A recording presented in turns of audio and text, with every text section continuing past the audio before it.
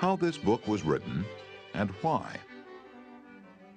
During the first 35 years of the 20th century, the publishing houses of America printed more than 1/5 of a million different books. Most of them were deadly dull, and many were financial failures. Many, did I say?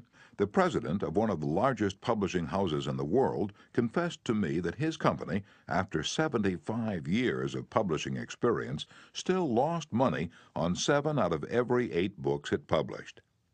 Why then did I have the temerity to write another book? And after I had written it, why should you bother to read it? Fair questions both, and I'll try to answer them. I have, since 1912, been conducting educational courses for business and professional men and women in New York.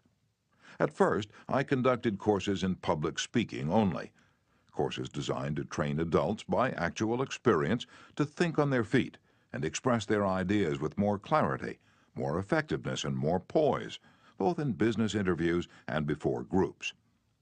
But gradually, as the seasons passed, I realized that as sorely as these adults needed training in effective speaking, they needed still more training in the fine art of getting along with people in everyday business and social contacts. I also gradually realized that I was sorely in need of such training myself. As I look back across the years, I'm appalled at my own frequent lack of finesse and understanding. How I wish a book such as this had been placed in my hands 20 years ago. What a priceless boon it would have been. Dealing with people is probably the biggest problem you face, especially if you're in business. Yes, and that is also true if you are a housewife, architect, or engineer. Research done a few years ago under the auspices of the Carnegie Foundation for the Advancement of Teaching uncovered a most important and significant fact, a fact later confirmed by additional studies made at the Carnegie Institute of Technology. These investigations revealed that even in such technical lines as engineering, about 15% of one's financial success is due to one's technical knowledge, and about 85% is due to skill in human engineering, to personality, and the ability to lead people. For many years, I conducted courses each season at the Engineers Club of Philadelphia, and also courses for the New York chapter of the American Institute of Electrical Engineers. A total of probably more than 1,500 engineers have passed through my classes. They came to me because they had finally realized, after years of observation and experience, that the highest paid personnel in engineering are frequently not those who know the most about engineering. One can, for example, hire mere technical ability in engineering, accountancy, architecture, or any other profession at nominal salaries. But the person who has technical knowledge plus the ability to express ideas, to assume leadership, and to arouse enthusiasm among people, that person is headed for higher earning power. In the heyday of his activity, John D. Rockefeller said that the ability to deal with people is as purchasable a commodity as sugar or coffee. And I will pay more for that ability, said John D., than for any other under the sun. Wouldn't you suppose that every college in the land would conduct courses to develop the highest-priced ability under the sun? But if there is just one practical, common-sense course of that kind given for adults in even one college in the land, it has escaped my attention up to the present writing. The University of Chicago and the United YMCA schools conducted a survey to determine what adults want to study. That survey cost $25,000 and took 2 years. The last part of the survey was made in Meriden, Connecticut. It had been chosen as a typical American town. Every adult in Meriden was interviewed and requested to answer 156 questions. Questions such as, what is your business or profession? Your education? How do you spend your spare time? What is your income? Your hobbies, your ambitions, your problems? What subjects are you most interested in studying? And so on. That survey revealed that health is the prime interest of adults, and that their second interest is people. How to understand and get along with people, how to make people like you, and how to win others to your way of thinking. So the committee conducting this survey resolved to conduct such a course for adults in Meriden. They searched diligently for a practical textbook on the subject and found not one.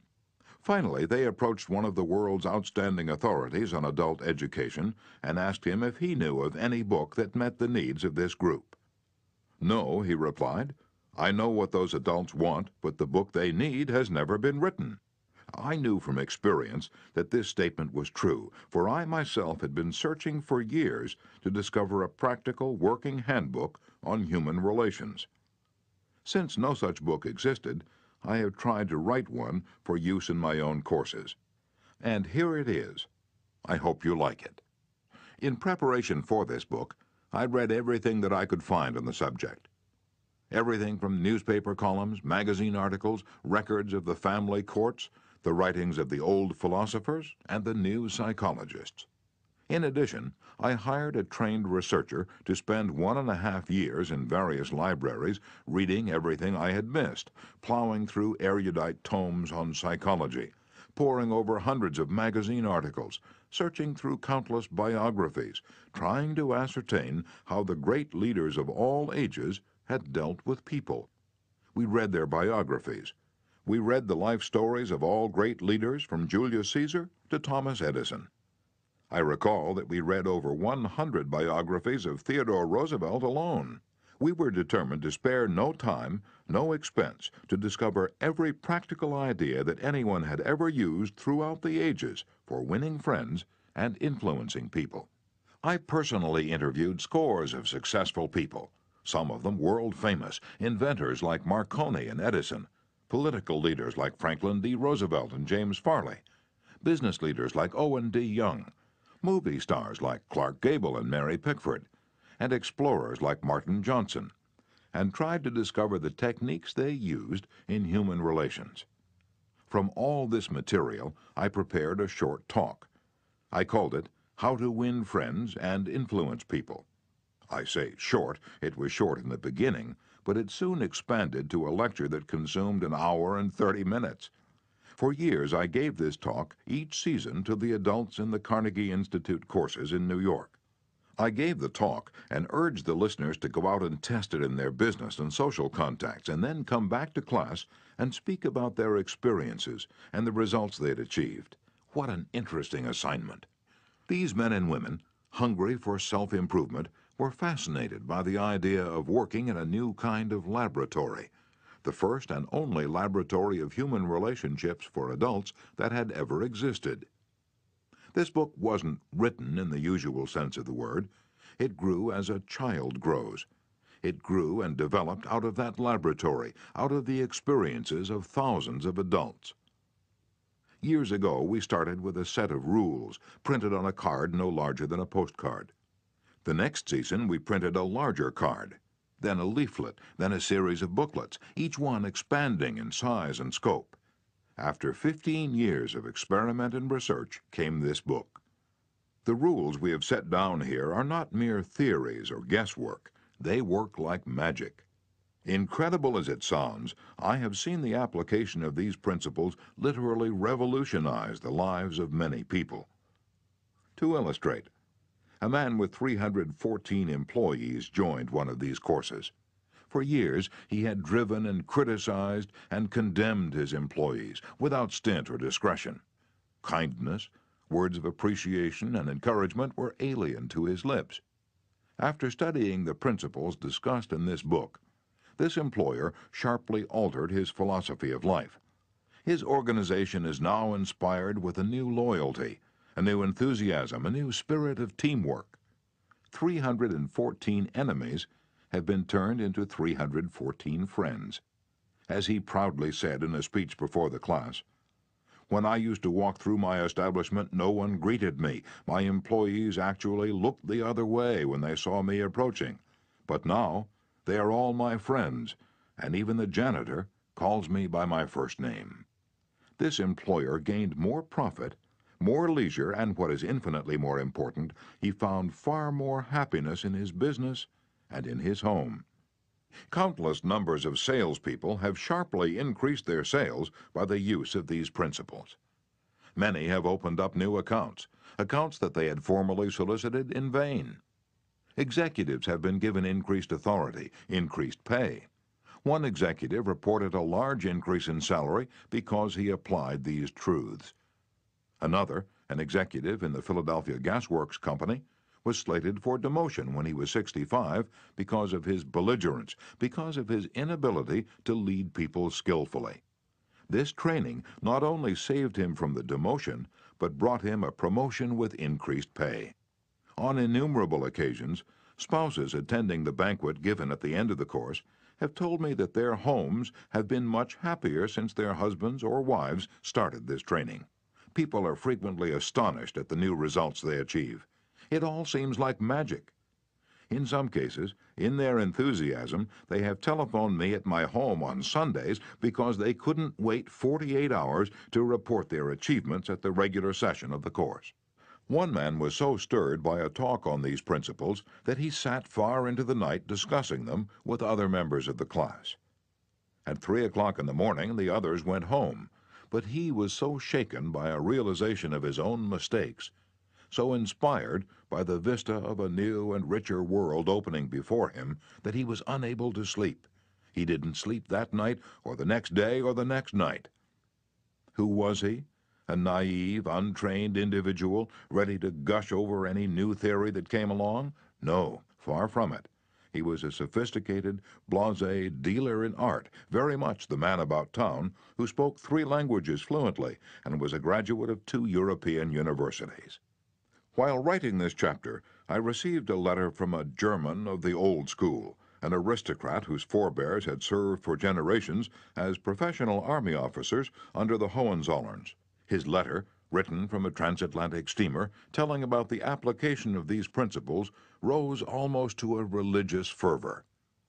Another man, an old New Yorker, a Harvard graduate, a wealthy man, the owner of a large carpet factory, declared he had learned more in 14 weeks through this system of training about the fine art of influencing people than he had learned about the same subject during his 4 years in college. Absurd? Laughable? Fantastic? Of course, you are privileged to dismiss this statement with whatever adjective you wish. I am merely reporting, without comment, a declaration made by a conservative and eminently successful Harvard graduate in a public address to approximately 600 people at the Yale Club in New York on the evening of Thursday, February 23, 1933.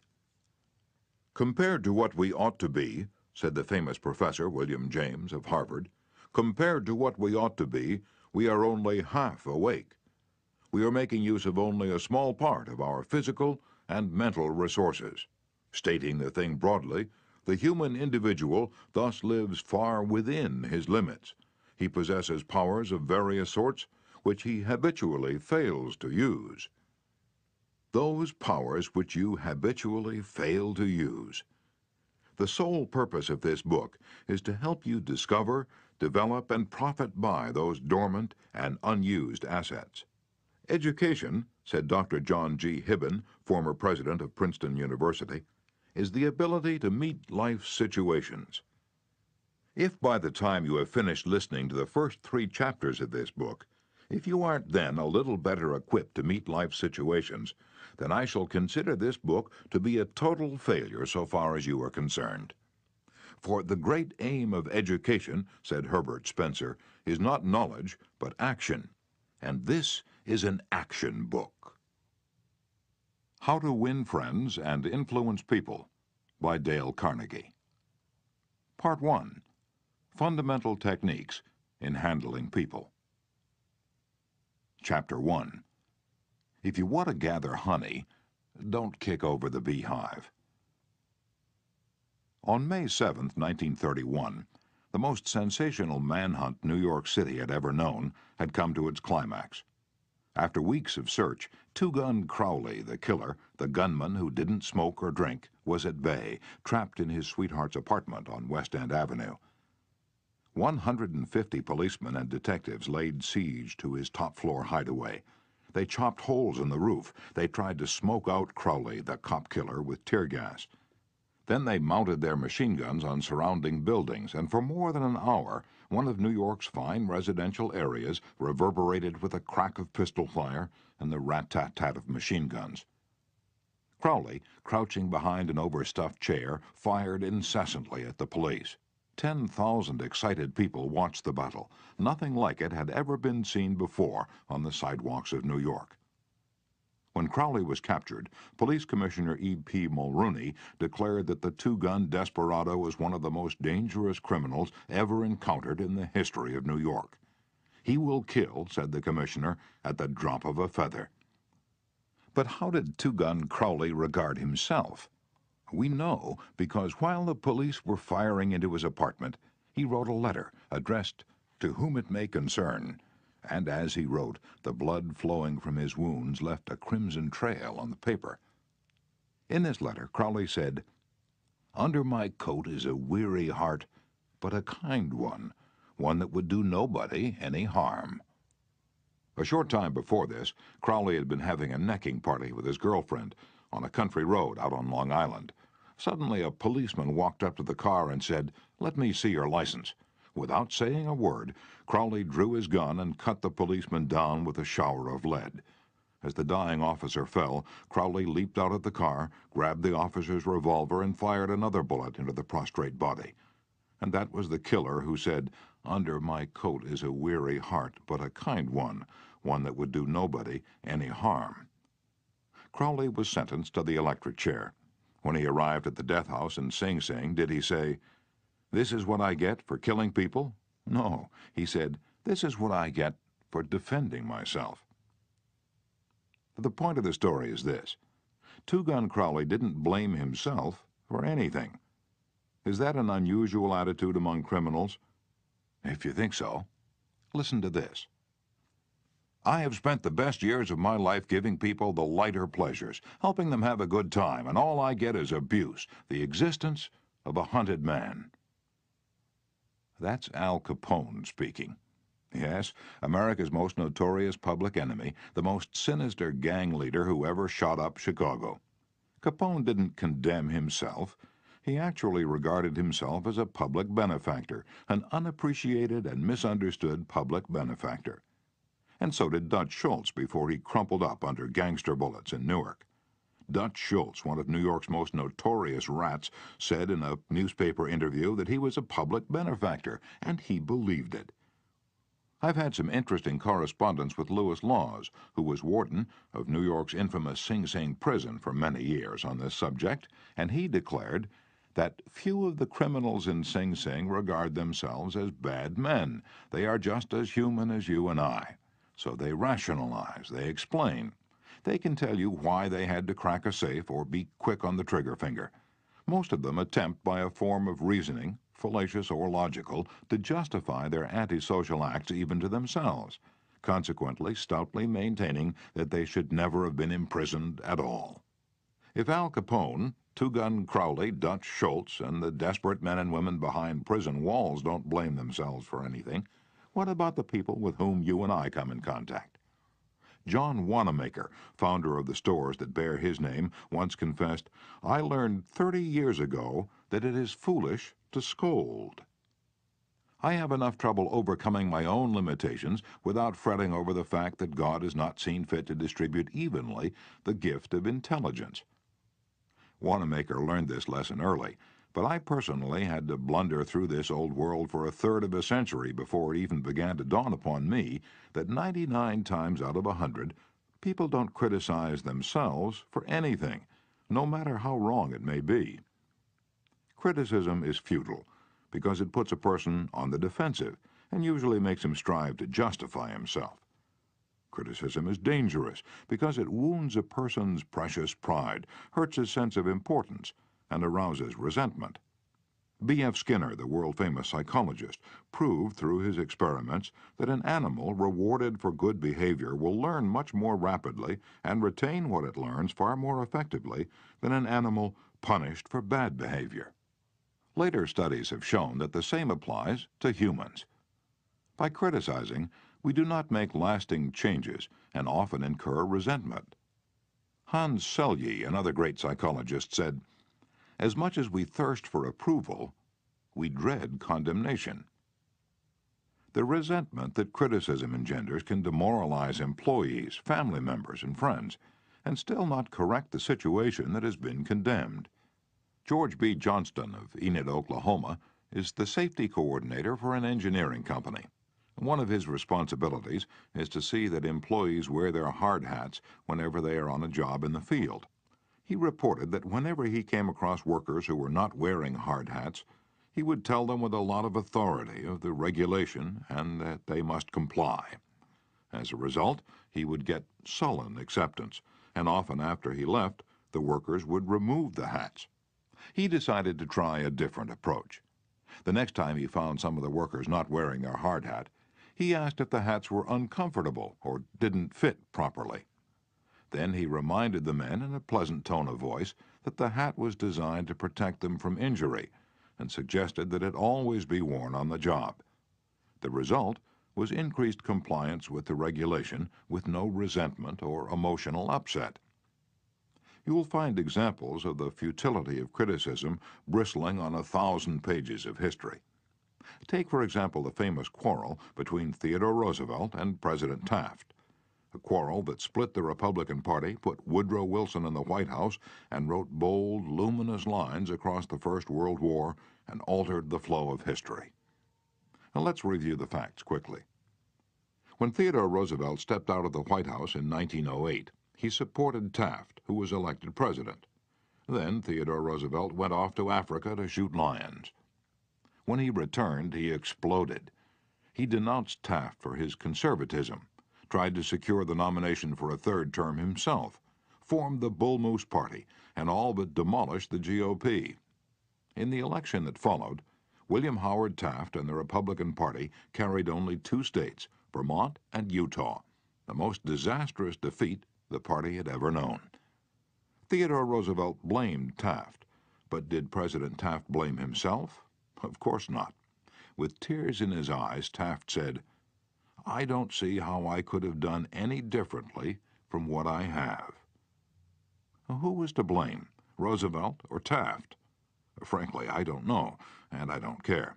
The point I'm trying to make is that all of Theodore Roosevelt's criticism didn't persuade Taft that he was wrong. It merely made Taft strive to justify himself and to reiterate with tears in his eyes, "I don't see how I could have done any differently from what I have." Or take the Teapot Dome oil scandal. It kept the newspapers ringing with indignation in the early 1920s. It rocked the nation. Within the memory of living men, nothing like it had ever happened before in American public life. Now, here are the bare facts of the scandal. Albert B. Fall, Secretary of the Interior in Harding's cabinet, was entrusted with the leasing of government oil reserves at Elk Hill and Teapot Dome, oil reserves that had been set aside for the future of the Navy. Did Secretary Fall permit competitive bidding? No, sir. He handed the fat, juicy contract outright to his friend Edward L. Doheny. What did Doheny do? He gave Secretary Fall what he was pleased to call a loan of $100,000. Then, in a high-handed manner, Secretary Fall ordered United States Marines into the district to drive off competitors whose adjacent wells were sapping oil out of the Elk Hill reserves. These competitors, driven off their ground at the ends of guns and bayonets, rushed into court and blew the lid off the Teapot Dome scandal. A stench arose so vile that it ruined the Harding administration, nauseated an entire nation, threatened to wreck the Republican Party, and put Albert B. Fall behind prison bars. Fall was condemned viciously, condemned as few men in public life have ever been. Did he repent? Never. Years later, Herbert Hoover intimated in a public speech that President Harding's death had been due to mental anxiety and worry because a friend had betrayed him. When Mrs. Fall heard that, she sprang from her chair. She wept. She shook her fists at fate and screamed, "What? Harding betrayed by Fall? No, my husband never betrayed anyone. This whole house full of gold would not tempt my husband to do wrong. He is the one who has been betrayed and led to the slaughter and crucified." And there you are. Human nature in action. Wrongdoers blaming everybody but themselves. We are all like that. So when you and I are tempted to criticize someone tomorrow, let's remember Al Capone, Two Gun Crowley, and Albert Fall. Let's realize that criticisms are like homing pigeons. They always return home. Let's realize that the person we're going to correct and condemn will probably justify himself or herself and condemn us in return. Or, like the gentle Taft, will say, I don't see how I could have done any differently from what I have.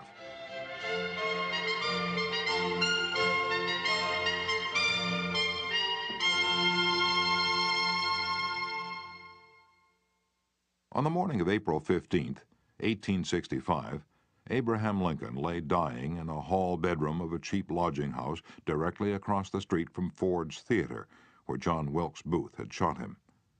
Lincoln's long body lay stretched diagonally across a sagging bed that was too short for him.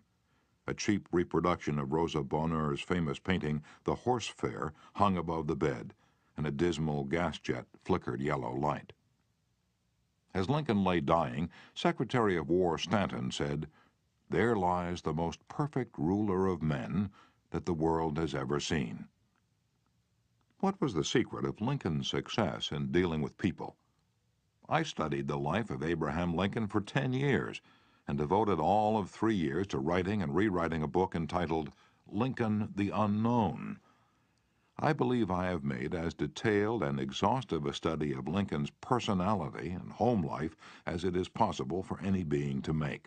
I made a special study of Lincoln's method of dealing with people.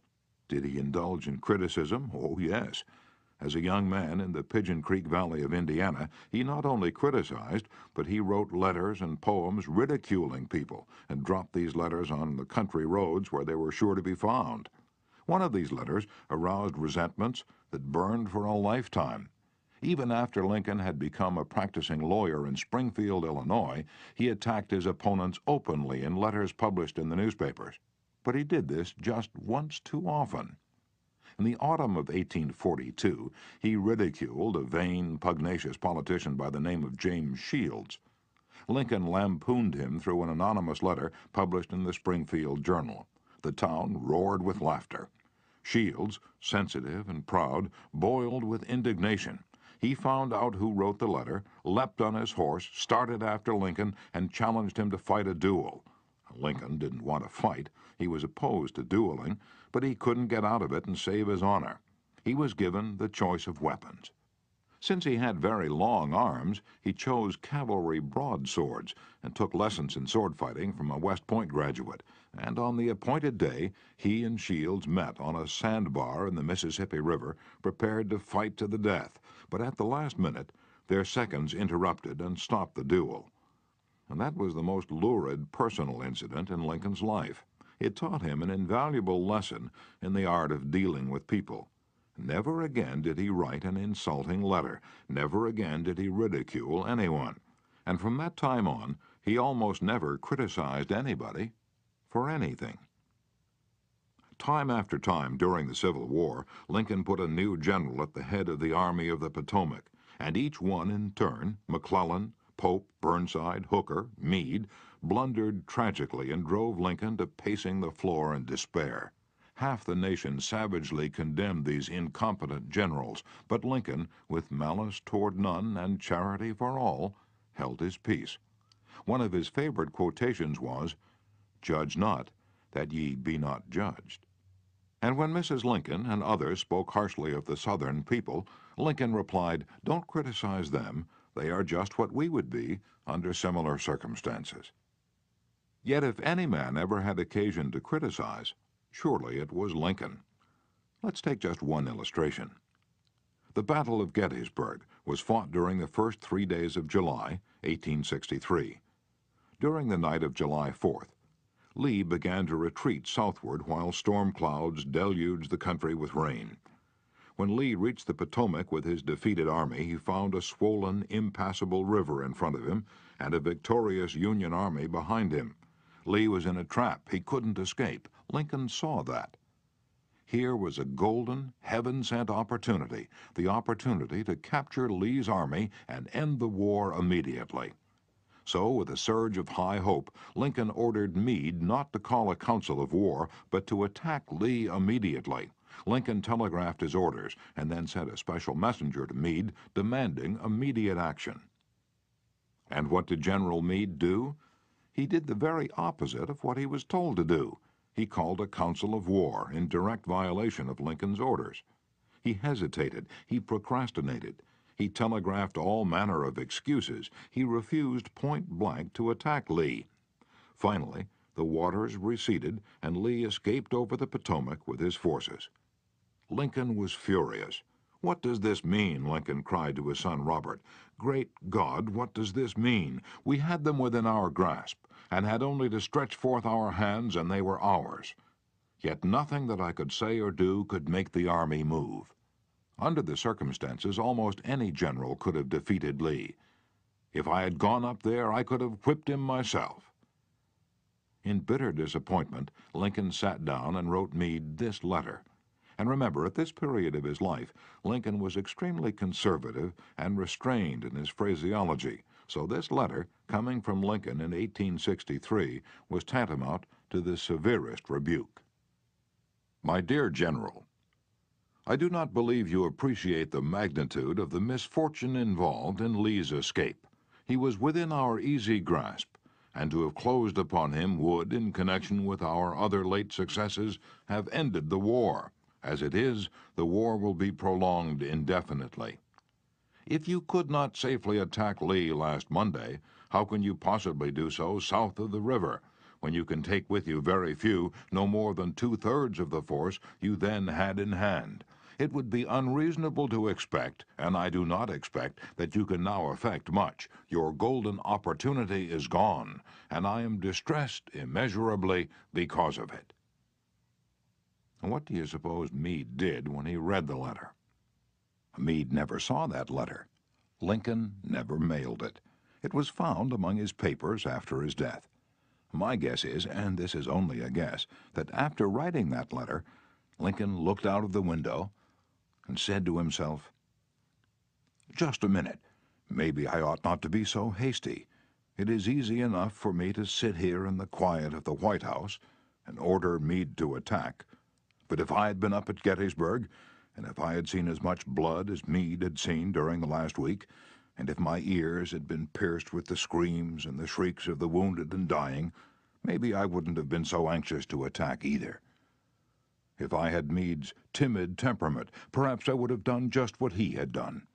Anyhow, it is water under the bridge now. If I send this letter, it will relieve my feelings, but it will make Meade try to justify himself. It will make him condemn me. It will arouse hard feelings, impair all his further usefulness as a commander, and perhaps force him to resign from the army." So, as I've already said, Lincoln put the letter aside, for he'd learned by bitter experience that sharp criticisms and rebukes almost invariably end in futility. Theodore Roosevelt said that when he, as president, was confronted with a perplexing problem, he used to lean back and look up at a large painting of Lincoln, which hung above his desk in the White House, and ask himself, "What would Lincoln do if he were in my shoes? How would he solve this problem?" The next time we're tempted to admonish somebody, let's pull a $5 bill out of our pocket, look at Lincoln's picture on the bill, and ask, how would Lincoln handle this problem if he had it? Mark Twain lost his temper occasionally and wrote letters that turned the paper brown. For example, he once wrote to a man who'd aroused his ire, "The thing for you is a burial permit. You have only to speak and I will see that you get it." On another occasion, he wrote to an editor about a proofreader's attempts to improve my spelling and punctuation. He ordered, "Set the matter according to my copy hereafter and see that the proofreader retains his suggestions in the mush of his decayed brain." The writing of these stinging letters made Mark Twain feel better. They allowed him to blow off steam, and the letters didn't do any real harm because Mark's wife secretly lifted them out of the mail, and they were never sent. Do you know someone you'd like to change and regulate and improve? Good, that's fine. I'm all in favor of it. But why not begin on yourself? From a purely selfish standpoint, that's a lot more profitable than trying to improve others. Yes, and a lot less dangerous. Don't complain about the snow on your neighbor's roof, said Confucius, when your own doorstep is unclean. When I was still young and trying hard to impress people, I wrote a foolish letter to Richard Harding Davis, an author who once loomed large on the literary horizon of America. I was preparing a magazine article about authors. I asked Davis to tell me about his method of work. A few weeks earlier, I'd received a letter from someone with this notation at the bottom: dictated but not read. I was quite impressed. I felt that the writer must be very big and busy and important. I wasn't the slightest bit busy, but I was eager to make an impression on Richard Harding Davis, so I ended my short note with the words, dictated but not read. He never troubled to answer the letter. He simply returned it to me with this scribbled across the bottom: your bad manners are exceeded only by your bad manners. True, I had blundered, and perhaps I deserved this rebuke, but being human, I resented it. I resented it so sharply that when I read of the death of Richard Harding Davis 10 years later, the one thought that still persisted in my mind, I'm ashamed to admit, was the hurt that he had given me. If you and I want to stir up a resentment tomorrow that may rankle across the decades and endure until death, just let us indulge in a little stinging criticism, no matter how certain we are that it is justified. When dealing with people, let us remember we are not dealing with creatures of logic. We are dealing with creatures of emotion, creatures bristling with prejudices and motivated by pride and vanity. Bitter criticism caused the sensitive Thomas Hardy, one of the finest novelists ever to enrich English literature, to give up forever the writing of fiction. Criticism drove Thomas Chatterton, the English poet, to suicide.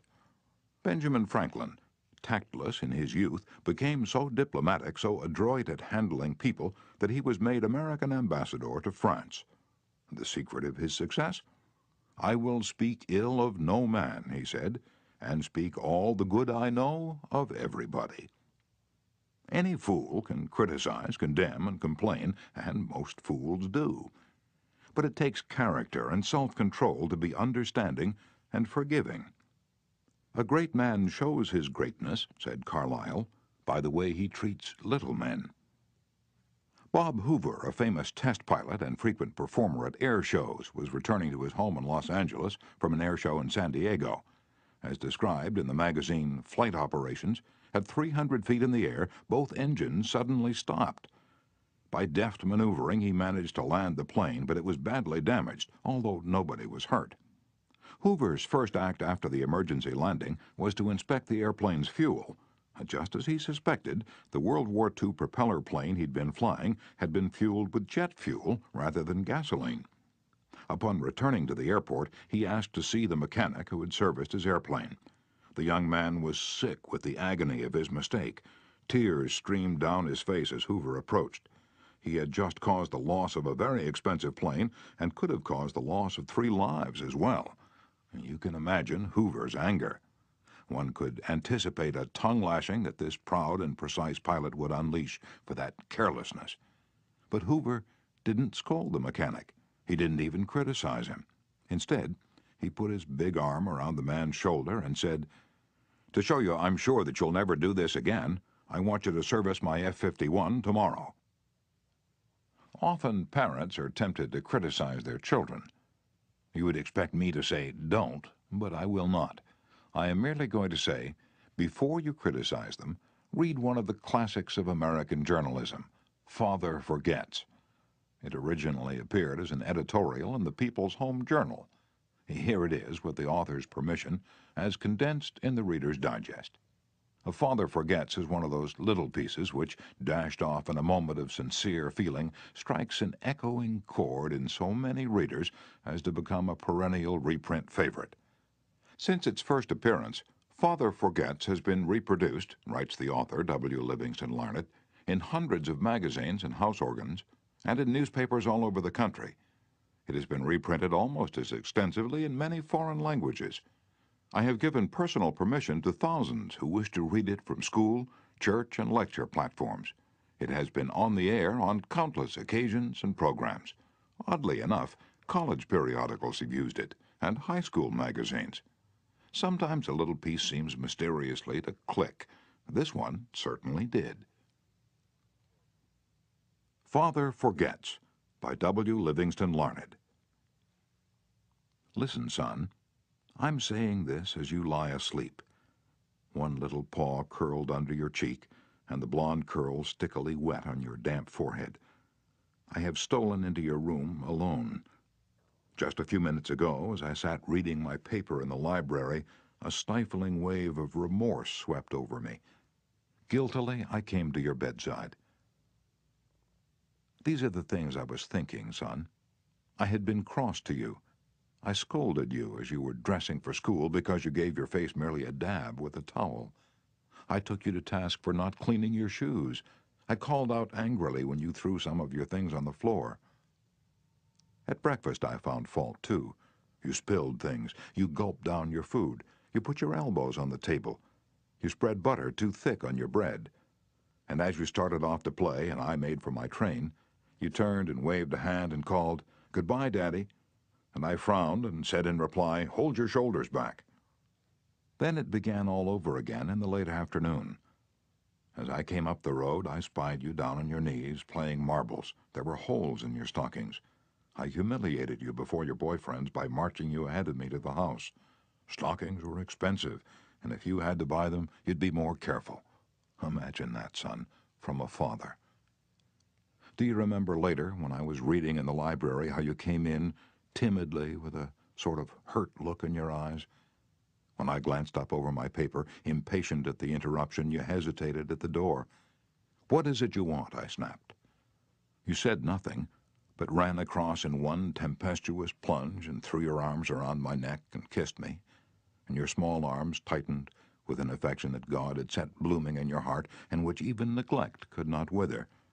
And then you were gone, pattering up the stairs. Well, son, it was shortly afterwards that my paper slipped from my hands and a terrible, sickening fear came over me. What has habit been doing to me? The habit of finding fault, of reprimanding. This was my reward to you for being a boy. It was not that I did not love you. It was that I expected too much of youth. I was measuring you by the yardstick of my own years. And there was so much that was good and fine and true in your character. The little heart of you was as big as the dawn itself over the wide hills. This was shown by your spontaneous impulse to rush in and kiss me good night. Nothing else matters tonight, son. I have come to your bedside in the darkness, and I have knelt there ashamed. It is a feeble atonement. I know you would not understand these things if I told them to you during your waking hours, but tomorrow I will be a real daddy. I will chum with you, and suffer when you suffer, and laugh when you laugh. I will bite my tongue when impatient words come. I will keep saying, as if it were a ritual, "He is nothing but a boy, a little boy." I am afraid I have visualized you as a man, yet as I see you now, son, crumpled and weary in your cot, I see that you are still a baby. Yesterday you were in your mother's arms, your head on her shoulder. I have asked too much. Too much. Instead of condemning people, let's try to understand them. Let's try to figure out why they do what they do. That's a lot more profitable and intriguing than criticism, and it breeds sympathy, tolerance, and kindness. To know all is to forgive all. As Dr. Johnson said, God himself, sir, does not propose to judge man until the end of his days. Why should you and I? Principle 1. Don't criticize, condemn, or complain. Chapter 2. The Big Secret of Dealing with People. There is only one way under high heaven to get anybody to do anything. Did you ever stop to think of that? Yes, just one way. And that is by making the other person want to do it. Remember, there is no other way. Of course, you can make someone want to give you his watch by sticking a revolver in his ribs, You can make your employees give you cooperation until your back is turned by threatening to fire them. You can make a child do what you want it to do by a whip or a threat. But these crude methods have sharply undesirable repercussions. The only way I can get you to do anything is by giving you what you want. What do you want? Sigmund Freud said that everything you and I do springs from two motives: the sex urge and the desire to be great. John Dewey, one of America's most profound philosophers, phrased it a bit differently. Dr. Dewey said that the deepest urge in human nature is the desire to be important. Remember that phrase, the desire to be important. It is significant. You're going to hear a lot about it in this book. And what do you want? Well, not many things, but the few things that you do wish you crave with an insistence that will not be denied. Some of the things most people want include health and the preservation of life, food, sleep, money and the things money will buy, life in the hereafter, sexual gratification, the well-being of our children, a feeling of importance. Almost all of these wants are usually gratified, all except one. But there is one longing, almost as deep, almost as imperious as the desire for food or sleep, which is seldom gratified. It is what Freud calls the desire to be great. It is what Dewey calls the desire to be important. Lincoln once began a letter saying, "Everybody likes a compliment." William James said, "The deepest principle in human nature is the craving to be appreciated." He didn't speak, mind you, of the wish or the desire or the longing to be appreciated. He said the craving to be appreciated. Here is a gnawing and unfaltering human hunger, and the rare individual who honestly satisfies this heart hunger will hold people in the palm of his or her hand, and even the undertaker will be sorry when he dies. The desire for a feeling of importance is one of the chief distinguishing differences between mankind and the animals. To illustrate, when I was a farm boy out in Missouri, my father bred fine Duroc Jersey hogs and pedigreed white-faced cattle. We used to exhibit our hogs and white-faced cattle at the county fairs and livestock shows throughout the Middle West. We won first prizes by the score. My father pinned his blue ribbons on a sheet of white muslin, and when friends or visitors came to the house, he'd get out the long sheet of muslin, he'd hold one end and I would hold the other while he exhibited the blue ribbons. The hogs didn't care about the ribbons they had won, but Father did. These prizes gave him a feeling of importance. If our ancestors hadn't had this flaming urge for a feeling of importance, civilizations would have been impossible. Without it, we should have been just about like the animals. It was this desire for a feeling of importance that led an uneducated, poverty-stricken grocery clerk to study some law books he found on the bottom of a barrel of household plunder that he had bought for 50 cents. You've probably heard of this grocery clerk. His name was Lincoln. It was this desire for a feeling of importance that inspired Dickens to write his immortal novels. This desire inspired Sir Christopher Wren to design his symphonies in stone. This desire made Rockefeller amass millions that he never spent. And this same desire made the richest family in your town build a house far too large for its requirements. This desire makes you want to wear the latest styles, drive the latest cars, and talk about your brilliant children. It is this desire that lures many boys and girls into joining gangs and engaging in criminal activities. The average young criminal, according to E.P. Mulrooney, one-time police commissioner of New York, is filled with ego, and his first request after arrest is for those lurid newspapers that make him out a hero. The disagreeable prospect of serving time seems remote so long as he can gloat over his likeness sharing space with pictures of sports figures, movie and TV stars, and politicians. If you tell me how you get your feeling of importance, I'll tell you what you are. That determines your character. This is the most significant thing about you. For example, John D. Rockefeller got his feeling of importance by giving money to erect a modern hospital in Peking, China, to care for millions of poor people whom he had never seen and never would see. Dillinger, on the other hand, got his feeling of importance by being a bandit, a bank robber, and a killer. When the FBI agents were hunting him, he dashed into a farmhouse up in Minnesota and said, "I'm Dillinger." He was proud of the fact that he was public enemy number one. "I'm not going to hurt you, but I'm Dillinger," he said.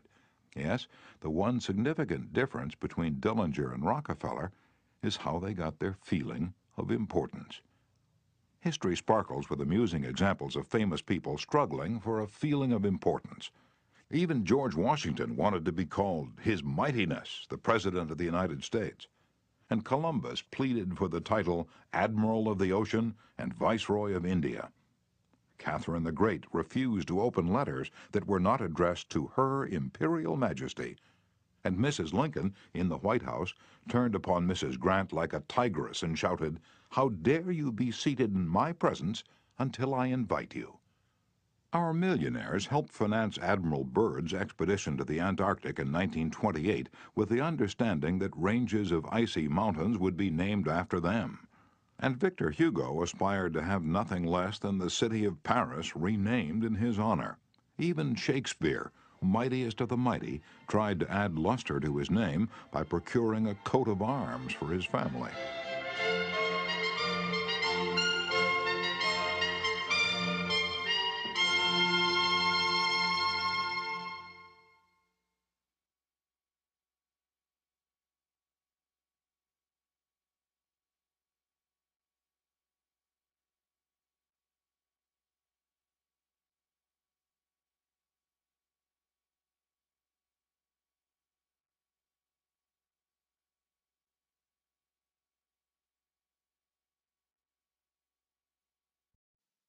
People sometimes become invalids in order to win sympathy and attention and get a feeling of importance.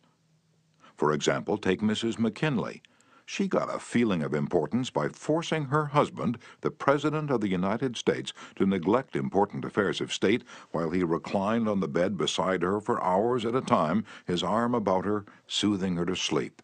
She fed her gnawing desire for attention by insisting that he remain with her while she was having her teeth fixed, and once created a stormy scene when he had to leave her alone with the dentist while he kept an appointment with John Hay, his Secretary of State.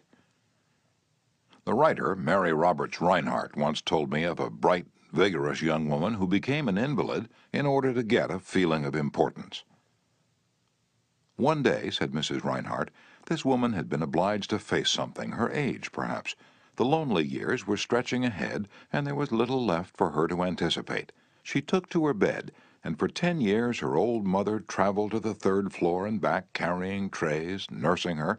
Then one day the old mother, weary with service, lay down and died. For some weeks the invalid languished.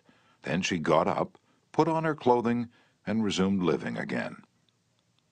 Some authorities declare that people may actually go insane in order to find, in the dreamland of insanity, the feeling of importance that has been denied them in the harsh world of reality. There are more patients suffering from mental diseases in the United States than from all other diseases combined. What is the cause of insanity? Nobody can answer such a sweeping question, but we know that certain diseases, such as syphilis, break down and destroy the brain cells and result in insanity. In fact, about 1/2 of all mental diseases can be attributed to such physical causes as brain lesions, alcohol, toxins, and injuries. But the other half, and this is the appalling part of the story, the other half of the people who go insane apparently have nothing organically wrong with their brain cells. In post-mortem examinations, when their brain tissues are studied under the highest-powered microscopes, these tissues are found to be apparently just as healthy as yours and mine. Why do these people go insane? I put that question to the head physician at one of our most important psychiatric hospitals. This doctor, who's received the highest honors and the most coveted awards for his knowledge of this subject, told me frankly that he didn't know why people went insane. Nobody knows for sure. But he did say, many people who go insane find in insanity a feeling of importance that they were unable to achieve in the world of reality. And then he told me this story. I have a patient right now whose marriage proved to be a tragedy. She wanted love, sexual gratification, children, social prestige, but life blasted all her hopes. Her husband didn't love her. He refused even to eat with her and forced her to serve his meals in his room upstairs. She had no children, no social standing. She went insane, and in her imagination she divorced her husband and resumed her maiden name. She now believes she had married into English aristocracy, and she insists on being called Lady Smith. And as for children, she imagines that she has a new child every night. Each time I call on her, she says, "Doctor, I had a baby last night." Life once wrecked all her dream ships on the sharp rocks of reality. But in the sunny fantasy isles of insanity, all her barkentines race into port with canvas billowing and winds singing through the masts. Tragic? Oh, I don't know. Her physician said to me, "If I could stretch out my hand and restore her sanity, I wouldn't do it. She's much happier as she is." If some people are so hungry for a feeling of importance that they actually go insane to get it, imagine what miracle you and I can achieve by giving people honest appreciation this side of insanity. One of the first people in American business to be paid a salary of over $1 million a year when there was no income tax and a person earning $50 a week was considered well off was Charles Schwab. He had been picked by Andrew Carnegie to become the first president of the newly formed United States Steel Company in 1921, when Schwab was only 38 years old. Schwab later left U.S. Steel to take over the then-troubled Bethlehem Steel Company, and he rebuilt it into one of the most profitable companies in America. Why did Andrew Carnegie pay $1 million a year, or more than $3,000 a day, to Charles Schwab? Why? Because Schwab was a genius? No. Because he knew more about the manufacture of steel than other people? Nonsense. Charles Schwab told me himself that he had many men working for him who knew more about the manufacture of steel than he did. Schwab says that he was paid this salary largely because of his ability to deal with people. I asked him how he did it. Here is his secret, set down in his own words, words that ought to be cast in eternal bronze and hung in every home and school, every shop and office in the land, words that children ought to memorize, instead of wasting their time memorizing the conjugation of Latin verbs or the amount of annual rainfall in Brazil, words that will all but transform your life and mine if we will only live by them. "I consider my ability to arouse enthusiasm among my people," said Schwab, "the greatest asset that I possess. And the way to develop the best that is in a person is by appreciation and encouragement. There is nothing else that so kills the ambition of a person as criticism from superiors. I never criticize anyone. I believe in giving a person incentive to work. So I'm anxious to praise, but loath to find fault. If I like anything, I am hearty in my approbation and lavish in my praise." And that is what Schwab did. But what do average people do? The exact opposite.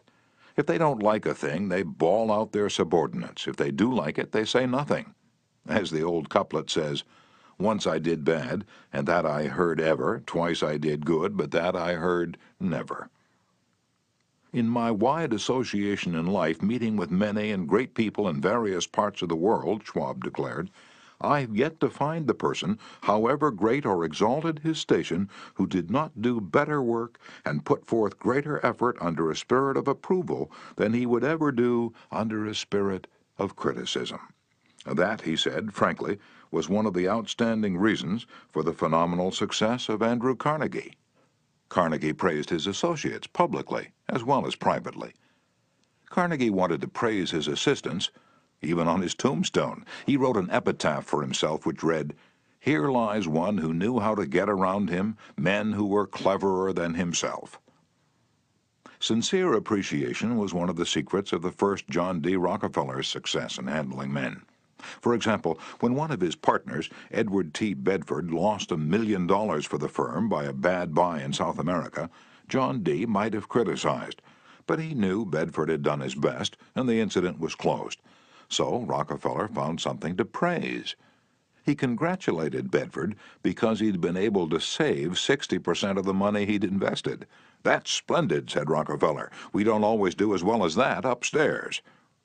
I have among my clippings a story that I know never happened, but it illustrates a truth, so I'll repeat it. According to this silly story, a farm woman at the end of a heavy day's work set before her menfolks a heaping pile of hay. And when they indignantly demanded whether she'd gone crazy, she replied, "Well, how did I know you'd notice?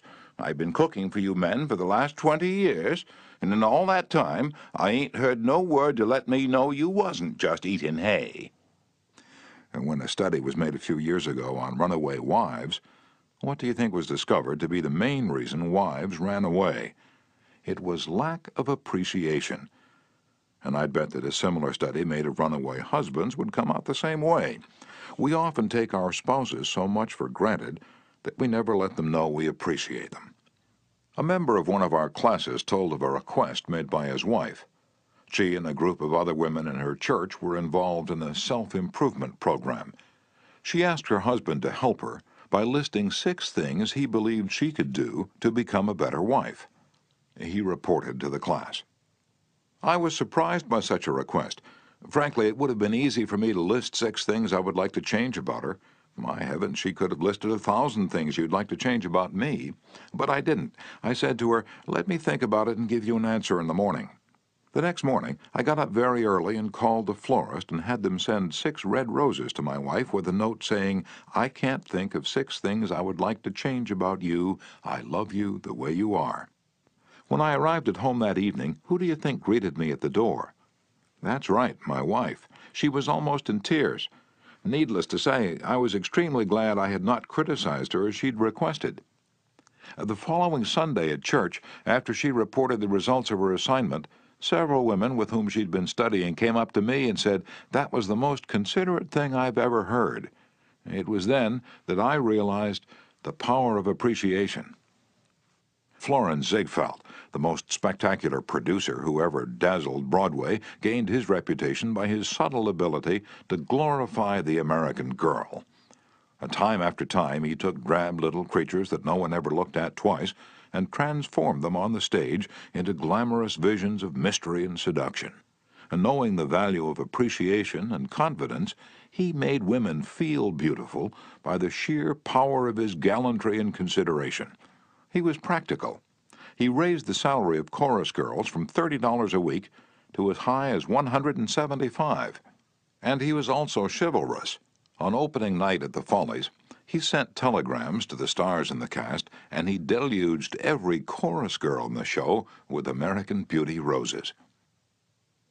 I once succumbed to the fad of fasting and went for 6 days and nights without eating. It wasn't difficult. I was less hungry at the end of the 6th day than I was at the end of the 2nd. Yet I know, as you know, people who would think they'd committed a crime if they let their families or employees go for 6 days without food, but they will let them go for 6 days and 6 weeks and sometimes 60 years without giving them the hearty appreciation that they crave almost as much as they crave food. When Alfred Lunt, one of the great actors of his time, played the leading role in Reunion in Vienna, he said, "There is nothing I need so much as nourishment for my self-esteem." We nourish the bodies of our children and friends and employees, but how seldom do we nourish their self-esteem? We provide them with roast beef and potatoes to build energy, but we neglect to give them kind words of appreciation that would sing in their memories for years, like the music of the morning stars. Paul Harvey, in one of his radio broadcasts, The Rest of the Story, told how showing sincere appreciation can change a person's life. He reported that years ago a teacher in Detroit asked Stevie Morris to help her find a mouse that was lost in the classroom. You see, she appreciated the fact that nature had given Stevie something no one else in the room had. Nature had given Stevie a remarkable pair of ears to compensate for his blind eyes. But this was really the first time Stevie had been shown appreciation for those talented ears. Now, years later, he says that this act of appreciation was the beginning of a new life. You see, from that time on, he developed his gift of hearing and went on to become, under the stage name of Stevie Wonder, one of the great pop singers and songwriters of the 70s. Some of you are saying right now, as you hear these words, "Oh, phooey, flattery, bear oil, I've tried that stuff. It doesn't work, not with intelligent people." Of course, flattery seldom works with discerning people. It is shallow, selfish, and insincere. It ought to fail, and it usually does. True, some people are so hungry, so thirsty for appreciation that they'll swallow anything, just as a starving man will eat grass and fishworms. Even Queen Victoria was susceptible to flattery. Prime Minister Benjamin Disraeli confessed that he put it on thick in dealing with the Queen. To use his exact words, he said, "Spread it on with a trowel." But Disraeli was one of the most polished, deft, and adroit men who ever ruled the far-flung British Empire. He was a genius in his line. What would work for him wouldn't necessarily work for you and me. In the long run, flattery will do you more harm than good. Flattery is counterfeit, and like counterfeit money, it will eventually get you into trouble if you pass it to someone else. The difference between appreciation and flattery, that's simple. One is sincere, the other is insincere. One comes from the heart out, the other from the teeth out. One is unselfish, the other selfish. One is universally admired, the other universally condemned. I recently saw a bust of Mexican hero General Alvaro Obregón in the Chapultepec Palace in Mexico City. Below the bust are carved these wise words from General Obregón's philosophy. "Don't be afraid of enemies who attack you. Be afraid of the friends who flatter you." No, I'm not suggesting flattery. Far from it. I'm talking about a new way of life. Now let me repeat. I am talking about a new way of life. King George V had a set of 6 maxims displayed on the walls of his study in Buckingham Palace. One of these maxims said, "Teach me neither to proffer nor receive cheap praise." Well, that's all flattery is, cheap praise. I once read a definition of flattery that may be worth repeating. Flattery is telling the other person precisely what he thinks about himself. "Use what language you will," said Ralph Waldo Emerson, "you can never say anything but what you are." If all we had to do was flatter, everybody would catch on, and we should all be experts in human relations. When we are not engaged in thinking about some definite problem, we usually spend about 95% of our time thinking about ourselves. Now, if we stop thinking about ourselves for a while and begin to think of the other person's good points, we won't have to resort to flattery so cheap and false that it can be spotted almost before it's out of the mouth. One of the most neglected virtues of our daily existence is appreciation. Somehow we neglect to praise our son or daughter when he or she brings home a good report card, and we fail to encourage our children when they first succeed in baking a cake or building a birdhouse. Nothing pleases children more than this kind of parental interest and approval. And the next time you enjoy filet mignon at the club, send word to the chef that it was excellently prepared. And when a tired salesperson shows you unusual courtesy, please mention it. Every minister, lecturer, and public speaker knows the discouragement of pouring himself or herself out to an audience and not receiving a single ripple of appreciative comment. What applies to professionals applies doubly to workers in offices, shops, and factories, and our families and friends. In our interpersonal relations, we should never forget that all our associates are human beings and hunger for appreciation. It is the legal tender that all souls enjoy. Try leaving a friendly trail of little sparks of gratitude on your daily trips. You will be surprised how they will set small flames of friendship that will be rose beacons on your next visit. Pamela Dunham of New Fairfield, Connecticut, had among her responsibilities on her job the supervision of a janitor who was doing a very poor job. The other employees would jeer at him and litter the hallways to show him what a bad job he was doing. It was so bad, productive time was being lost in the shop. Without success, Pam tried various ways to motivate this person. She noticed that occasionally he did a particularly good piece of work. She made a point to praise him for it in front of the other people. Each day the job he did all around got better. Pretty soon he started doing all his work efficiently. Now he does an excellent job, and other people give him appreciation and recognition. Honest appreciation got results where criticism and ridicule failed. Hurting people not only does not change them, it is never called for. There's an old saying that I have cut out and pasted on my mirror where I cannot help but see it every day. I shall pass this way but once. Any good, therefore, that I can do, or any kindness that I can show to any human being, let me do it now. Let me not defer nor neglect it, for I shall not pass this way again. Emerson said, "Every man I meet is my superior in some way. In that I learn of him." If that was true of Emerson, isn't it likely to be 1,000 times more true of you and me? Let's cease thinking of our accomplishments, our wants. Let's try to figure out the other person's good points. Then forget flattery. Give honest, sincere appreciation. Be hearty in your approbation and lavish in your praise, and people will cherish your words and treasure them and repeat them over a lifetime. Repeat them years after you have forgotten them. Principle 2. Give honest, sincere appreciation. Chapter 3.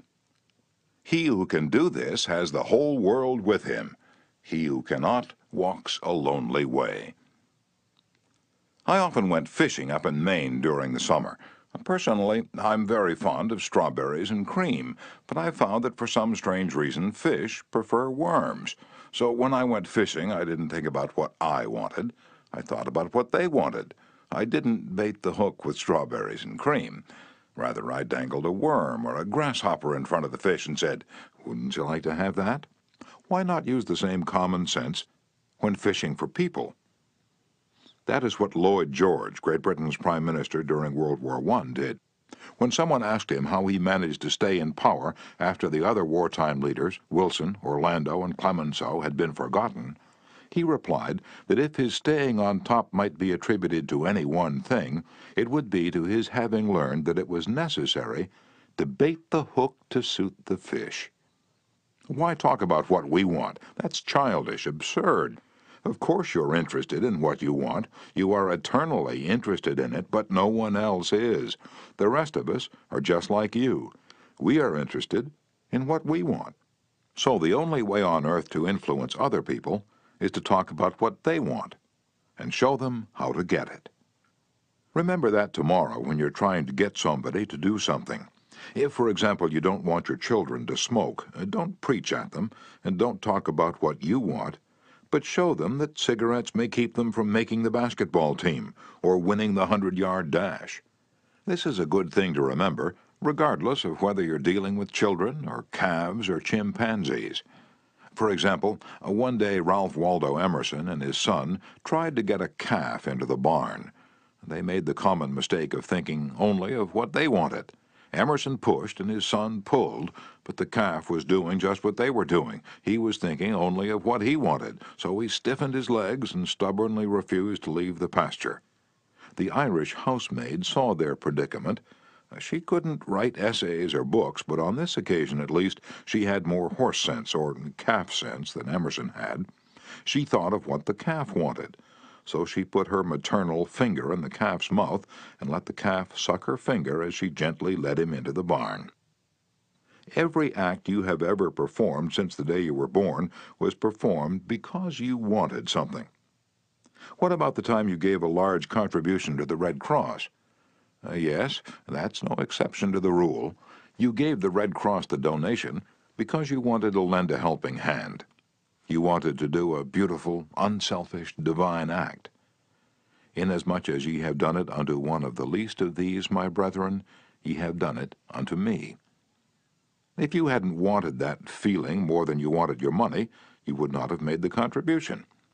Of course, you might have made the contribution because you were ashamed to refuse, or because a customer asked you to do it, but one thing is certain. You made the contribution because you wanted something. Harry A. Overstreet, in his illuminating book, Influencing Human Behavior, said, "Action springs out of what we fundamentally desire, and the best piece of advice which can be given to would-be persuaders, whether in business, in the home, in the school, in politics, is first arouse in the other person an eager want. He who can do this has the whole world with him. He who cannot walks a lonely way. Andrew Carnegie, the poverty-stricken Scotch lad who started to work at 2 cents an hour and finally gave away $365 million, learned early in life that the only way to influence people is to talk in terms of what the other person wants. He attended school only 4 years, yet he learned how to handle people.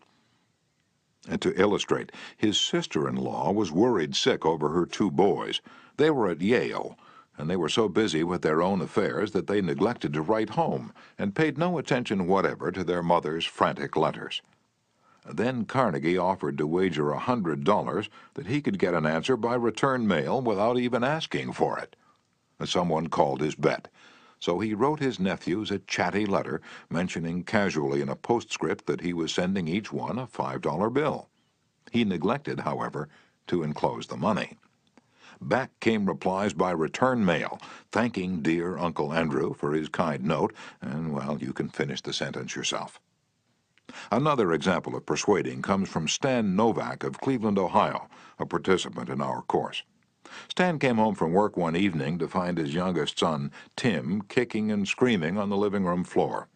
He was to start kindergarten the next day and was protesting that he would not go. Stan's normal reaction would have been to banish the child to his room and tell him he just better make up his mind to go. He had no choice. But tonight, recognizing that this would not really help Tim start kindergarten in the best frame of mind, Stan sat down and thought, if I were Tim, why would I be excited about going to kindergarten? He and his wife made a list of all the fun things Tim would do, such as finger painting, singing songs, making new friends. Then they put them into action. We all started finger painting on the kitchen table, my wife Lil, my other son Bob, and myself, all having fun. Soon Tim was peeping around the corner. Next he was begging to participate. Oh no, you have to go to kindergarten first to learn how to finger paint. With all the enthusiasm I could muster, I went through the list, talking in terms that he could understand, telling him of all the fun he would have in kindergarten. The next morning, I thought I was the first one up. I went downstairs and found Tim sitting sound asleep in the living room chair. "What are you doing here?" I asked. "I'm waiting to go to kindergarten. I don't want to be late." The enthusiasm of our entire family had aroused in Tim an eager want that no amount of discussion or threat could possibly have accomplished. Tomorrow you may want to persuade somebody to do something. Before you speak, pause and ask yourself, how can I make this person want to do it? That question will stop us from rushing into a situation heedlessly with futile chatter about our desires.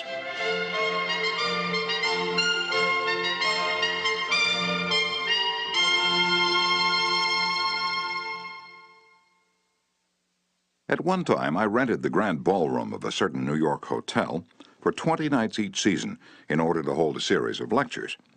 At the beginning of one season, I was suddenly informed that I should have to pay almost 3 times as much rent as formerly. This news reached me after the tickets had been printed and distributed and all announcements had been made.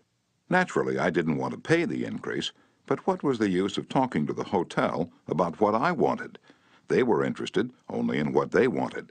So a couple of days later, I went to see the manager. "I was a bit shocked when I got your letter," I said, "but I don't blame you at all. If I'd been in your position, I should probably have written a similar letter myself. Your duty as manager of the hotel is to make all the profit possible. If you don't do that, you'll be fired, and you ought to be fired. Now let's take a piece of paper and write down the advantages and the disadvantages that will accrue to you if you insist on this increase in rent." And then I took the letterhead and ran a line through the center and headed one column advantages and the other column disadvantages. I wrote down under the head advantages these words, "Ballroom free." And then I went on to say, "You'll have the advantage of having the ballroom free to rent for dances and conventions. And that's a big advantage, for affairs like that will pay you much more than you can get for a series of lectures. If I tie your ballroom up for 20 nights during the course of the season, it's sure to mean a loss of some very profitable business to you. Now, let's consider the disadvantages. First, instead of increasing your income from me, you're going to decrease it. In fact, you're going to wipe it out because I cannot pay the rent you're asking. I shall be forced to hold these lectures at some other place. There's another disadvantage to you also.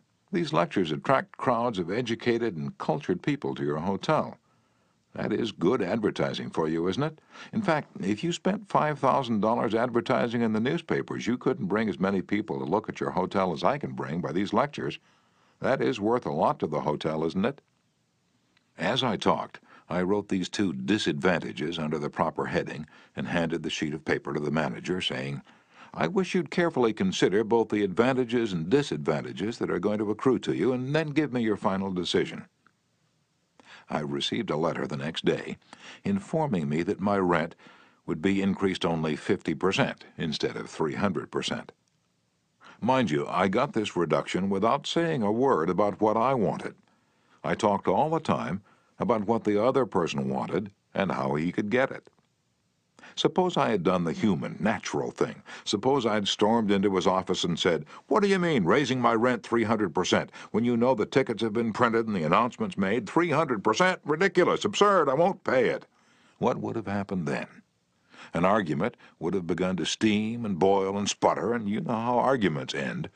Even if I had convinced him that he was wrong, his pride would have made it difficult for him to back down and give in. Here is one of the best bits of advice ever given about the fine art of human relationships. "If there is any one secret of success," said Henry Ford, "it lies in the ability to get the other person's point of view and see things from that person's angle as well as from your own." That is so good I want to repeat it.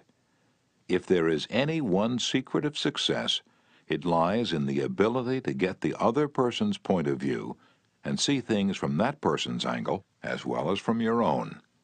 That is so simple, so obvious, that anyone ought to see the truth of it at a glance, yet 90% of the people on this earth ignore it 90% of the time. An example? Look at the letters that come across your desk tomorrow morning, and you find that most of them violate this important canon of common sense. Take this one, a letter written by the head of the radio department of an advertising agency with offices scattered across the continent. This letter was sent to the managers of local radio stations throughout the country. To Mr. John Blank, Blankville, Indiana. Dear Mr. Blank, the XYZ Company desires to retain its position in advertising agency leadership in the radio field. Who cares what your company desires? I'm worried about my own problems. The bank is foreclosing the mortgage on my house. The bugs are destroying the hollyhocks. The stock market tumbled yesterday. I missed the 8:15 this morning. I wasn't invited to the Joneses' dance last night. The doctor tells me I have high blood pressure and neuritis and dandruff. And then what happens?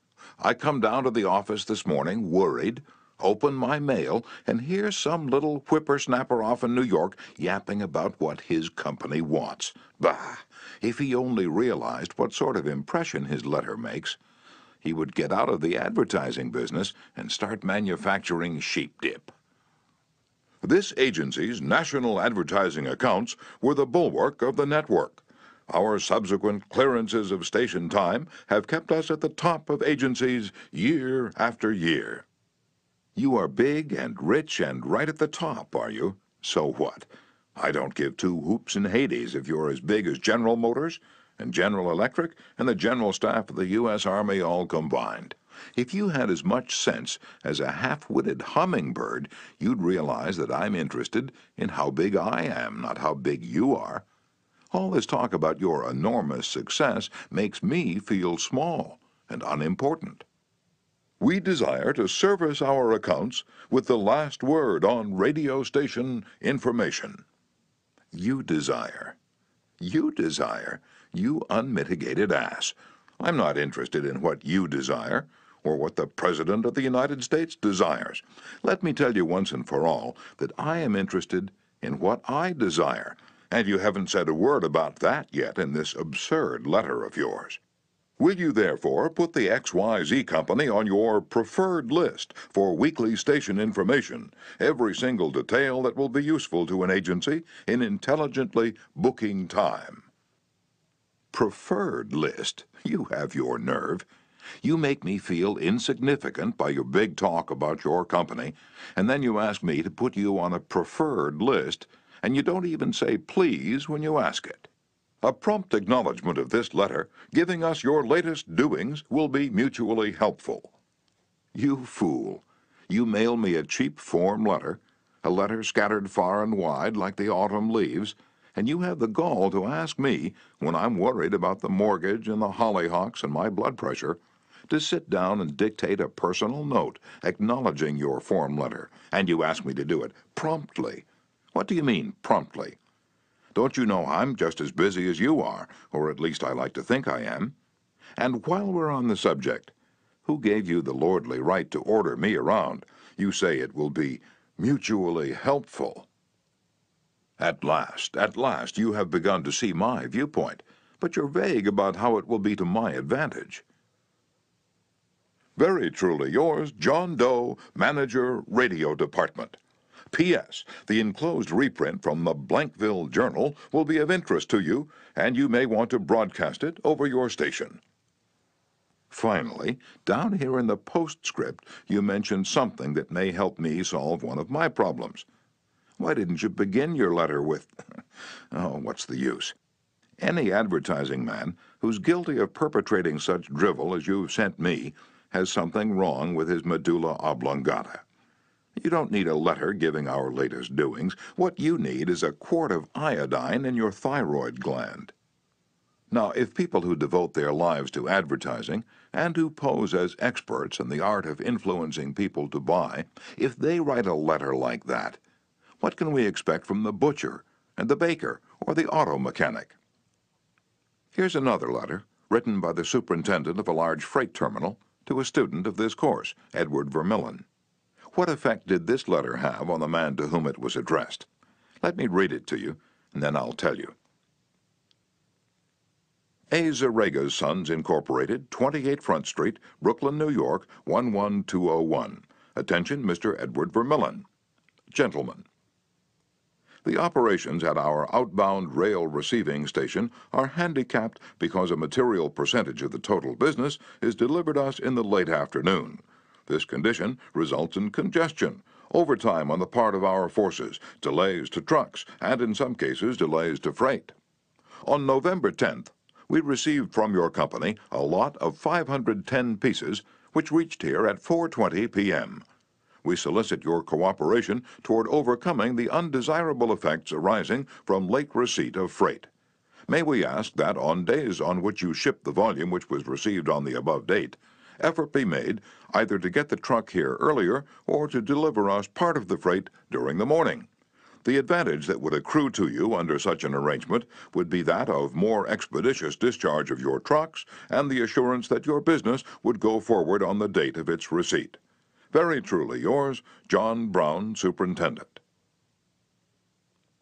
After reading this letter, Mr. Vermillion, sales manager for A. Zarega's Sons, Incorporated, sent it to me with the following comment.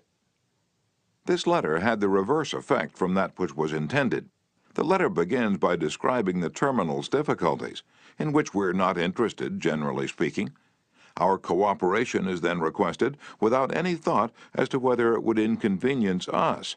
And then, finally, in the last paragraph, the fact is mentioned that if we do cooperate, it will mean more expeditious discharge of our trucks, with the assurance that our freight will go forward on the date of its receipt. In other words, that in which we are most interested is mentioned last, and the whole effect is one of raising a spirit of antagonism rather than of cooperation. Let's see if we can't rewrite and improve this letter. Let's not waste any time talking about our problems. As Henry Ford admonishes, let's get the other person's point of view and see things from his or her angle as well as from our own. Here's one way of revising the letter. It may not be the best way, but isn't it an improvement? Mr. Edward Vermillion, care of A. Zarega's Sons, Incorporated, 28 Front Street, Brooklyn, New York, 11201. Dear Mr. Vermillion, your company has been one of our good customers for 14 years. Naturally, we're very grateful for your patronage and are eager to give you the speedy, efficient service you deserve. However, we regret to say that it isn't possible for us to do that when your trucks bring us a large shipment late in the afternoon, as they did on November 10th. Why? Because many other customers make late afternoon deliveries also. Naturally, that causes congestion. That means your trucks are held up unavoidably at the pier, and sometimes even your freight is delayed. That's bad, but it can be avoided. If you make your deliveries at the pier in the morning, when possible, your trucks will be able to keep moving. Your freight will get immediate attention, and our workers will get home early at night to enjoy a dinner of the delicious macaroni and noodles that you manufacture. Regardless of when your shipments arrive, we shall always cheerfully do all in our power to serve you promptly. You are busy, please don't trouble to answer this note. Yours truly, John Brown, Superintendent. Barbara Anderson, who worked in a bank in New York, desired to move to Phoenix, Arizona because of the health of her son.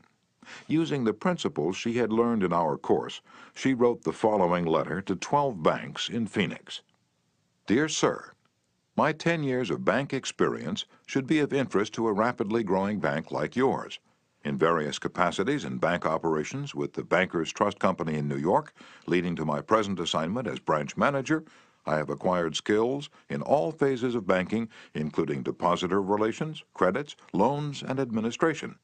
I will be relocating to Phoenix in May, and I am sure I can contribute to your growth and profit. I will be in Phoenix the week of April 3rd and would appreciate the opportunity to show you how I can help your bank meet its goals. Sincerely, Barbara A. Anderson. Do you think Mrs. Anderson received any response from that letter? 11 of the 12 banks invited her to be interviewed, and she had a choice of which bank's offer to accept. Why? Mrs. Anderson did not state what she wanted, but wrote in the letter how she could help them and focused on their wants, not on her own. Thousands of salespeople are pounding the pavements today, tired, discouraged, and underpaid. Why? Because they're always thinking only of what they want. They don't realize that neither you or I want to buy anything. If we did, we'd go out and buy it. But both of us are eternally interested in solving our problems. And if salespeople can show us how their services or merchandise will help us solve our problems, they won't need to sell us, we'll buy. And customers like to feel that they're buying, not being sold. Yet many salespeople spend a lifetime in selling without seeing things from the customer's angle. For example, for many years I lived in Forest Hills, a little community of private homes in the center of Greater New York.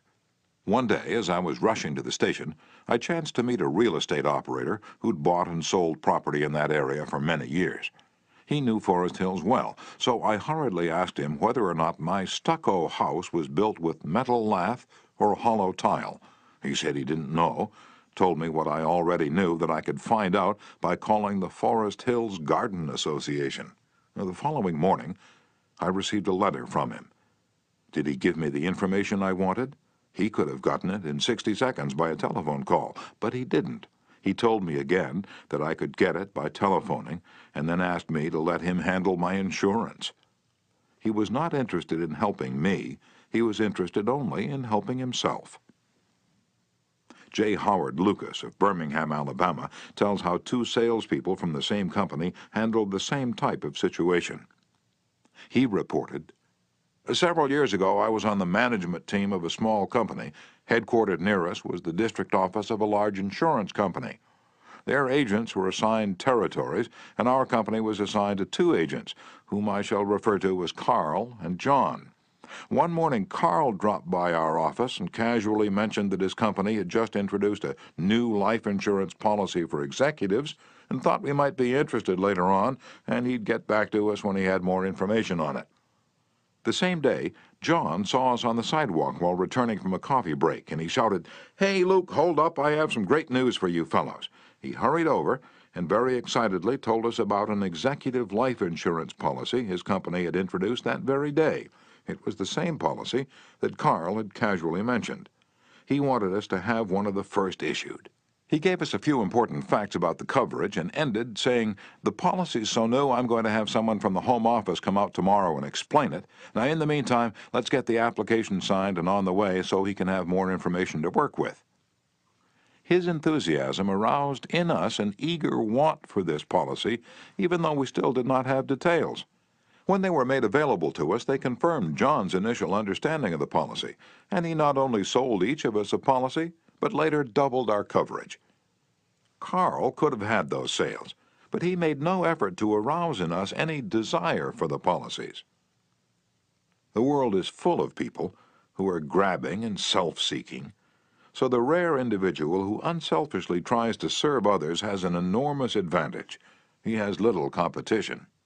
Owen D. Young, a noted lawyer and one of America's great business leaders, once said, "People who can put themselves in the place of other people, who can understand the workings of their minds, need never worry about what the future has in store for them." If you get just one thing out of this book, an increased tendency to think always in terms of other people's point of view and see things from their angle, if you get just that one thing, it may easily prove to be one of the building blocks of your career.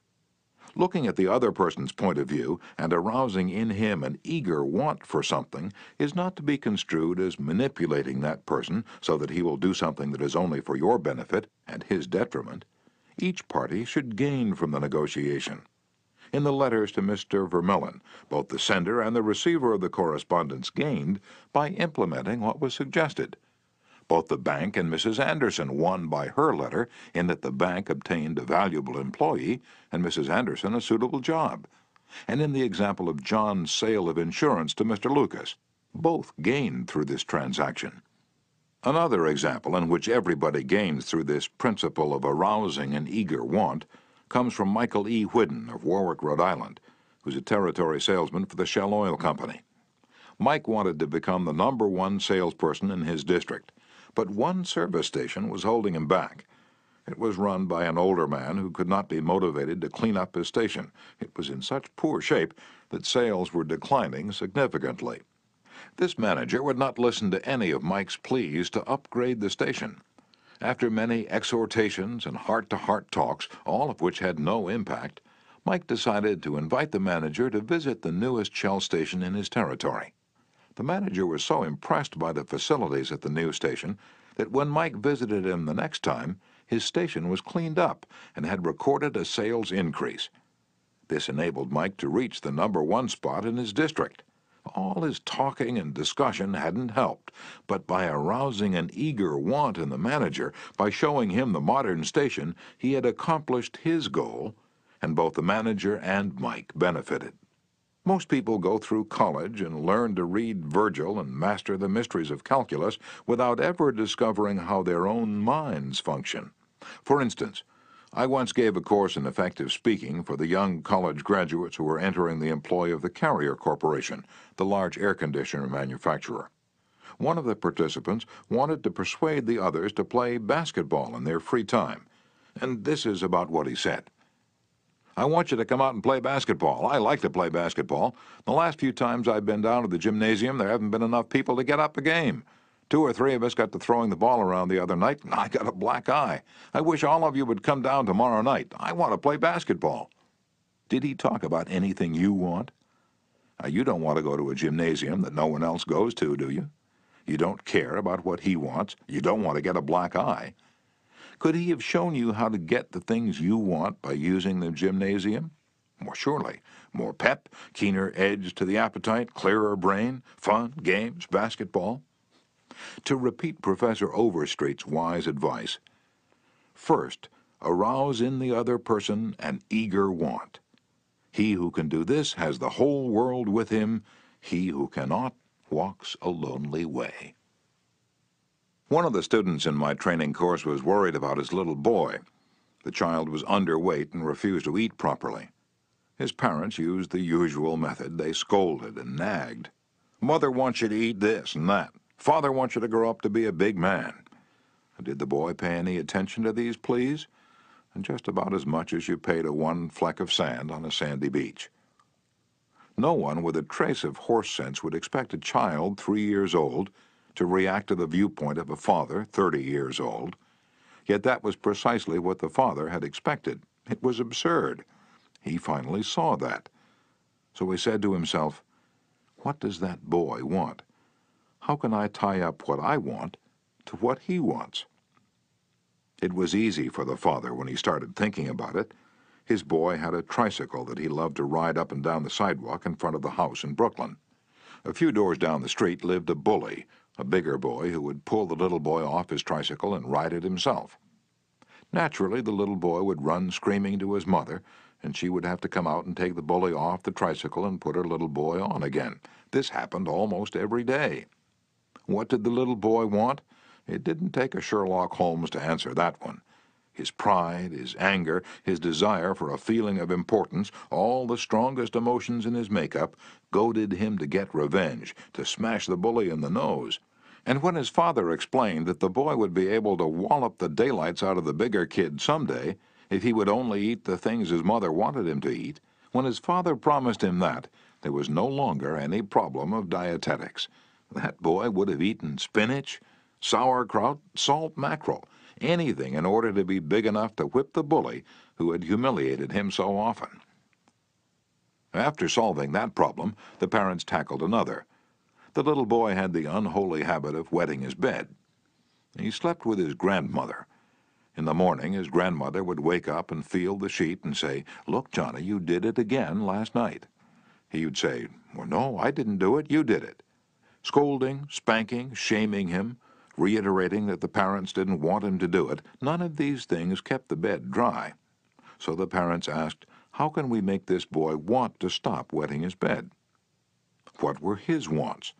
Well, first, he wanted to wear pajamas like Daddy instead of wearing a nightgown like Grandmother. Grandmother was getting fed up with his nocturnal iniquities, so she gladly offered to buy him a pair of pajamas if he'd reform. Secondly, he wanted a bed of his own. Grandma didn't object. His mother took him to a department store in Brooklyn, winked at the salesgirl, and said, "Here's a little gentleman who would like to do some shopping." The salesgirl made him feel important by saying, "Young man, what can I show you?" He stood a couple of inches taller and said, "I want to buy a bed for myself." When he was shown the one his mother wanted him to buy, she winked at the salesgirl, and the boy was persuaded to buy it. The bed was delivered the next day, and that night, when Father came home, the little boy ran to the door, shouting, "Daddy, Daddy, come upstairs and see my bed that I bought." The father, looking at the bed, obeyed Charles Schwab's injunction. He was hearty in his approbation and lavish in his praise. "You're not going to wet this bed, are you?" the father said. "Oh, no, no, I'm not going to wet this bed." And the boy kept his promise, for his pride was involved. That was his bed. He and he alone had bought it, and he was wearing pajamas now like a little man. He wanted to act like a man, and he did. Another father, K.T. Dutchman, a telephone engineer, a student of this course, couldn't get his 3-year-old daughter to eat breakfast food. The usual scolding, pleading, coaxing methods had all ended in futility. So the parents asked themselves, how can we make her want to do it? The little girl loved to imitate her mother to feel big and grown up, so one morning they put her on a chair and let her make the breakfast food. At just the psychological moment, Father drifted into the kitchen while she was stirring the cereal, and she said, "Oh, look, Daddy, I'm making the cereal this morning." She ate 2 helpings of the cereal without any coaxing because she was interested in it.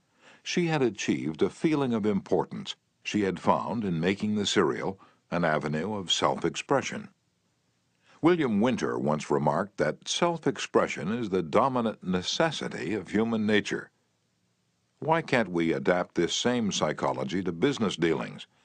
When we have a brilliant idea, instead of making others think it is ours, why not let them cook and stir the idea themselves? They will then regard it as their own. They will like it, and maybe eat a couple of helpings of it. Remember, first arouse in the other person an eager want. He who can do this has the whole world with him. He who cannot walks a lonely way. Principle 3. Arouse in the other person an eager want. In a nutshell, Fundamental techniques in handling people. Principle 1. Don't criticize, condemn, or complain. Principle 2. Give honest, sincere appreciation. Principle 3. Arouse in the other person an eager want.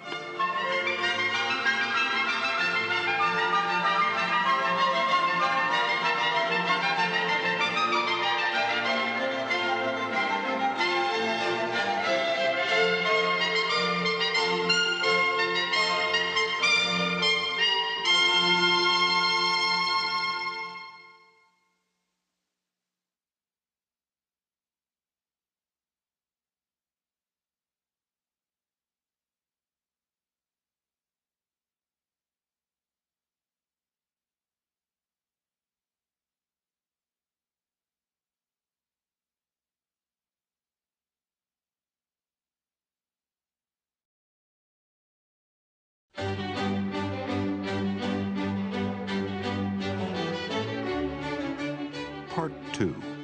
6 ways to make people like you.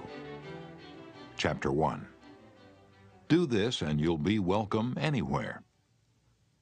Why read this book to find out how to win friends? Why not study the technique of one of the greatest winner of friends the world has ever known? Who is he? You may meet him tomorrow coming down the street. When you get within 10 feet of him, he will begin to wag his tail.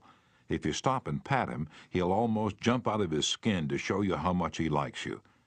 And you know that behind this show of affection on his part, there are no ulterior motives. He doesn't want to sell you any real estate, and he doesn't want to marry you. Did you ever stop to think that a dog is the only animal that doesn't have to work for a living? A hen has to lay eggs, a cow has to give milk, a canary has to sing, but a dog makes his living by giving you nothing but love. When I was 5 years old, my father bought a little yellow-haired pup for 50 cents. He was the light and joy of my childhood.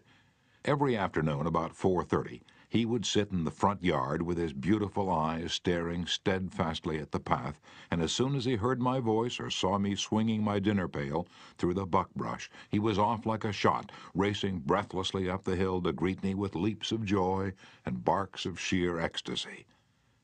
Tippy was my constant companion for 5 years.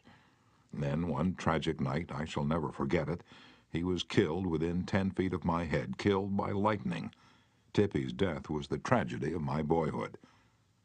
You never read a book on psychology, Tippy. You didn't need to.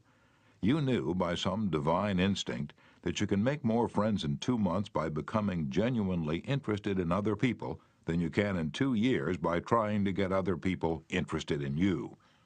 Let me repeat that. You can make more friends in 2 months by becoming interested in other people than you can in 2 years by trying to get other people interested in you.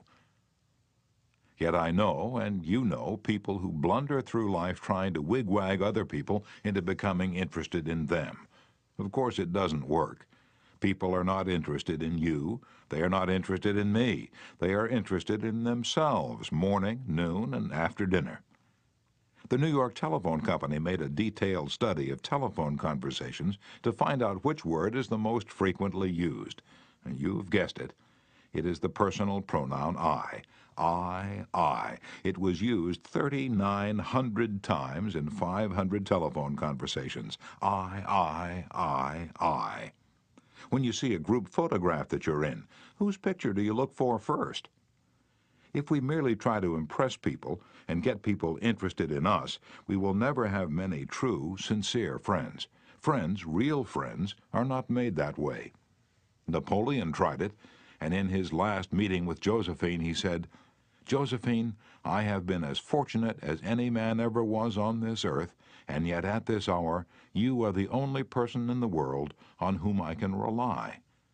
And historians doubt whether he could rely even on her. Alfred Adler, the famous Viennese psychologist, wrote a book entitled, "What Life Should Mean to You." In that book, he says, "It is the individual who is not interested in his fellow men who has the greatest difficulties in life and provides the greatest injury to others. It is from among such individuals that all human failures spring." You may read scores of erudite tomes on psychology without coming across a statement more significant for you and me. Adler's statement is so rich with meaning that I'm going to repeat it. It is the individual who is not interested in his fellow men who has the greatest difficulties in life and provides the greatest injury to others. It is from among such individuals that all human failures spring. I once took a course in short story writing at New York University, and during that course, the editor of a leading magazine talked to our class. He said he could pick up any one of the dozens of stories that drifted across his desk every day, and after reading a few paragraphs, he could feel whether or not the author liked people. If the author doesn't like people, he said, people won't like his or her stories. This hard-boiled editor stopped twice in the course of his talk on fiction writing and apologized for preaching a sermon. I am telling you, he said, the same things your preacher would tell you, but remember, you have to be interested in people if you want to be a successful writer of stories. If that is true of writing fiction, you can be sure it is true of dealing with people face to face. I spent an evening in the dressing room of Howard Thurston the last time he appeared on Broadway. Thurston was the acknowledged dean of magicians. For 40 years, he had traveled all over the world, time and again, creating illusions, mystifying audiences, and making people gasp with astonishment. More than 60 million people had paid admission to his show, and he had made almost $2 million in profit. I asked Mr. Thurston to tell me the secret of his success. His schooling certainly had nothing to do with it, for he ran away from home as a small boy, became a hobo, rode in boxcars, slept in haystacks, begged his food from door to door, and learned to read by looking out of boxcars at signs along the railway. Did he have a superior knowledge of magic? No, he told me hundreds of books had been written about legerdemain, and scores of people knew as much about it as he did. But he had two things that the others didn't have. First, he had the ability to put his personality across the footlights. He was a master showman. He knew human nature. Everything he did, every gesture, every intonation of his voice, every lifting of an eyebrow had been carefully rehearsed in advance, and his actions were timed to split seconds. But in addition to that, Thurston had a genuine interest in people. He told me that many magicians would look at the audience and say to themselves, "Well, there's a bunch of suckers out there, a bunch of hicks. I'll fool them all right." But Thurston's method was totally different. He told me that every time he went on stage, he said to himself, "I'm grateful because these people come to see me. They make it possible for me to make my living in a very agreeable way. I'm going to give them the very best I possibly can." He declared he never stepped in front of the footlights without first saying to himself over and over, "I love my audience. I love my audience." Ridiculous? Absurd? You're privileged to think anything you like. I am merely passing it on to you without comment as a recipe used by one of the most famous magicians of all time. George Dyke of North Warren, Pennsylvania, was forced to retire from his service station business after 30 years when a new highway was constructed over the site of his station. It wasn't long before the idle days of retirement began to bore him, so he started filling in his time trying to play music on his old fiddle. Soon he was traveling the area to listen to music and talk with many of the accomplished fiddlers. In his humble and friendly way, he became generally interested in learning the background and interests of every musician he met. Although he was not a great fiddler himself, he made many friends in this pursuit. He attended competitions and soon became known to the country music fans in the eastern part of the United States as Uncle George the Fiddle Scraper from Kinzua County. When we heard Uncle George, he was 72 and enjoying every minute of his life. By having a sustained interest in other people, he created a new life for himself at a time when most people consider their productive years over. That, too, was one of the secrets of Theodore Roosevelt's astonishing popularity. Even his servants loved him. His valet, James E. Amos, wrote a book about him entitled Theodore Roosevelt, Hero to His Valet. In that book, Amos relates this illuminating incident. "My wife one time asked the president about a Bob White. She'd never seen one, He described it to her fully, and some time later the telephone at our cottage rang. Amos and his wife lived in a little cottage on the Roosevelt estate at Oyster Bay. My wife answered it, and it was Mr. Roosevelt himself. He'd called her, he said, to tell her that there was a Bob White outside her window, and that if she would look out, she might see it. Little things like that were so characteristic of him. Whenever he went by our cottage, even though we were out of sight, we'd hear him call out, "Oh, Annie! Oh, James!" and just a friendly greeting as he went by. How could employees keep from liking a man like that? How could anyone keep from liking him? Roosevelt called at the White House one day when President and Mrs. Taft were away. His honest liking for humble people was shown by the fact that he greeted all the old White House servants by name, even the scullery maids. When he saw Alice, the kitchen maid, writes Archie Butt, he asked her if she still made cornbread. Alice told him that she sometimes made it for the servants, but no one ate it upstairs. "They show bad taste," Roosevelt boomed, "and I'll tell the president so when I see him." Alice brought a piece to him on a plate, and he went over to the office, eating it as he went and greeting gardeners and laborers as he passed. He addressed each person just as he had addressed them in the past. Ike Hoover, who had been head usher at the White House for 40 years, said with tears in his eyes, "It's the only happy day we had here in nearly 2 years, and not one of us would exchange it for a $100 bill." The same concern for the seemingly unimportant people helped sales representative Edward M. Sykes, Jr. of Chatham, New Jersey, retain an account. "Many years ago," he reported, "I called on customers for Johnson & Johnson in the Massachusetts area. One account was a drugstore in Hingham. Whenever I went into this store, I would always talk to the soda clerk and sales clerk for a few minutes before talking to the owner to obtain his order. One day, I went up to the owner of the store and he told me to leave as he was not interested in buying J&J products anymore because he felt they were concentrating their activities on food and discount stores to the detriment of small drugstores. I left with my tail between my legs and drove around the town for several hours. Finally, I decided to go back and try at least to explain our position to the owner of the store.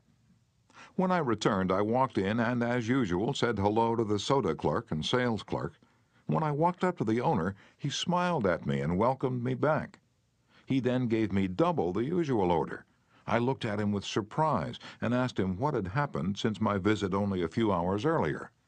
He pointed to the young man at the soda fountain and said that after I had left, the boy had come over and said that I was one of the few salespeople that called on the store that even bothered to say hello to him and to the others in the store. He told the owner that if any salesperson deserved his business, it was I. The owner agreed and remained a loyal customer. I never forgot that to be genuinely interested in other people is a most important quality for a salesperson to possess, for any person for that matter. I have discovered from personal experience that one can win the attention and time and cooperation of even the most sought-after people by becoming genuinely interested in them. Let me illustrate. Years ago, I conducted a course in fiction writing at the Brooklyn Institute of Arts and Sciences, and we wanted such distinguished and busy authors as Kathleen Norris, Fannie Hurst, Ida Tarbell, Albert Payson Terhune, and Rupert Hughes to come to Brooklyn and give us the benefit of their experiences. So we wrote them, saying we admired their work and were deeply interested in getting their advice and learning the secrets of their success. Each of these letters was signed by about 150 students. We said we realized that these authors were busy, too busy to prepare a lecture, so we enclosed a list of questions for them to answer about themselves and their methods of work. They liked that. Who wouldn't like it? So they left their homes and traveled to Brooklyn to give us a helping hand. By using the same method, I persuaded Leslie M. Shaw, Secretary of the Treasury in Theodore Roosevelt's cabinet, George W. Wickersham, Attorney General in Taft's cabinet, William Jennings Bryan, Franklin D. Roosevelt, and many other prominent men to come to talk to the students of my courses in public speaking. All of us, be we workers in a factory, clerks in an office, or even a king upon his throne, all of us like people who admire us. Take the German Kaiser, for example. At the close of World War I, he was probably the most savagely and universally despised man on this earth. Even his own nation turned against him when he fled over into Holland to save his neck. The hatred against him was so intense that millions of people would have loved to tear him limb from limb or burn him at the stake. In the midst of all this forest fire of fury, one little boy wrote the Kaiser a simple, sincere letter, glowing with kindliness and admiration.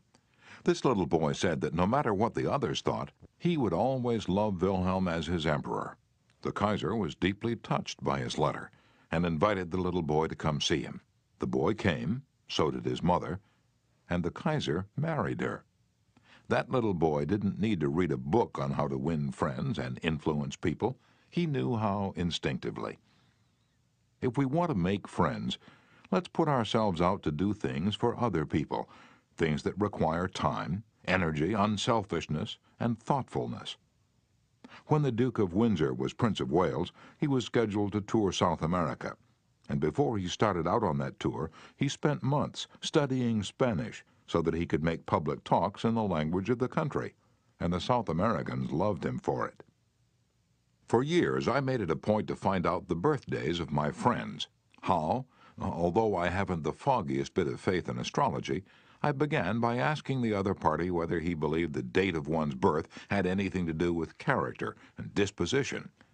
I then asked him or her to tell me the month and day of birth. If he or she said November 24th, for example, I kept repeating to myself, November 24th, November 24th. The minute my friend's back was turned, I wrote down the name and birthday, and later would transfer it to a birthday book. At the beginning of each year, I had these birthday dates scheduled in my calendar pad so that they came to my attention automatically. When the natal day arrived, there was my letter or telegram. What a hit it made! I was frequently the only person on earth who remembered. If we want to make friends, let's greet people with animation and enthusiasm. When somebody calls you on the telephone, use the same psychology. Say hello in tones that bespeak how pleased you are to have the other person call. Many companies train their telephone operators to greet all callers in a tone of voice that radiates interest and enthusiasm. The caller feels the company is concerned about them. Let's remember that when we answer the telephone tomorrow. Showing a genuine interest in others not only wins friends for you, but may develop in its customers a loyalty to your company. In an issue of the publication of the National Bank of North America of New York, the following letter from Madeline Rosedale, a depositor, was published. I would like you to know how much I appreciate your staff. Everyone is so courteous, polite, and helpful. What a pleasure it is, after waiting on a long line, to have the teller greet you pleasantly. Last year, my mother was hospitalized for 5 months. Frequently, I went to Marie Petrosello, a teller. She was concerned about my mother and inquired about her progress. Is there any doubt that Mrs. Rosedale will continue to use this bank? Charles R. Walters, of one of the large banks in New York City, was assigned to prepare a confidential report on a certain corporation. He knew of only one person who possessed the facts he needed so urgently. As Mr. Walters was ushered into the president's office, a young woman stuck her head through a door and told the president that she didn't have any stamps for him that day. I'm collecting stamps for my 12-year-old son, the president explained to Mr. Walters. Mr. Walters stated his mission and began asking questions. The president was vague, general, nebulous. He didn't want to talk, and apparently nothing could persuade him to talk. The interview was brief and barren. Frankly, I didn't know what to do, Mr. Walters said, as he related this story to the class. Then I remembered what his secretary had said to him. Stamps, 12-year-old son. I also recalled that the foreign department of our bank collected stamps, stamps taken from letters pouring in from every continent washed by the 7 seas. The next afternoon, I called on this man and sent in word that I had some stamps for his boy. Was I ushered in with enthusiasm? Yes, sir. He couldn't have shaken my hand with more enthusiasm if he'd been running for Congress. He radiated smiles and goodwill. "Oh, my George will love this one," he kept saying as he fondled the stamps. "Look at this. This is a treasure." And we spent half an hour talking stamps and looking at the picture of his boy, and then he devoted more than an hour of his time to giving me every bit of information I wanted without my even suggesting that he do it. He told me all he knew, and then he called in his subordinates and questioned them. He telephoned some of his associates. He loaded me down with facts, figures, reports, and correspondence. In the parlance of newspaper reporters, I had a scoop. Here's another illustration. C.M. Napoli, Jr. of Philadelphia had tried for years to sell fuel to a large chain store organization, but the chain store company continued to purchase its fuel from an out-of-town dealer and haul it right past the door of Napoli's office. Mr. Napoli made a speech one night before one of my classes, pouring out his hot wrath upon chain stores, branding them as a curse to the nation, and still he wondered why he couldn't sell them. I suggested that he try different tactics. To put it briefly, this is what happened. We staged a debate between members of the course on whether the spread of the chain store is doing the country more harm than good. Napoli, at my suggestion, took the negative side. He agreed to defend the chain stores, and then went straight to an executive of the chain store organization that he despised and said, "I am not here to try to sell fuel. I've come to ask you to do me a favor." He then told about his debate and said, "I've come to you for help because I can't think of anyone else who would be more capable of giving me the facts I want. I'm anxious to win this debate, and I'll deeply appreciate whatever help you can give me." And here's the rest of the story in Mr. Napoli's own words. "I asked this man for precisely 1 minute of his time. It was with that understanding that he consented to see me. After I'd stated my case, he motioned me to the chair and talked to me for exactly 1 hour and 47 minutes. He called in another executive who'd written a book on chain stores. He wrote to the National Chain Store Association and secured for me a copy of a debate on the subject. He feels that the chain store is rendering a real service to humanity. He's proud of what he's doing for hundreds of communities. His eyes fairly glowed as he talked, and I must confess that he opened my eyes to things I'd never even dreamed of. He changed my whole mental attitude. As I was leaving, he walked with me to the door, put his arm around my shoulder, wished me well in my debate, and asked me to stop in and see him again and let him know how I made out. The last words he said to me were, 'Please see me again later in the spring. I should like to place an order with you for fuel.' To me, that was almost a miracle. Here he was offering to buy fuel without my even suggesting it. I had made more headway in 2 hours by becoming genuinely interested in him and his problems than I could have made in 10 years trying to get him interested in me and my product." You didn't discover a new truth, Mr. Napoli. For a long time ago, 100 years before Christ was born, a famous old Roman poet, Publilius Cyrus, remarked, "We are interested in others when they are interested in us." A show of interest, as with every other principle of human relations, must be sincere. It must pay off not only for the person showing the interest, but for the person receiving the attention. It is a two-way street. Both parties benefit. Martin Ginsburg, who took our course in Long Island, New York, reported how the special interest a nurse took in him profoundly affected his life. "It was Thanksgiving Day, and I was 10 years old. I was in a welfare ward of a city hospital and was scheduled to undergo major orthopedic surgery the next day. I knew that I could only look forward to months of confinement, convalescence, and pain. My father was dead. My mother and I lived alone in a small apartment, and we were on welfare. My mother was unable to visit me that day. As the day went on, I became overwhelmed with a feeling of loneliness, despair, fear. I knew my mother was home alone, worrying about me, not having anyone to be with, not having anyone to eat with, not even having enough money to afford a Thanksgiving Day dinner. And the tears welled up in my eyes, and I stuck my head under the pillow and pulled the covers over it. I cried silently, but oh, so bitterly, so much that my body was racked with pain. A young student nurse heard my sobbing and came over to me. She took the covers off my face and started wiping my tears. She told me how lonely she was having to work that day, not being able to be with her family. She asked me whether I'd have dinner with her. She brought 2 trays of food, sliced turkey, mashed potatoes, cranberry sauce, and ice cream for dessert. She talked to me and tried to calm my fears. Even though she was scheduled to go off duty at 4 p.m., she stayed on her own time until almost 11 p.m. She played games with me, talked to me, and stayed with me until I finally fell asleep.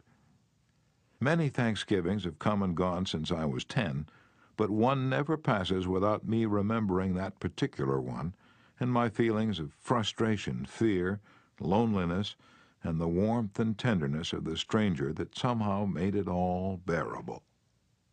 If you want others to like you, if you want to develop real friendships, if you want to help others at the same time as you help yourself, keep this principle in mind. Principle 1. Become genuinely interested in other people.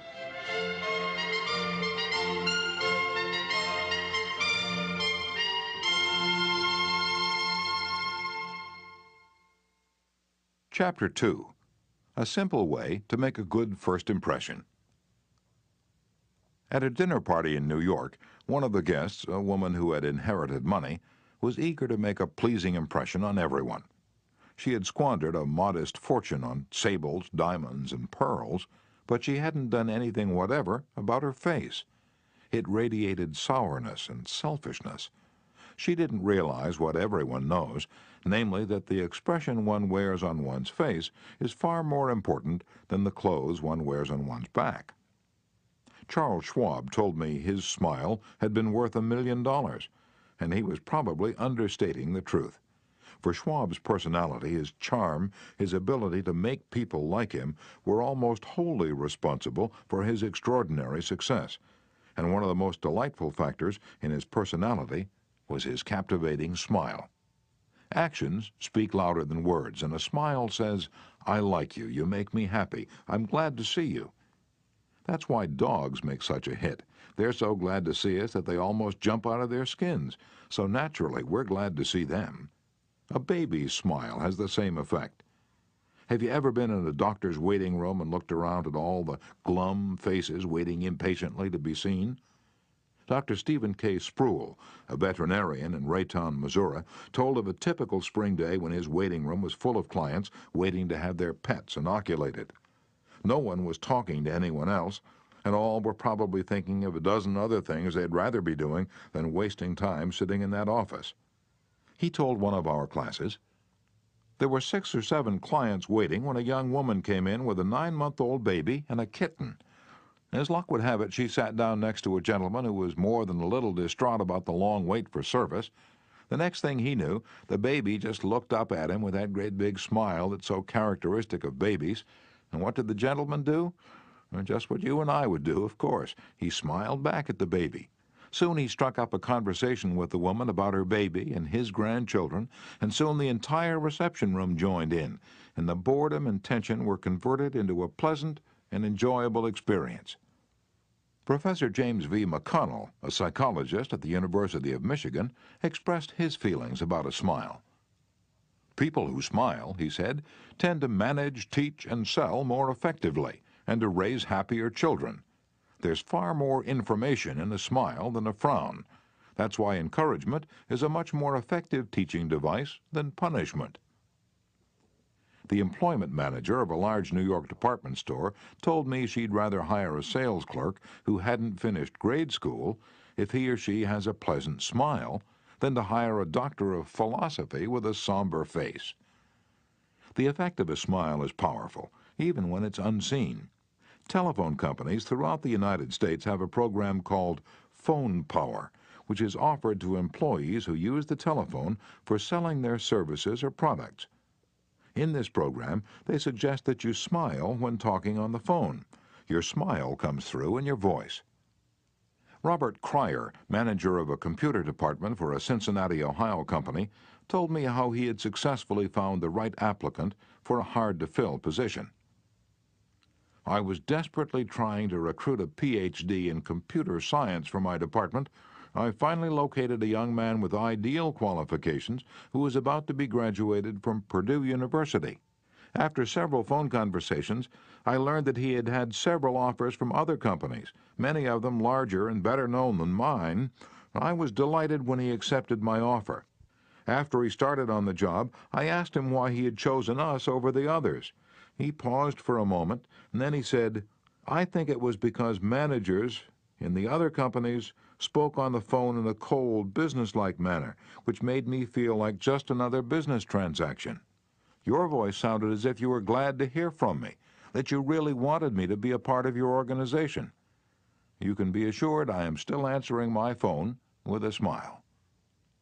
The chairman of the board of directors of one of the largest rubber companies in the United States told me that, according to his observations, people rarely succeed at anything unless they have fun doing it.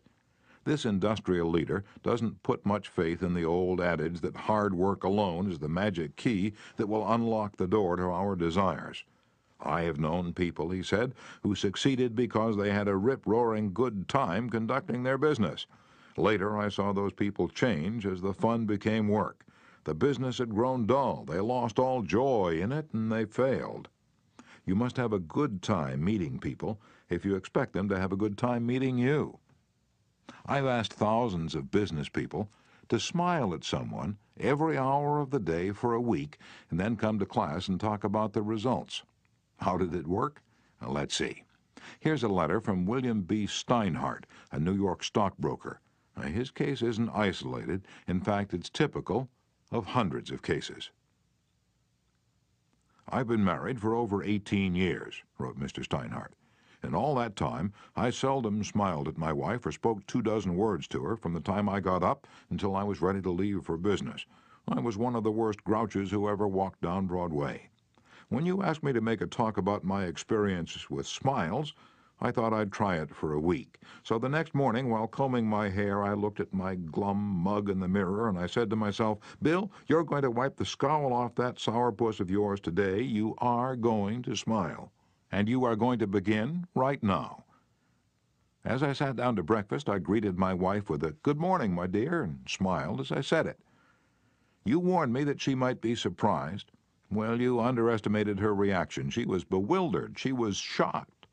I told her that in the future she could expect this as a regular occurrence, and I kept it up every morning. This changed attitude of mine brought more happiness into our home in 2 months since I started than was there during the last year.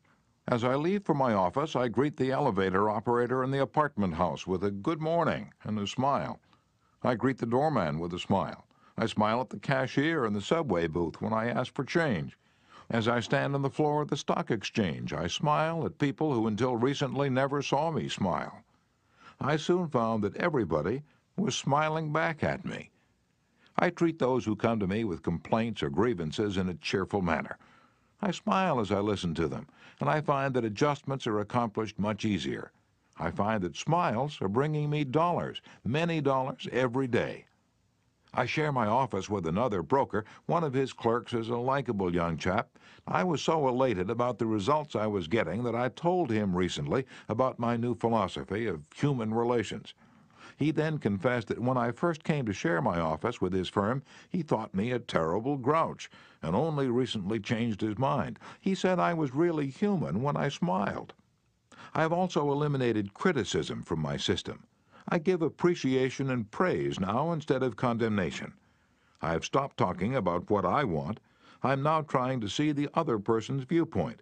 And these things have literally revolutionized my life. I am a totally different man, a happier man, a richer man, richer in friendships and happiness, the only things that matter much after all." You don't feel like smiling? And then what? 2 things. First, force yourself to smile. If you're alone, force yourself to whistle or hum a tune or sing.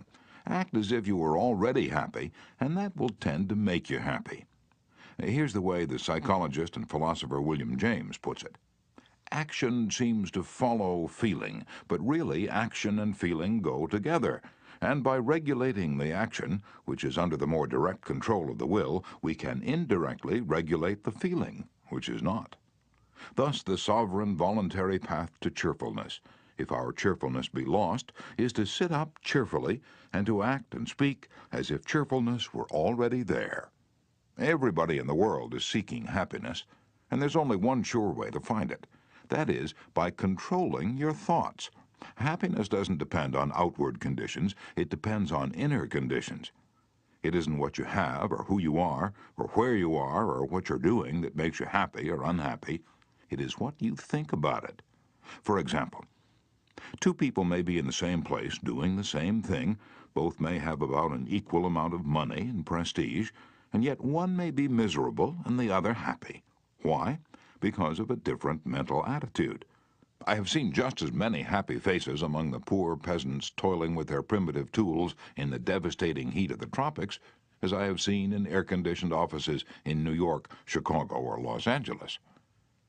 There is nothing either good or bad, said Shakespeare, but thinking makes it so. Abe Lincoln once remarked that most folks are about as happy as they make up their minds to be. He was right. I saw a vivid illustration of that truth as I was walking up the stairs of the Long Island Railroad station in New York. Directly in front of me, 30 or 40 crippled boys on canes and crutches were struggling up the stairs. One boy had to be carried up. I was astonished at their laughter and gaiety. I spoke about it to one of the men in charge of the boys. "Oh, yes," he said, "when a boy realizes that he's going to be a cripple for life, he's shocked at first, but after he gets over the shock, he usually resigns himself to his fate and then becomes as happy as normal boys." I felt like taking my hat off to those boys. They taught me a lesson I hope I shall never forget.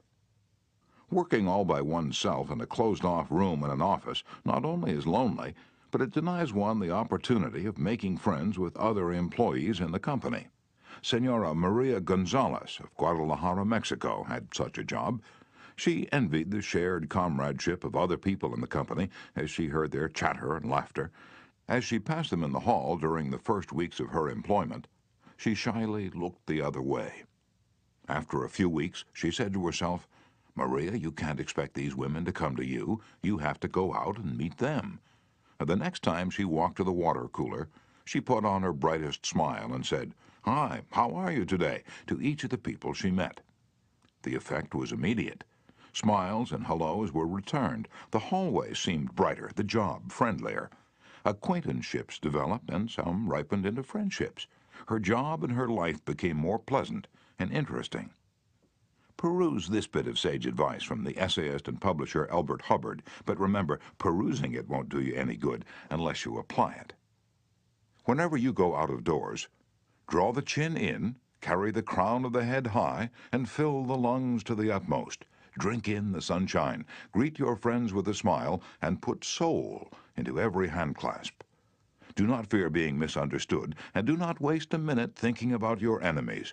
Try to fix firmly in your mind what you would like to do, and then, without veering off direction, you will move straight to the goal.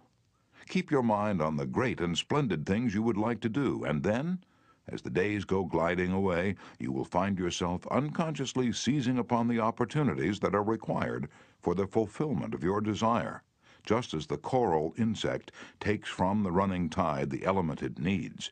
Picture in your mind the able, earnest, useful person you desire to be, and the thought you hold is hourly transforming you into that particular individual. Thought is supreme. Preserve a right mental attitude, the attitude of courage, frankness, and good cheer. To think rightly is to create. All things come through desire, and every sincere prayer is answered. We become like that on which our hearts are fixed. Carry your chin in and the crown of your head high. We are gods in the chrysalis. The ancient Chinese were a wise lot, wise in the ways of the world, and they had a proverb that you and I ought to cut out and paste inside our hats. It goes like this: "A man without a smiling face must not open a shop." Your smile is a messenger of your goodwill. Your smile brightens the lives of all who see it. To someone who has seen a dozen people frown, scowl, or turn their faces away, your smile is like the sun breaking through the clouds, especially when that someone is under pressure from his bosses, his customers, his teachers, or parents, or children. A smile can help him realize that all is not hopeless, that there is joy in the world. Some years ago, a department store in New York City, in recognition of the pressures its sales clerks were under during the Christmas rush, presented the readers of its advertisements with the following homely philosophy: the value of a smile at Christmas. It costs nothing but creates much. It enriches those who receive, without impoverishing those who give. It happens in a flash, and the memory of it sometimes lasts forever.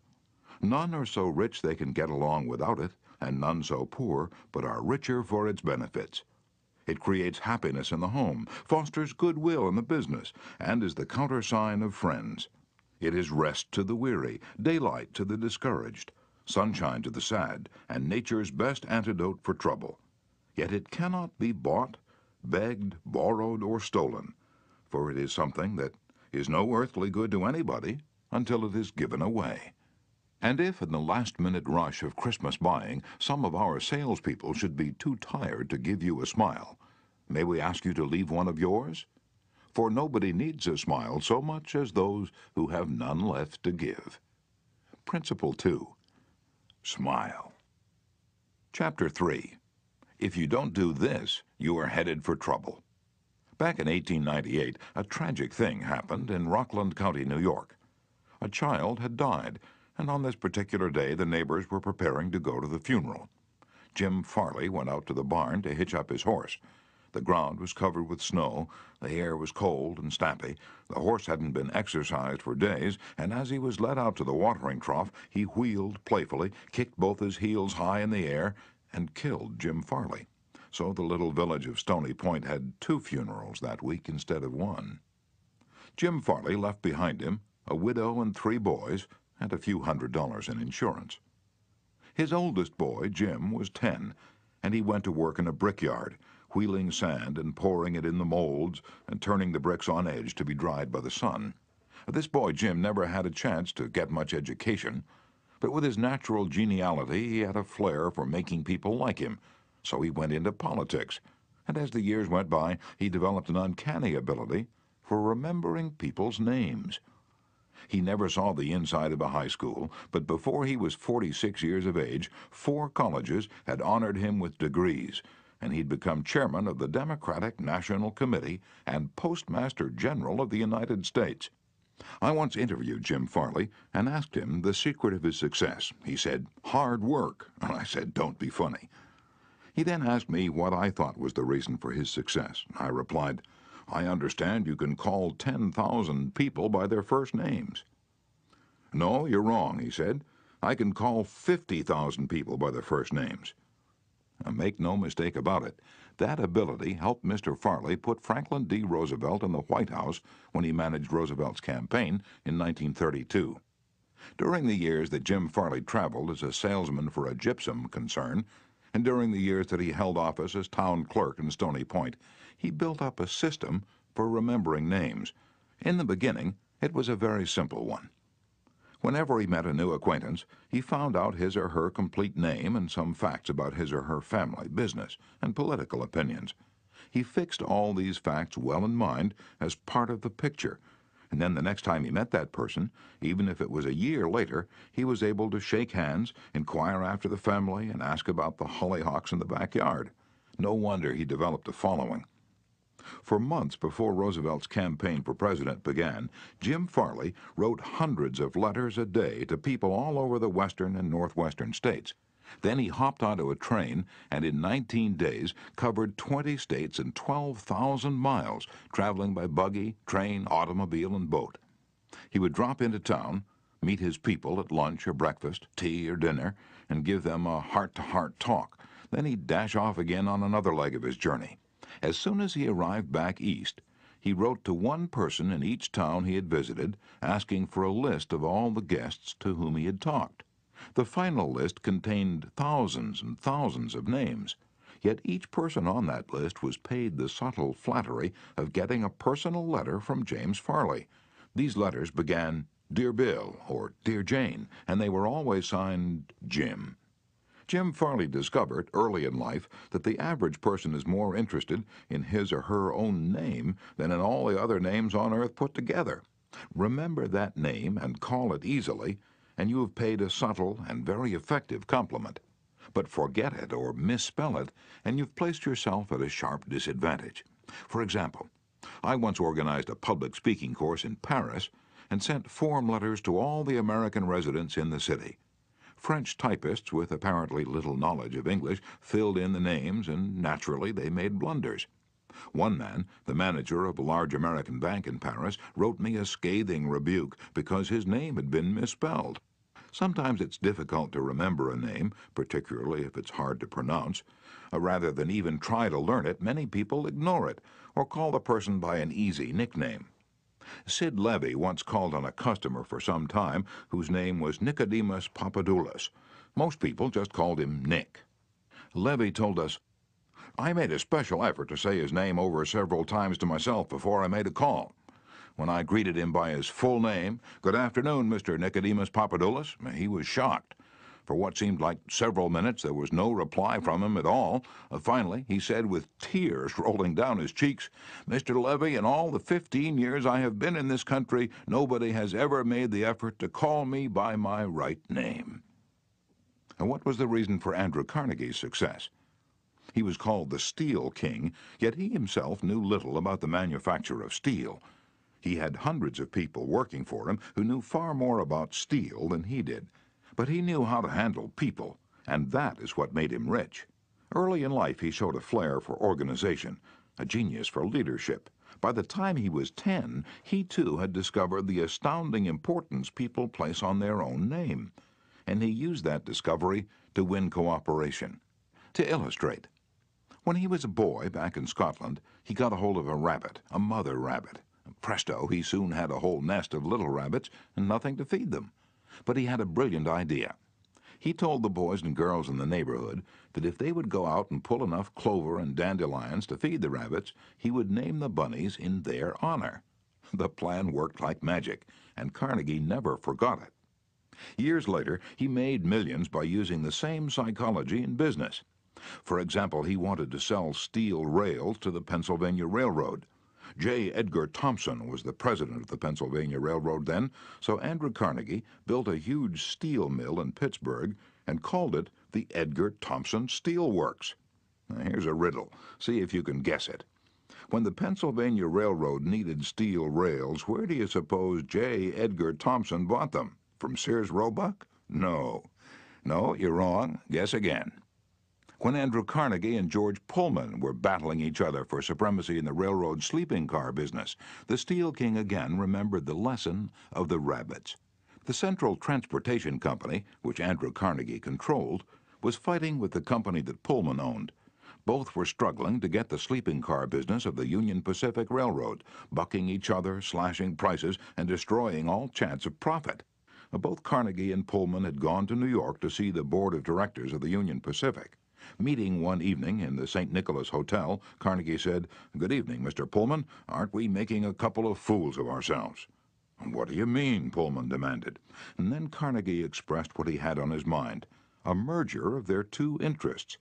He pictured in glowing terms the mutual advantages of working with instead of against each other. Pullman listened attentively, but he was not wholly convinced. Finally he asked, "What would you call the new company?" And Carnegie replied promptly, "Why, the Pullman Palace Car Company, of course." Pullman's face brightened. "Come into my room," he said. "Let's talk it over." And that talk made industrial history. This policy of remembering and honoring the names of his friends and business associates was one of the secrets of Andrew Carnegie's leadership. He was proud of the fact that he could call many of his factory workers by their first names.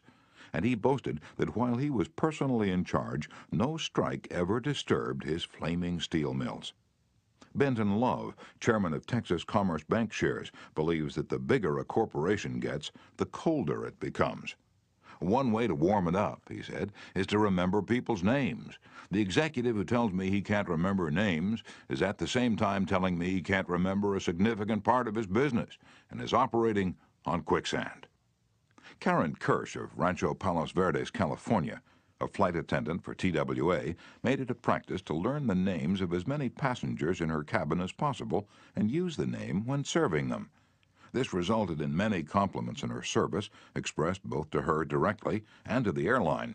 One passenger wrote, "I haven't flown TWA for some time, but I'm going to start flying nothing but TWA from now on. You make me feel that your airline has become a very personalized airline, and that's important to me."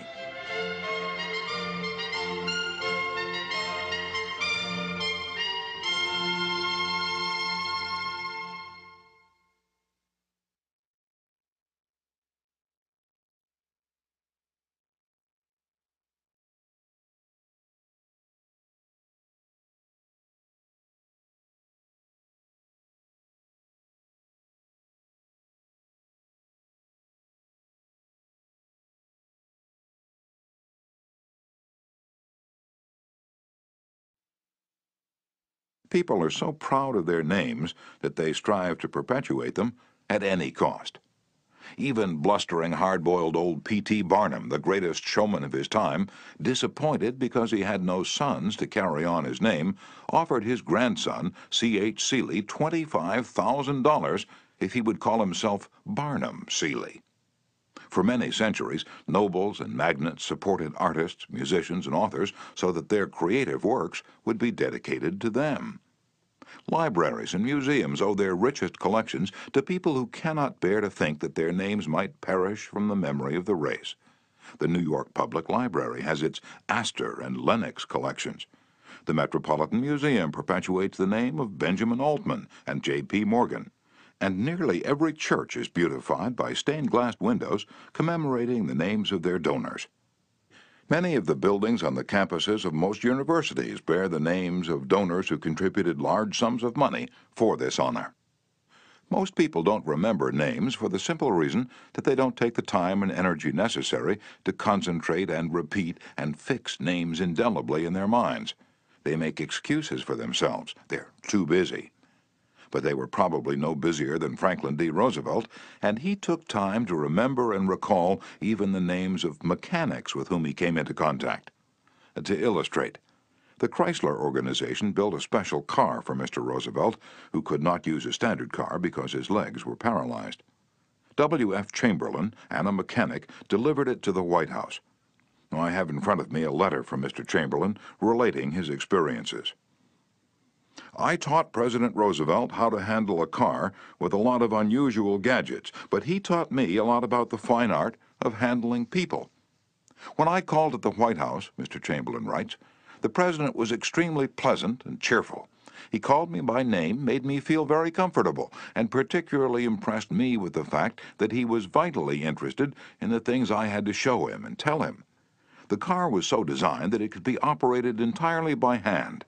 A crowd gathered round to look at the car, and he remarked, I think it's marvelous. All you have to do is touch a button and it moves away, and you can drive it without effort. I think it's grand. I don't know what makes it go. I'd love to have the time to tear it down and see how it works.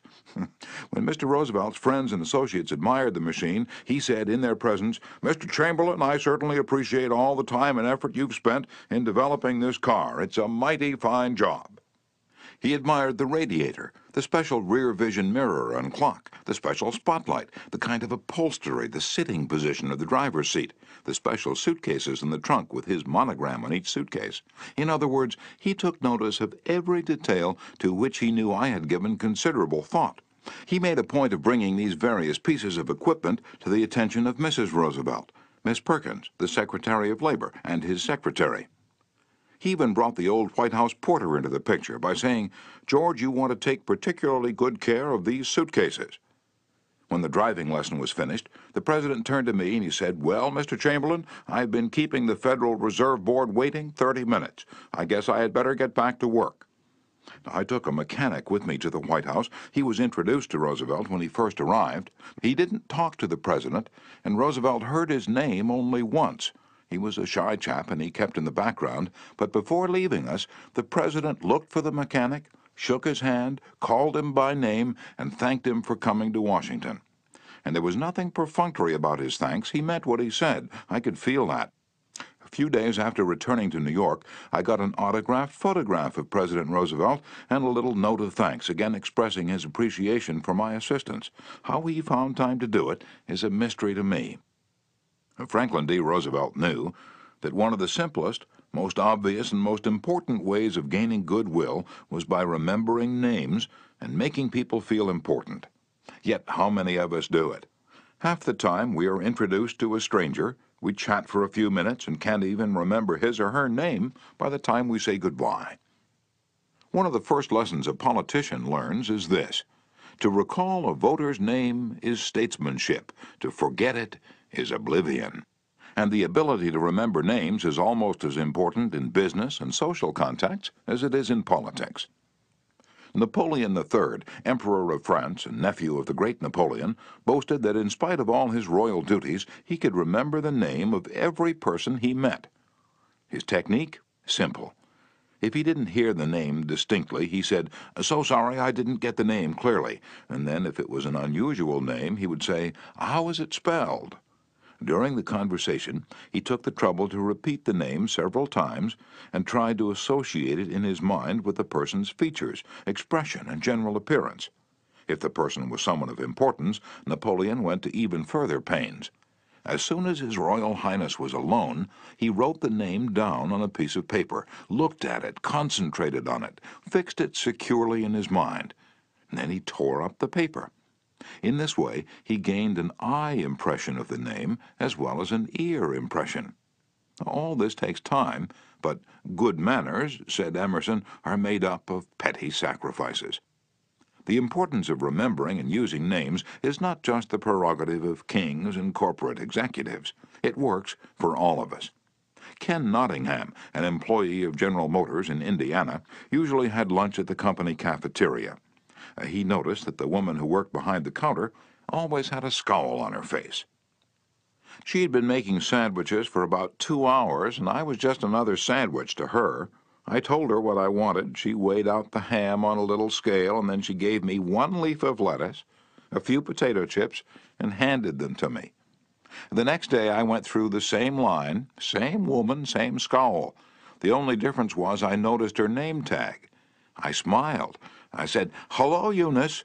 Then I told her what I wanted. Well, she forgot the scale, piled on the ham, gave me 3 leaves of lettuce, and heaped on the potato chips until they fell off the plate.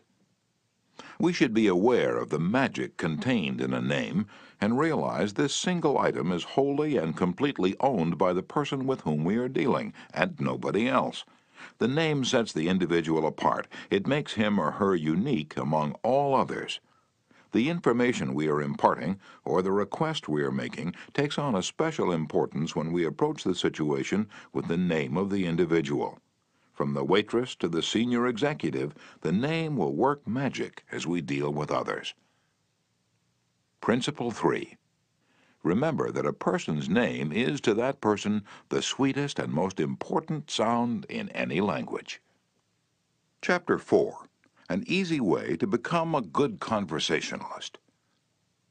Some time ago, I attended a bridge party. I don't play bridge, and there was a woman there who didn't play bridge either, and she had discovered that I had once been Lowell Thomas's manager before he went on the radio, and that I'd traveled in Europe a great deal while helping him prepare the illustrated travel talks he was then delivering. So she said, "Oh, Mr. Carnegie, I do want you to tell me about all the wonderful places you've visited and the sights you've seen." As we sat down on the sofa, she remarked that she and her husband had recently returned from a trip to Africa. "Africa?" I exclaimed. "How interesting. I've always wanted to see Africa, but I never got there except for a 24-hour stay once in Algiers.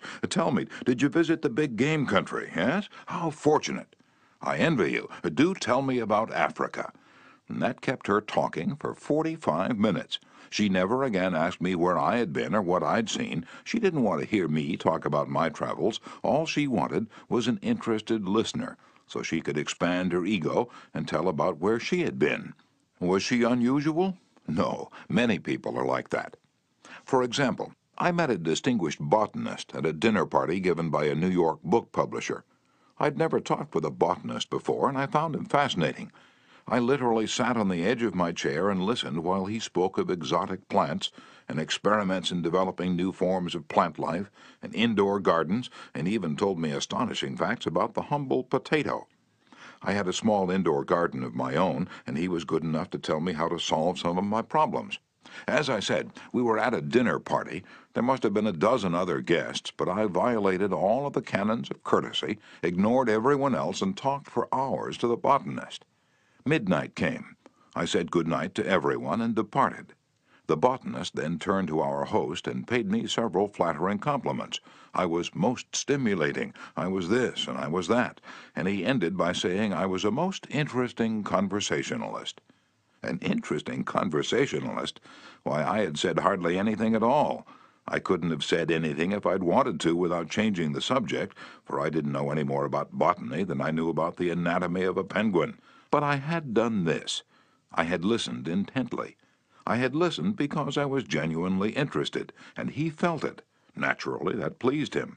That kind of listening is one of the highest compliments we can pay anyone.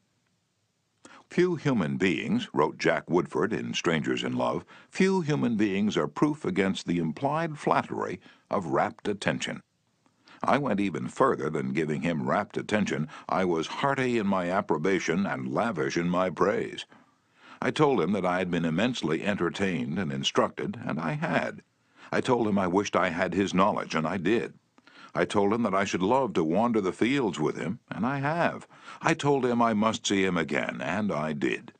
And so I had him thinking of me as a good conversationalist, when in reality I had been merely a good listener, and had encouraged him to talk. What is the secret, the mystery of a successful business interview? Well, according to former Harvard President Charles W. Eliot, there is no mystery about successful business intercourse. Exclusive attention to the person who is speaking to you is very important. Nothing else is so flattering as that. Eliot himself was a past master of the art of listening. Henry James, one of America's first great novelists, recalled, "Dr. Eliot's listening was not mere silence, but a form of activity, sitting very erect on the end of his spine, with hands joined in his lap, making no movement except that he revolved his thumbs around each other, faster or slower. He faced his interlocutor and seemed to be hearing with his eyes as well as his ears. He listened with his mind and attentively considered what you had to say while you said it. At the end of an interview, the person who had talked to him felt that he had had his say." Self-evident, isn't it? You don't have to study for 4 years at Harvard to discover that. Yet I know, and you know, department store owners who will rent expensive space, buy their goods economically, dress their windows appealingly, spend thousands of dollars in advertising, and then hire clerks who haven't the sense to be good listeners. Clerks who interrupt customers, contradict them, irritate them, and all but drive them from the store. A department store in Chicago almost lost a regular customer who spent several $1,000s each year in that store because a sales clerk wouldn't listen. Mrs. Henrietta Douglas, who took our course in Chicago, had purchased a coat at a special sale. After she'd brought it home, she noticed that there was a tear in the lining. She came back the next day and asked the sales clerk to exchange it. The clerk refused even to listen to her complaint. "You bought this at a special sale," she said. She pointed to a sign on the wall. "Read that," she explained. "All sales are final. Once you bought it, you have to keep it. Sew up the lining yourself." "But this was damaged merchandise," Mrs. Douglas complained. "Makes no difference," the clerk interrupted. "Final's final." Mrs. Douglas was about to walk out indignantly, swearing never to return to that store ever, when she was greeted by the department manager, who knew her from her many years of patronage. Mrs. Douglas told her what had happened. The manager listened attentively to the whole story, examined the coat, and then said, "Special sales are final, so we can dispose of merchandise at the end of the season, but this no-return policy does not apply to damaged goods. We will certainly repair or replace the lining, or if you prefer, give you your money back." What a difference in treatment! If that manager had not come along and listened to the customer, a long-term patron of that store could have been lost forever. Listening is just as important in one's home life as in the world of business. Millie Esposito of Croton-on-Hudson, New York, made it her business to listen carefully when one of her children wanted to speak with her. One evening, she was sitting in the kitchen with her son Robert, and after a brief discussion of something that was on his mind, Robert said, "Mom, I know that you love me very much." Mrs. Esposito was touched and said, "Of course I love you very much. Did you doubt it?" And Robert responded, "No, but I really know you love me, because whenever I want to talk to you about something, you stop whatever you're doing and listen to me." The chronic kicker, even the most violent critic, will frequently soften and be subdued in the presence of a patient, sympathetic listener, a listener who will be silent while the irate fault-finder dilates like a king cobra and spews the poison out of his system. To illustrate, the New York Telephone Company discovered a few years ago that it had to deal with one of the most vicious customers who ever cursed a customer service representative. And he did curse. He raved. He threatened to tear the phone out by its roots. He refused to pay certain charges that he declared were false. He wrote letters to the newspapers. He filed innumerable complaints with the Public Service Commission, and he started several suits against the telephone company. At last, one of the company's most skillful troubleshooters was sent to interview this stormy petrel. This troubleshooter listened and let the cantankerous customer enjoy himself, pouring out his tirade. The telephone representative listened and said yes, and sympathized with his grievance. "He raved on, and I listened for nearly 3 hours," the troubleshooter said, as he related his experiences before one of my classes. "And then I went back and listened some more. I interviewed him 4 times, and before the 4th visit was over, I had become a charter member of an organization he was starting. He called it the Telephone Subscribers Protective Association. I'm still a member of this organization, and so far as I know, I'm the only member in the world today besides Mr. Smith. I listened and sympathized with him on every point that he'd made during these interviews. He never had a telephone representative talk with him that way before, and he became almost friendly. The point on which I went to see him was not even mentioned on the first visit, nor was it mentioned on the second or third, but upon the 4th interview, I closed the case completely. He paid all his bills in full, and for the first time in the history of his difficulties with the telephone company, voluntarily withdrew his complaints from the Public Service Commission." Doubtless Mr. Smith had considered himself a holy crusader, defending public rights against callous exploitation. But in reality, what he'd really wanted was a feeling of importance. He got this feeling of importance, at first, by kicking and complaining. But as soon as he got his feeling of importance from a representative of the company, his imagined grievances vanished into thin air. One morning years ago, an angry customer stormed into the office of Julian F. Detmer, founder of the Detmer Woolen Company, which later became the world's largest distributor of woolens to the tailoring trade. "This man owed us a small sum of money," Mr. Detmer explained to me. "The customer denied it, but we knew he was wrong, so our credit department had insisted that he pay. After getting a number of letters from our credit department, he packed his grip, made a trip to Chicago, and hurried into my office to inform me not only that he was not going to pay that bill, but that he was never going to buy another dollar's worth of goods from the Detmer Woolen Company. I listened patiently to all he had to say. I was tempted to interrupt, but I realized that would be bad policy, so I let him talk himself out. When he finally simmered down and got in a receptive mood, I said quietly, 'I want to thank you for coming to Chicago to tell me about this. You've done me a great favor, for if our credit department has annoyed you, it may annoy other good customers, and that would be just too bad. Believe me, I'm far more eager to hear this than you are to tell it.' That was the last thing in the world he expected me to say. I think he was a trifle disappointed, because he'd come to Chicago to tell me a thing or two, and here I was thanking him instead of scrapping with him. I assured him we would wipe the charge off the books and forget it, because he was a very careful man with only one account to look after, while our clerks had to look after thousands. Therefore he was less likely to be wrong than we were. I told him that I understood exactly how he felt, and if I were in his shoes I should undoubtedly feel precisely as he did. Since he wasn't going to buy from us any more, I recommended some other woolen houses. In the past, we'd usually lunched together when he came to Chicago, so I invited him to have lunch with me this day.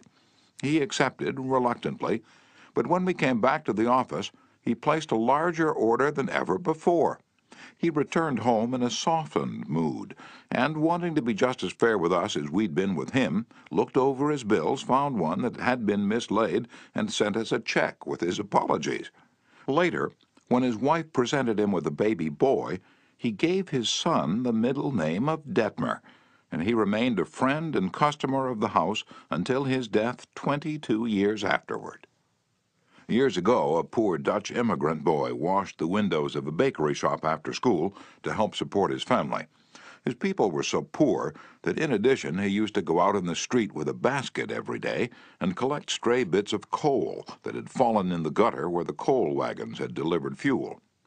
That boy, Edward Bach, never got more than 6 years of schooling in his life, yet eventually he made himself one of the most successful magazine editors in the history of American journalism. How did he do it? That is a long story, but how he got his start can be told briefly. He got his start by using the principles advocated in this chapter.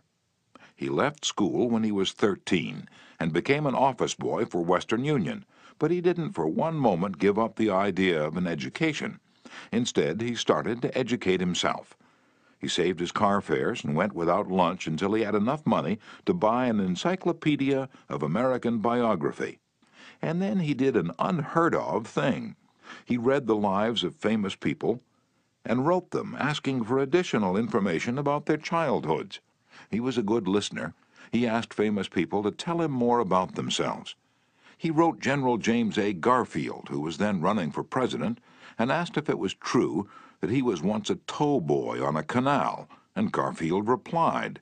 He wrote General Grant asking about a certain battle, and Grant drew a map for him and invited this 14-year-old boy to dinner and spent the evening talking to him.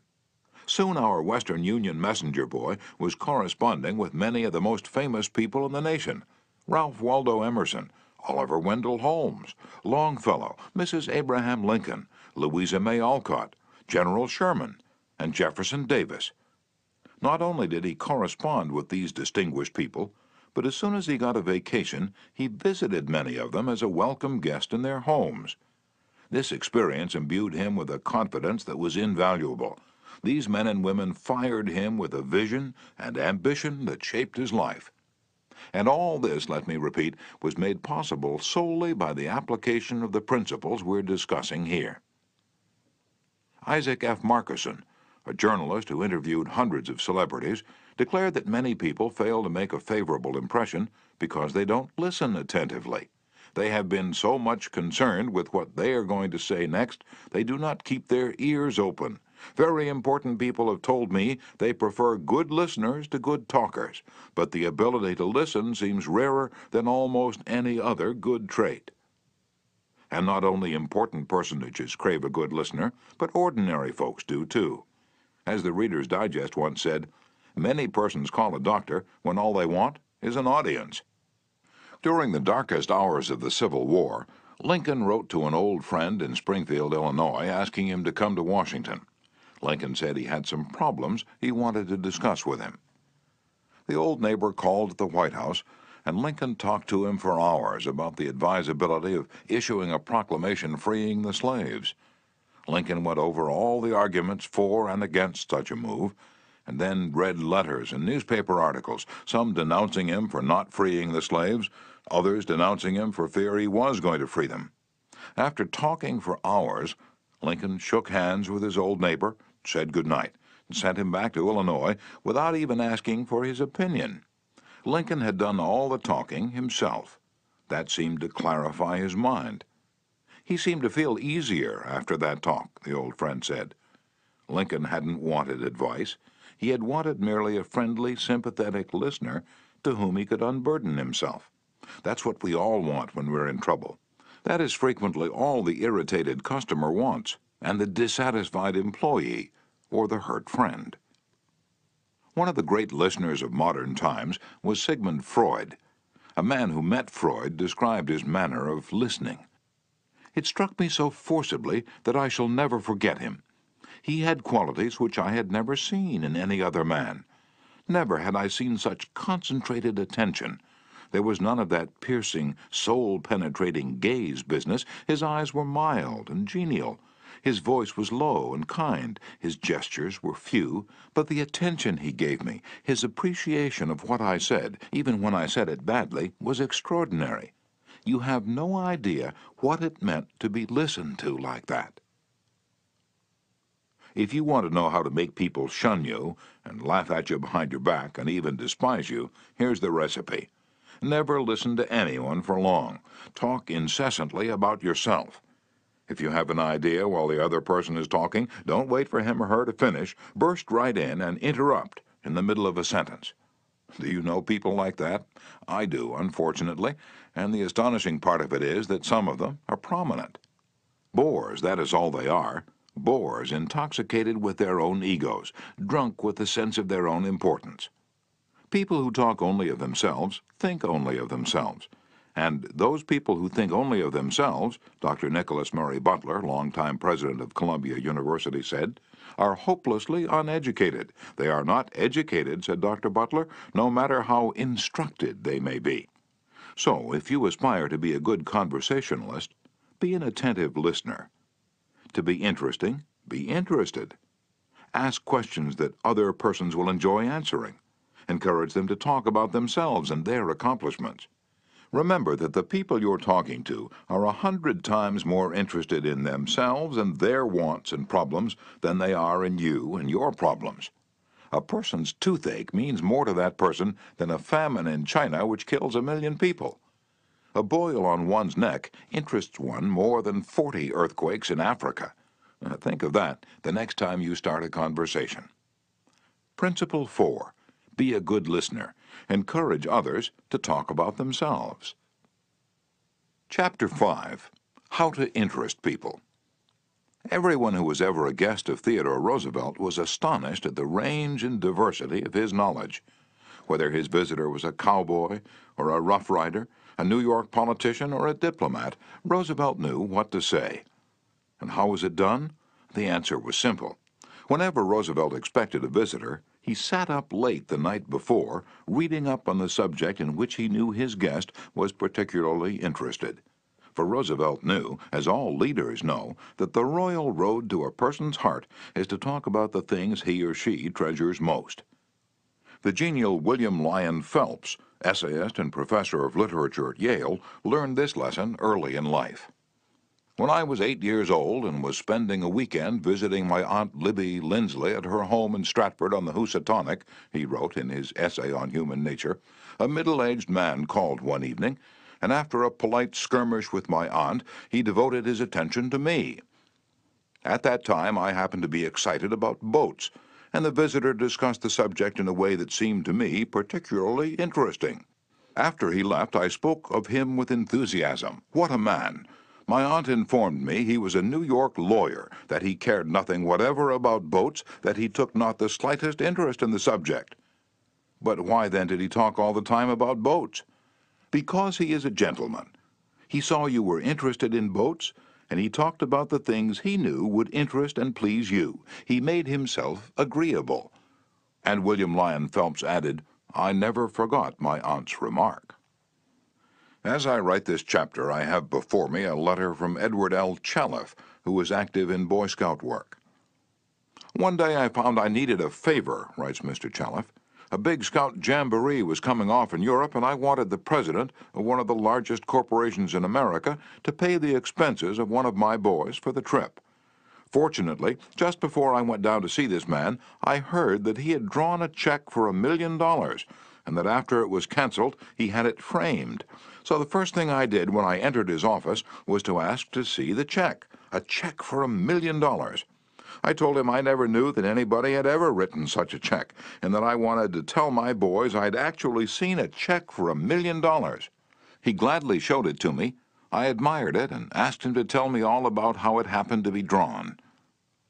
You notice, don't you, that Mr. Challiff didn't begin by talking about the Boy Scouts, or the jamboree in Europe, or what it was he wanted.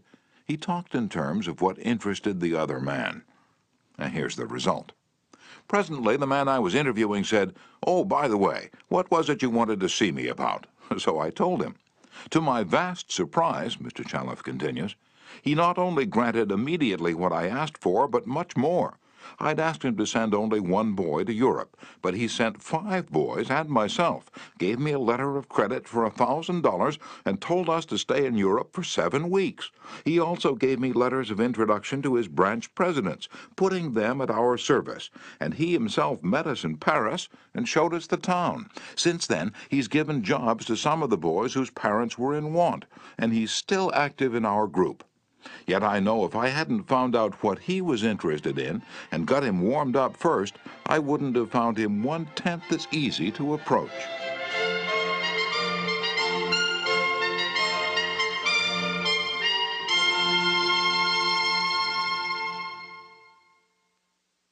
Is this a valuable technique to use in business? Is it? Let's see. Take Henry G. Duvernoy of Duvernoy & Sons, a wholesale baking firm in New York. Mr. Duvernoy had been trying to sell bread to a certain New York hotel. He'd called on the manager every week for 4 years, He went to the same social affairs the manager attended. He even took rooms in the hotel and lived there in order to get the business. But he failed. Then, said Mr. Duvernoy, after studying human relations, I resolved to change my tactics. I decided to find out what interested this man, what caught his enthusiasm. I discovered he belonged to a society of hotel executives called the Hotel Greeters of America. He not only belonged, but his bubbling enthusiasm had made him president of the organization and president of the International Greeters. No matter where its conventions were held, he would be there. So when I saw him the next day, I began talking about the greeters. What a response I got! What a response! He talked to me for half an hour about the greeters, his tones vibrant with enthusiasm. I could plainly see that this society was not only his hobby, it was the passion of his life. Before I left his office, he had sold me a membership in his organization. In the meantime, I'd said nothing about bread, but a few days later, a steward of his hotel phoned me to come over with samples and prices. "I don't know what you did to the old boy," the steward greeted me, "but he sure is sold on you." Think of it. I'd been drumming at that man for 4 years, trying to get his business, and I'd still be drumming at him if I hadn't finally taken the trouble to find out what he was interested in and what he enjoyed talking about. Edward E. Harriman of Hagerstown, Maryland, chose to live in the beautiful Cumberland Valley of Maryland after he completed his military service.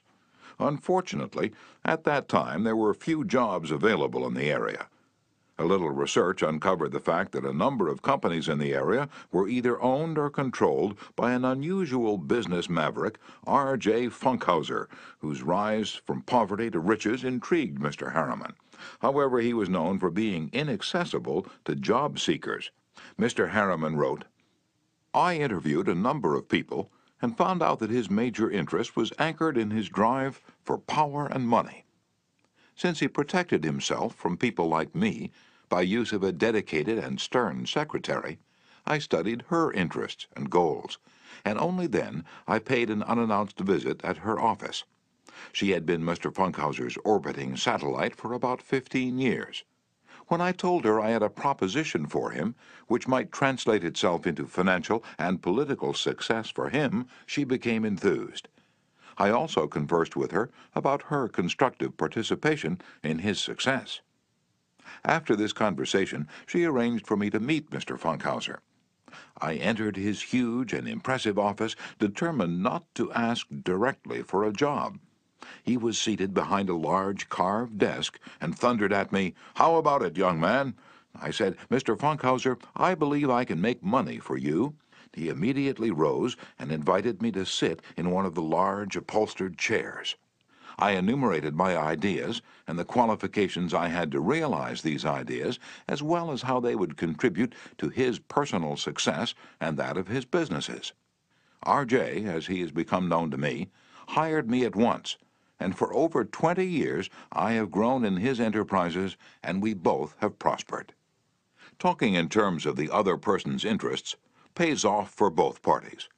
Howard Z. Herzig, a leader in the field of employee communications, has always followed this principle. When asked what reward he got from it, Mr. Herzig responded that he not only received a different reward from each person, but that in general, the reward had been an enlargement of his life each time he spoke to someone. Principle 5. Talk in terms of the other person's interests. Chapter 6. How to make people like you instantly. I was waiting in line to register a letter at the post office at 33rd Street and 8th Avenue in New York. I noticed that the clerk appeared to be bored with the job, weighing envelopes, handing out stamps, making change, issuing receipts, the same monotonous grind year after year. So I said to myself, I'm going to try to make that clerk like me. Obviously, to make him like me, I must say something nice, and not about myself, but about him. So I asked myself, what is there about him that I can honestly admire? That is sometimes a hard question to answer, especially with strangers, but in this case it happened to be easy. I instantly saw something I admired no end. So while he was weighing my envelope, I remarked with enthusiasm, "I certainly wish I had your head of hair." He looked up, half startled, his face beaming with smiles. "Well, it isn't as good as it used to be," he said modestly. I assured him that although it might have lost some of its pristine glory, nevertheless it was still magnificent. He was immensely pleased. We carried on a pleasant little conversation, and the last thing he said to me was, "Many people have admired my hair." I'll bet that person went out to lunch that day walking on air. I'll bet he went home that night and told his wife about it. I'll bet he looked in the mirror and said, "It is a beautiful head of hair." I told this story once in public, and a man asked me afterward, "What did you want to get out of him?" What was I trying to get out of him? What was I trying to get out of him? If we are so contemptibly selfish that we can't radiate a little happiness and pass on a bit of honest appreciation without trying to get something out of the other person in return, if our souls are no bigger than sour crab apples, we shall meet with the failure we so richly deserve. Oh yes, I did want something out of that chap. I wanted something priceless, and I got it. I got the feeling that I had done something for him without his being able to do anything whatever in return for me. That's a feeling that flows and sings in your memory long after the incident is past. There's one all-important law of human conduct. If we obey that law, we shall almost never get into trouble. In fact, that law, if obeyed, will bring us countless friends and constant happiness. But the very instant we break the law, we shall get into endless trouble. The law is this: always make the other person feel important. John Dewey, as we have already noted, said that the desire to be important is the deepest urge in human nature. And William James said, the deepest principle in human nature is the craving to be appreciated. As I have already pointed out, it is this urge that differentiates us from the animals. It is this urge that has been responsible for civilization itself. Philosophers have been speculating on the rules of human relationships for thousands of years, and out of all that speculation there has evolved only one important precept. It is not new. It is as old as history. Zoroaster taught it to his followers in Persia 2,500 years ago. Confucius preached it in China 24 centuries ago. Lao Tse, the founder of Taoism, taught it to his disciples in the valley of the Han. Buddha preached it on the bank of the holy Ganges 500 years before Christ. The sacred books of Hinduism taught it 1,000 years before that. Jesus taught it among the stony hills of Judea 19 centuries ago. Jesus summed it up in one thought, probably the most important rule in the world. Do unto others as you would have others do unto you.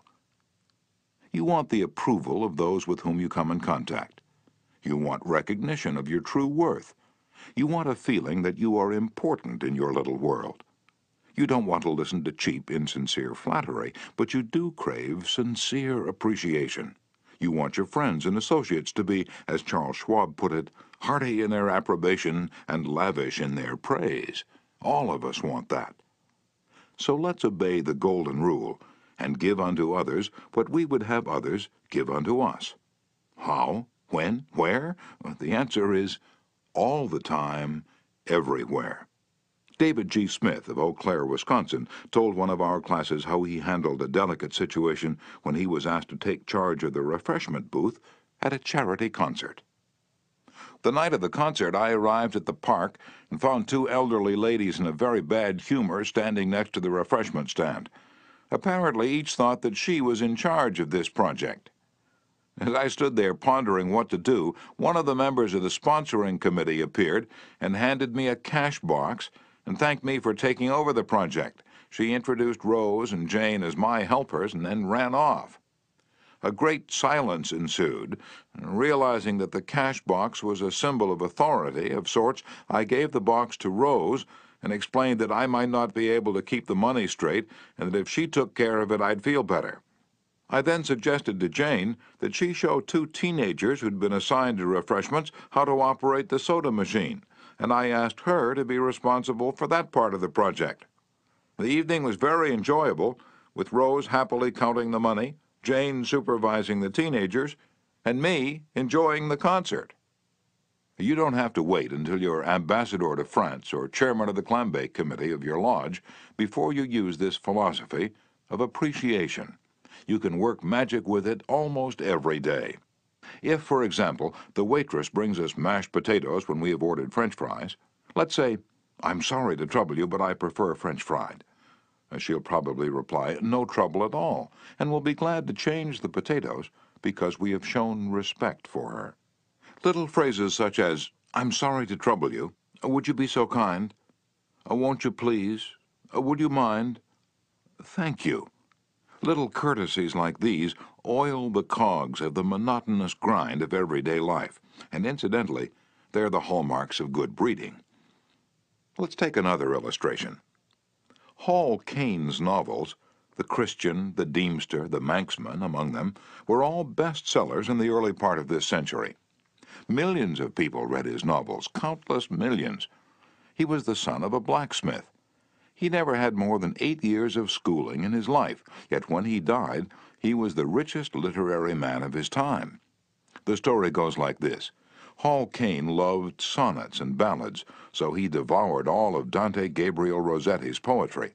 He even wrote a lecture chanting the praises of Rossetti's artistic achievement and sent a copy to Rossetti himself. Rossetti was delighted. "Any young man who has such an exalted opinion of my ability," Rossetti probably said to himself, "must be brilliant." So Rossetti invited this blacksmith's son to come to London and act as his secretary. That was the turning point in Hall Caine's life, for in his new position he met the literary artists of the day. Profiting by their advice and inspired by their encouragement, he launched upon a career that emblazoned his name across the sky. His home, Greba Castle on the Isle of Man, became a mecca for tourists from the far corners of the world, and he left a multi-million-dollar estate.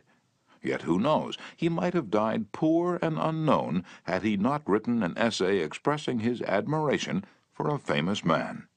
Such is the power, the stupendous power, of sincere, heartfelt appreciation. Rossetti considered himself important. That is not strange. Almost everyone considers himself important, very important. The life of many a person could probably be changed if only someone would make him feel important. Ronald J. Rowland, who is one of the instructors of our course in California, is also a teacher of arts and crafts. He wrote to us about a student named Chris in his beginning crafts class. Chris was a very quiet, shy boy, lacking in self-confidence, the kind of student that often does not receive the attention he deserves. I also teach an advanced class that had grown to be somewhat of a status symbol and a privilege for a student to have earned the right to be in it. On Wednesday, Chris was diligently working at his desk. I really felt there was a hidden fire deep inside him. I asked Chris if he'd like to be in the advanced class.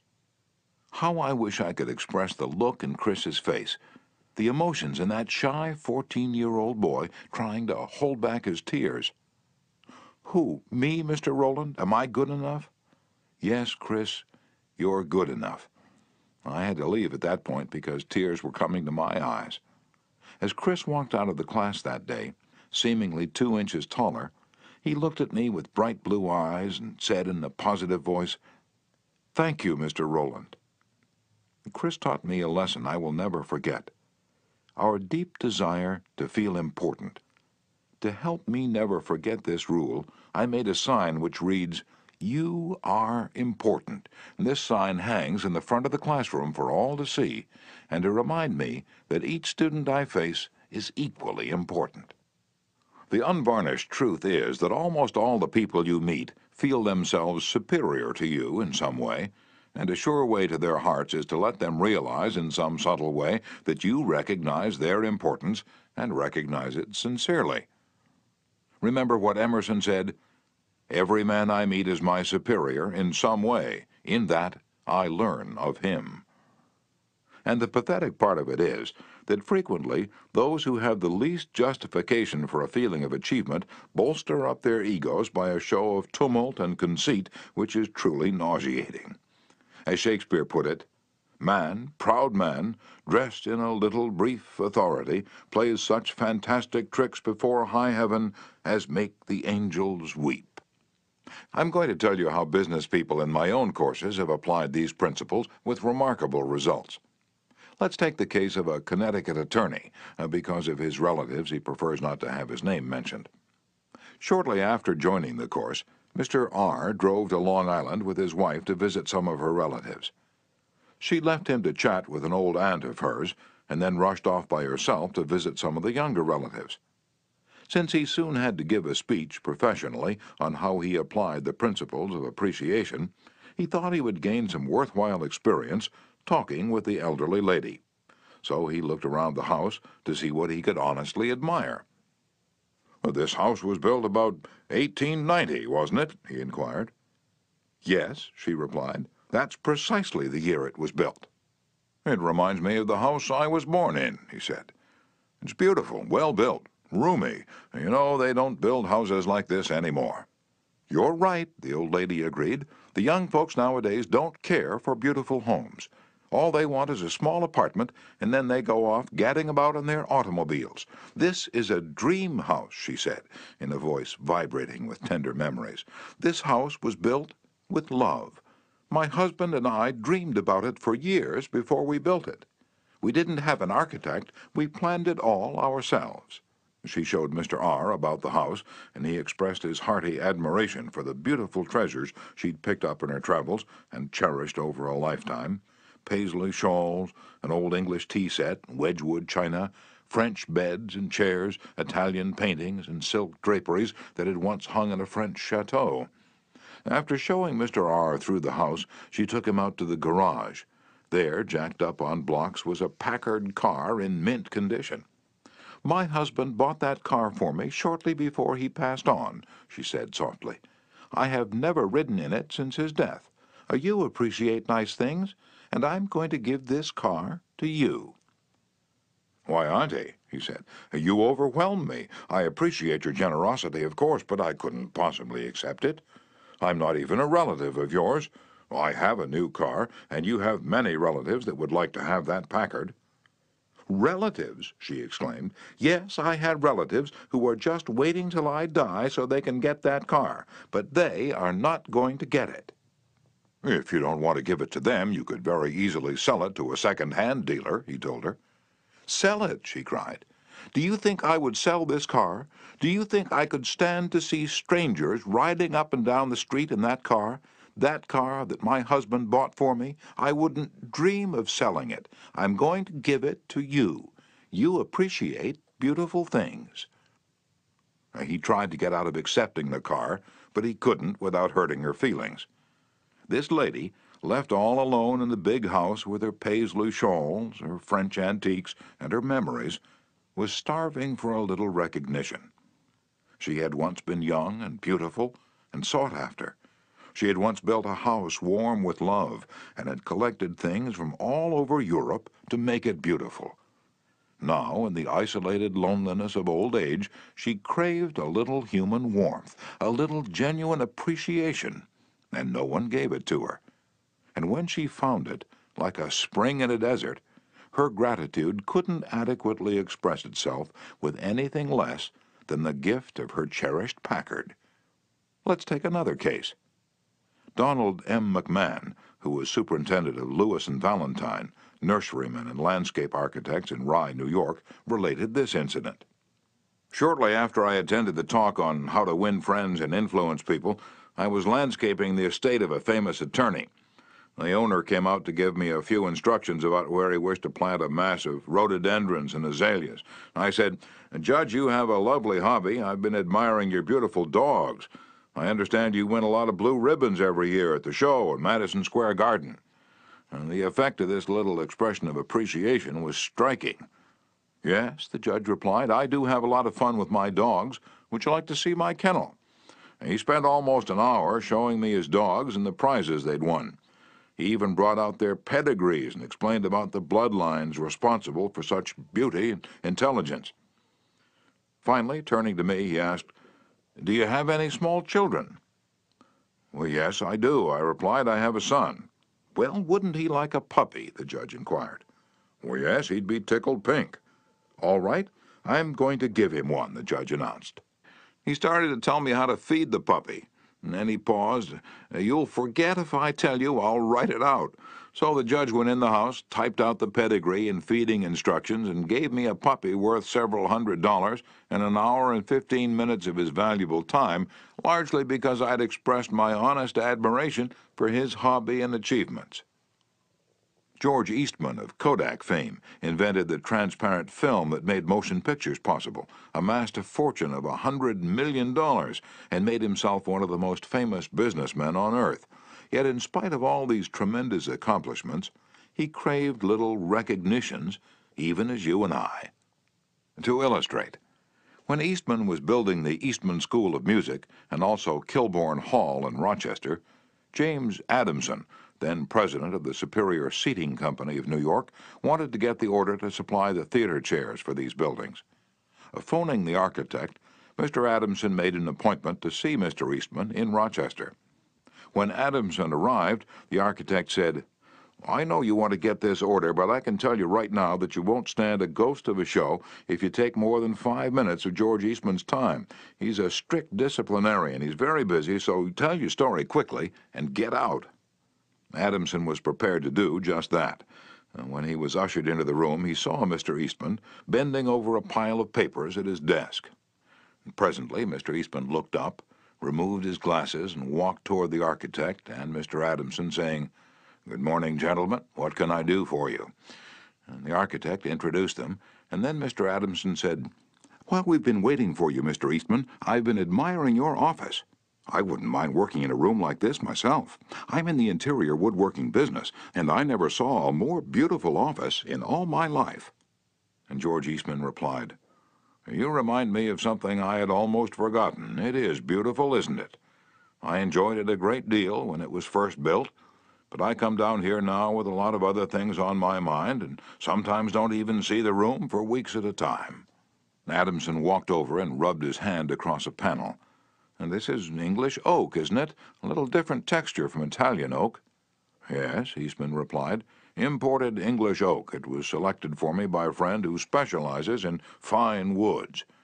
And then Eastman showed him about the room, commenting on the proportions, the coloring, the hand carving, and other effects he'd helped to plan and execute.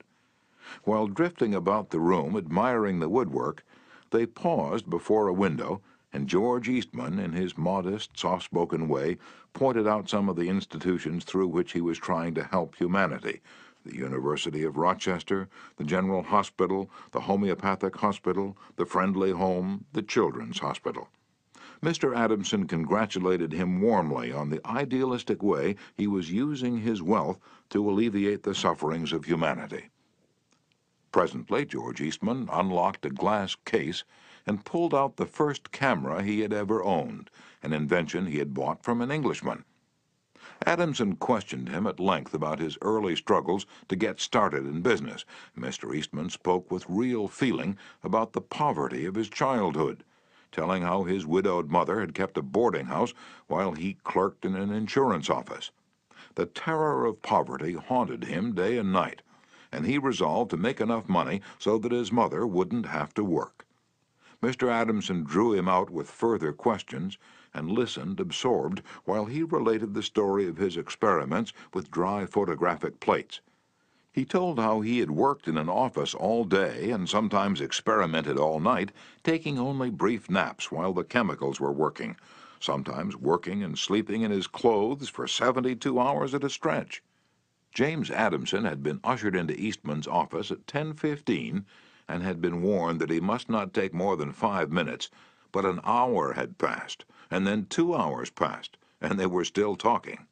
Finally, George Eastman turned to Adamson and said, "The last time I was in Japan, I bought some chairs, brought them home and put them on my sun porch, but the sun peeled the paint, so I went downtown the other day and bought some paint and painted the chairs myself.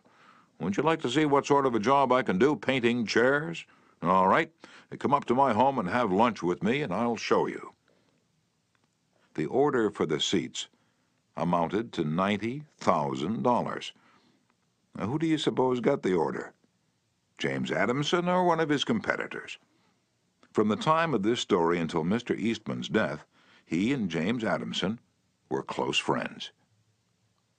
Claude Marais, a restaurant owner in Rouen, France, used this principle and saved his restaurant the loss of a key employee. This woman had been in his employ for 5 years and was a vital link between Monsieur Marais and his staff of 21 people. He was shocked to receive a registered letter from her advising him of her resignation. Monsieur Marais reported, "I was very surprised and even more disappointed because I was under the impression that I had been fair to her and receptive to her needs. Inasmuch as she was a friend as well as an employee, I probably had taken her too much for granted, and maybe was even more demanding of her than of other employees. I could not, of course, accept this resignation without some explanation. I took her aside and said, 'Paulette, you must understand that I cannot accept your resignation. You mean a great deal to me and to this company, and you are as important to the success of this restaurant as I am.' I repeated this in front of the entire staff and invited her to my home and reiterated my confidence in her with my family present. Paulette withdrew her resignation, and today I can rely on her as never before. I frequently reinforce this by expressing my appreciation for what she does and showing her how important she is to me and to the restaurant." "Talk to people about themselves," said Disraeli, one of the shrewdest men who ever ruled the British Empire. "Talk to people about themselves, and they will listen for hours." Principle 6. Make the other person feel important, and do it sincerely. In a nutshell, 6 ways to make people like you. Principle 1. Become genuinely interested in other people. Principle 2. Smile. Principle 3. Remember that a person's name is to that person the sweetest and most important sound in any language. Principle 4. Be a good listener. Encourage others to talk about themselves. Principle 5. Talk in terms of the other person's interests. Principle 6. Make the other person feel important, and do it sincerely.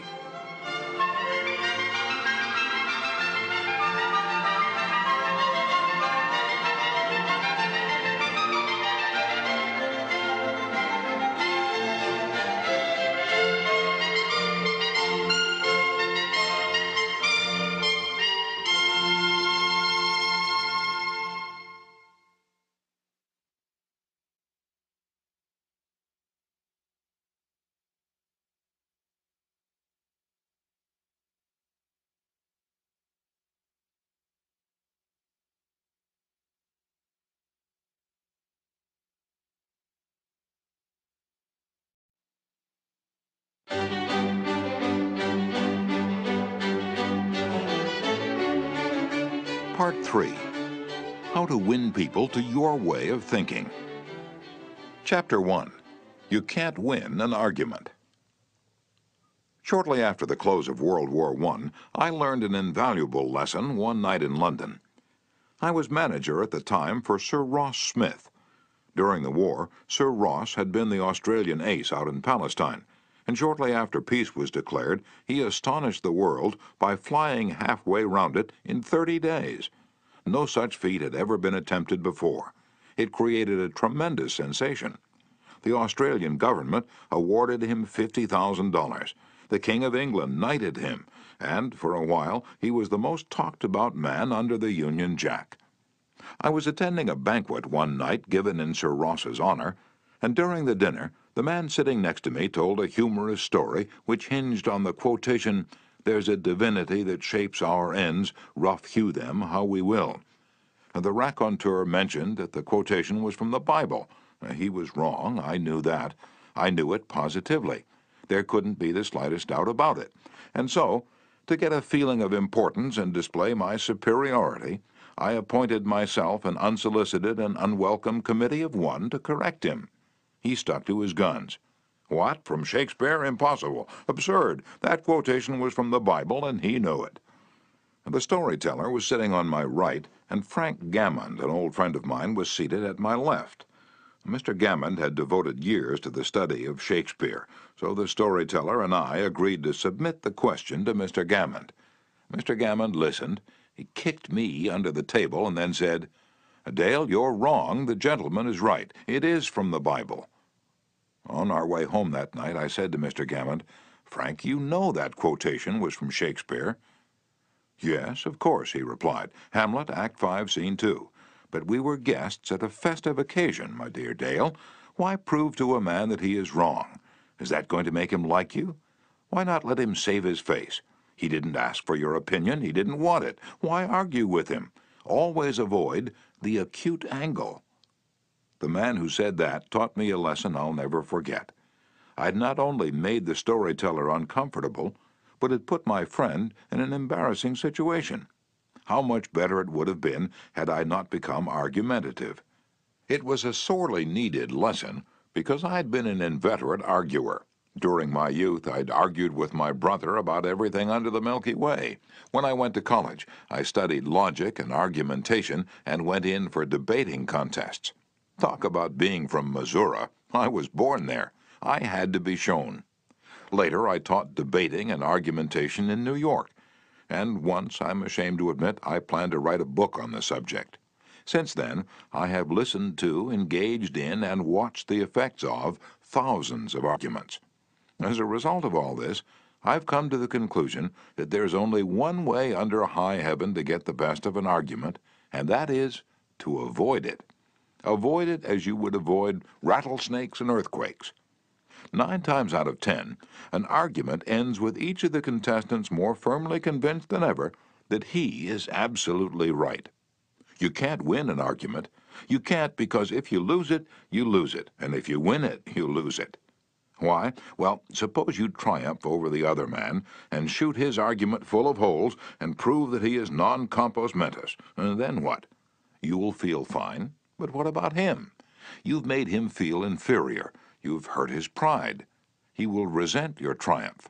And a man convinced, against his will, is of the same opinion still. Years ago, Patrick J. O'Hare joined one of my classes. He had had little education, and how he loved a scrap. He had once been a chauffeur, and he came to me because he had been trying, without much success, to sell trucks. A little questioning brought out the fact that he was continually scrapping with and antagonizing the very people he was trying to do business with. If a prospect said anything derogatory about the trucks he was selling, Pat saw red and was right at the customer's throat. Pat won a lot of arguments in those days. As he said to me afterward, I often walked out of an office saying, I told that bird something.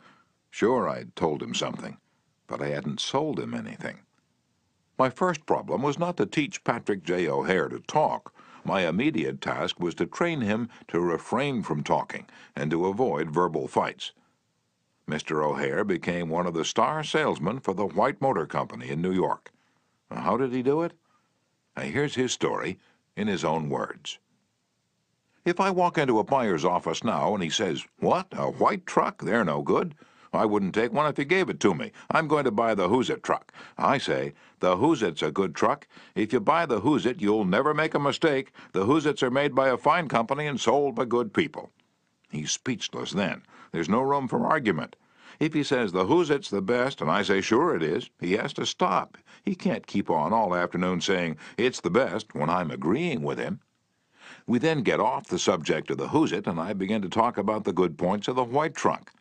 There was a time when a remark like his first one would have made me see scarlet and red and orange.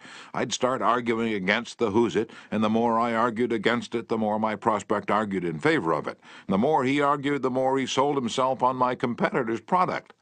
As I look back now, I wonder how I was ever able to sell anything. I lost years of my life in scrapping and arguing. I keep my mouth shut now. It pays.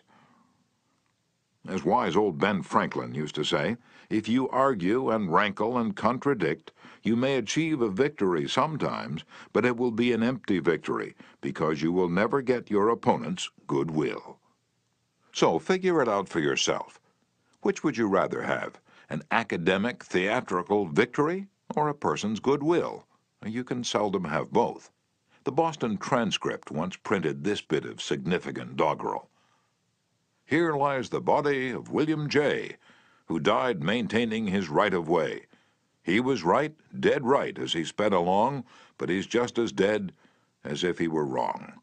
You may be right, dead right, as you speed along in your argument, but as far as changing another's mind is concerned, you will probably be just as futile as if you were wrong. Frederick S. Parsons, an income tax consultant, had been disputing and wrangling for an hour with a government tax inspector. An item of $9,000 was at stake. Mr. Parsons claimed that this $9,000 was in reality a bad debt, that it would never be collected, that it ought not to be taxed. "Bad debt, my eye," retorted the inspector. "It must be taxed." This inspector was cold, arrogant, and stubborn, Mr. Parsons said as he told the story of the class. Reason was wasted, and so were facts. The longer we argued, the more stubborn he became, so I decided to avoid argument, change the subject, and give him appreciation. I said, "I suppose this is a very petty matter in comparison with the really important and difficult decisions you're required to make. I've made a study of taxation myself, but I've had to get my knowledge from books. You're getting yours from the firing line of experience. I sometimes wish I had a job like yours. It would teach me a lot." I meant every word I said. Well, the inspector straightened up in his chair, leaned back, and talked for a long time about his work, telling me of the clever frauds he had uncovered. His tone gradually became friendly, and presently he was telling me about his children. As he left, he advised me that he would consider my problem further and give me his decision in a few days. He called at my office 3 days later and informed me that he had decided to leave the tax return exactly as it was filed. Now, this tax inspector was demonstrating one of the most common of human frailties. He wanted a feeling of importance. And as long as Mr. Parsons argued with him, he got his feeling of importance by loudly asserting his authority. But as soon as his importance was admitted, and the argument stopped, and he was permitted to expand his ego, he became a sympathetic and kindly human being. Buddha said, "Hatred is never ended by hatred, but by love. And a misunderstanding is never ended by an argument, but by tact, diplomacy, conciliation, and a sympathetic desire to see the other person's viewpoint." Lincoln once reprimanded a young Army officer for indulging in a violent controversy with an associate. "No man who is resolved to make the most of himself," said Lincoln, "can spare time for personal contention. Still less can he afford to take the consequences, including the vitiation of his temper and the loss of self-control. Yield larger things to which you show no more than equal rights, and yield lesser ones, though clearly your own. Better give our path to a dog than be bitten by him in contesting for the right. Even killing the dog would not cure the bite." In an article in Bits and Pieces, some suggestions are made on how to keep a disagreement from becoming an argument. Welcome the disagreement. Remember the slogan, "When two partners always agree, one of them is not necessary." If there's some point you haven't thought about, be thankful if it is brought to your attention. Perhaps this disagreement is your opportunity to be corrected before you make a serious mistake. Distrust your first instinctive impression. Our first natural reaction in a disagreeable situation is to be defensive. Be careful. Keep calm and watch out for your first reaction. It may be you at your worst, not your best. Control your temper. Remember, you can measure the size of a person by what makes him or her angry. Listen first. Give your opponents a chance to talk. Let them finish. Do not resist, defend, or debate. This only raises barriers. Try to build bridges of understanding. Don't build higher barriers of misunderstanding. Look for areas of agreement. When you have heard your opponents out, dwell first on the points and areas on which you agree. Be honest. Look for areas where you can admit error and say so. Apologize for your mistakes.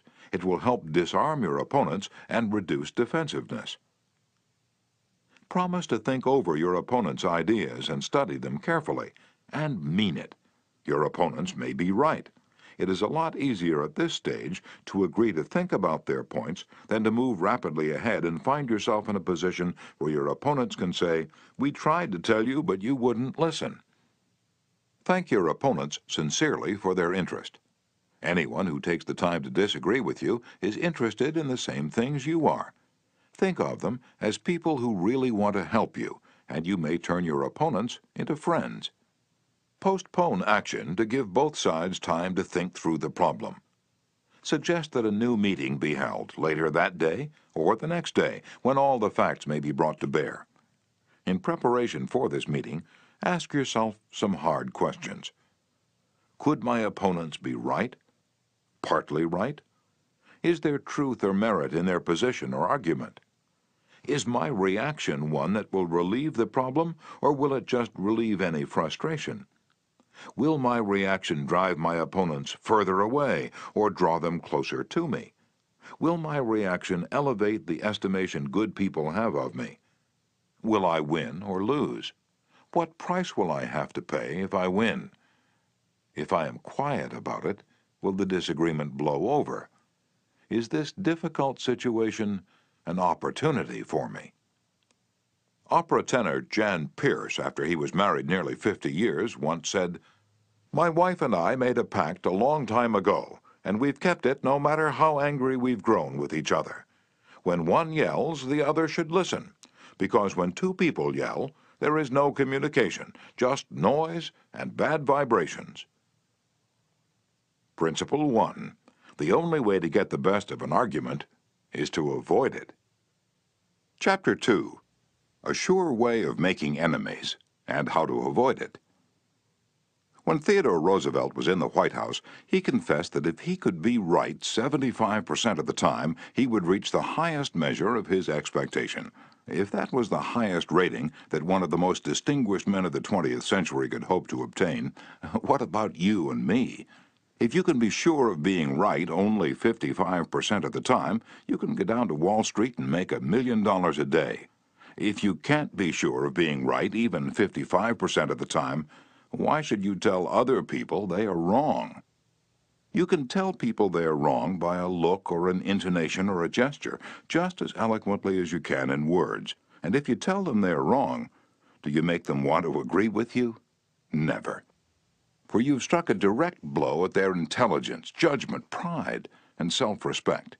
That will make them want to strike back, but it will never make them want to change their minds. You may hurl at them all the logic of a Plato or an Immanuel Kant, but you will not alter their opinions, for you have hurt their feelings. Never begin by announcing, "I am going to prove so-and-so to you." Now, that's bad. That's tantamount to saying, "I'm smarter than you are. I'm going to tell you a thing or two and make you change your mind." That is a challenge. It arouses opposition and makes the listener want to battle with you before you even start. It is difficult, under even the most benign conditions, to change people's minds, so why make it harder? Why handicap yourself? If you're going to prove anything, don't let anybody know it. Do it so subtly, so adroitly, that no one will feel that you are doing it. This was expressed succinctly by Alexander Pope. Men must be taught as if you taught them not, and things unknown proposed as things forgot. Over 300 years ago, Galileo said, "You cannot teach a man anything. You can only help him to find it within himself." As Lord Chesterfield said to his son, "Be wiser than other people if you can, but do not tell them so." Socrates said repeatedly to his followers in Athens, "One thing only I know, and that is that I know nothing." Well, I can't hope to be any smarter than Socrates, so I have quit telling people they are wrong, and I find that it pays. If a person makes a statement that you think is wrong, yes, even that you know is wrong, isn't it better to begin by saying, "Well, now, look, I thought otherwise, but I may be wrong. I frequently am. And if I am wrong, I want to be put right. Let's examine the facts." There's magic, positive magic in such phrases as, "I may be wrong, I frequently am, let's examine the facts." Nobody in the heavens above, or on the earth beneath, or in the waters under the earth will ever object to your saying, "I may be wrong, let's examine the facts." One of our class members who used this approach in dealing with customers was Harold Ranke, a Dodge dealer in Billings, Montana. He reported that because of the pressures of the automobile business, he was often hard-boiled and callous when dealing with customers' complaints. This caused flared tempers, loss of business, and general unpleasantness. He told his class, "Recognizing that this was getting me nowhere fast, I tried a new tack. I'd say something like this. Our dealership has made so many mistakes that I'm frequently ashamed. We may have erred in your case, so tell me about it." This approach becomes quite disarming, and by the time the customer releases his feelings, he's usually much more reasonable when it comes to settling the matter. In fact, several customers have thanked me for having such an understanding attitude, and 2 of them have even brought in friends to buy new cars. In this highly competitive market, we need more of this type of customer, and I believe that showing respect for all customers' opinions and treating them diplomatically and courteously will help beat the competition. You will never get into trouble by admitting that you may be wrong. That will stop all argument and inspire your opponent to be just as fair and open and broad-minded as you are. It will make him want to admit that he, too, may be wrong. If you know positively that a person is wrong, and you bluntly tell him or her so, what happens? Let me illustrate. Mr. S., a young New York attorney, once argued a rather important case before the United States Supreme Court. Lunchgarden versus Fleet Corporation, 280 U.S. 320. The case involved a considerable sum of money and an important question of law.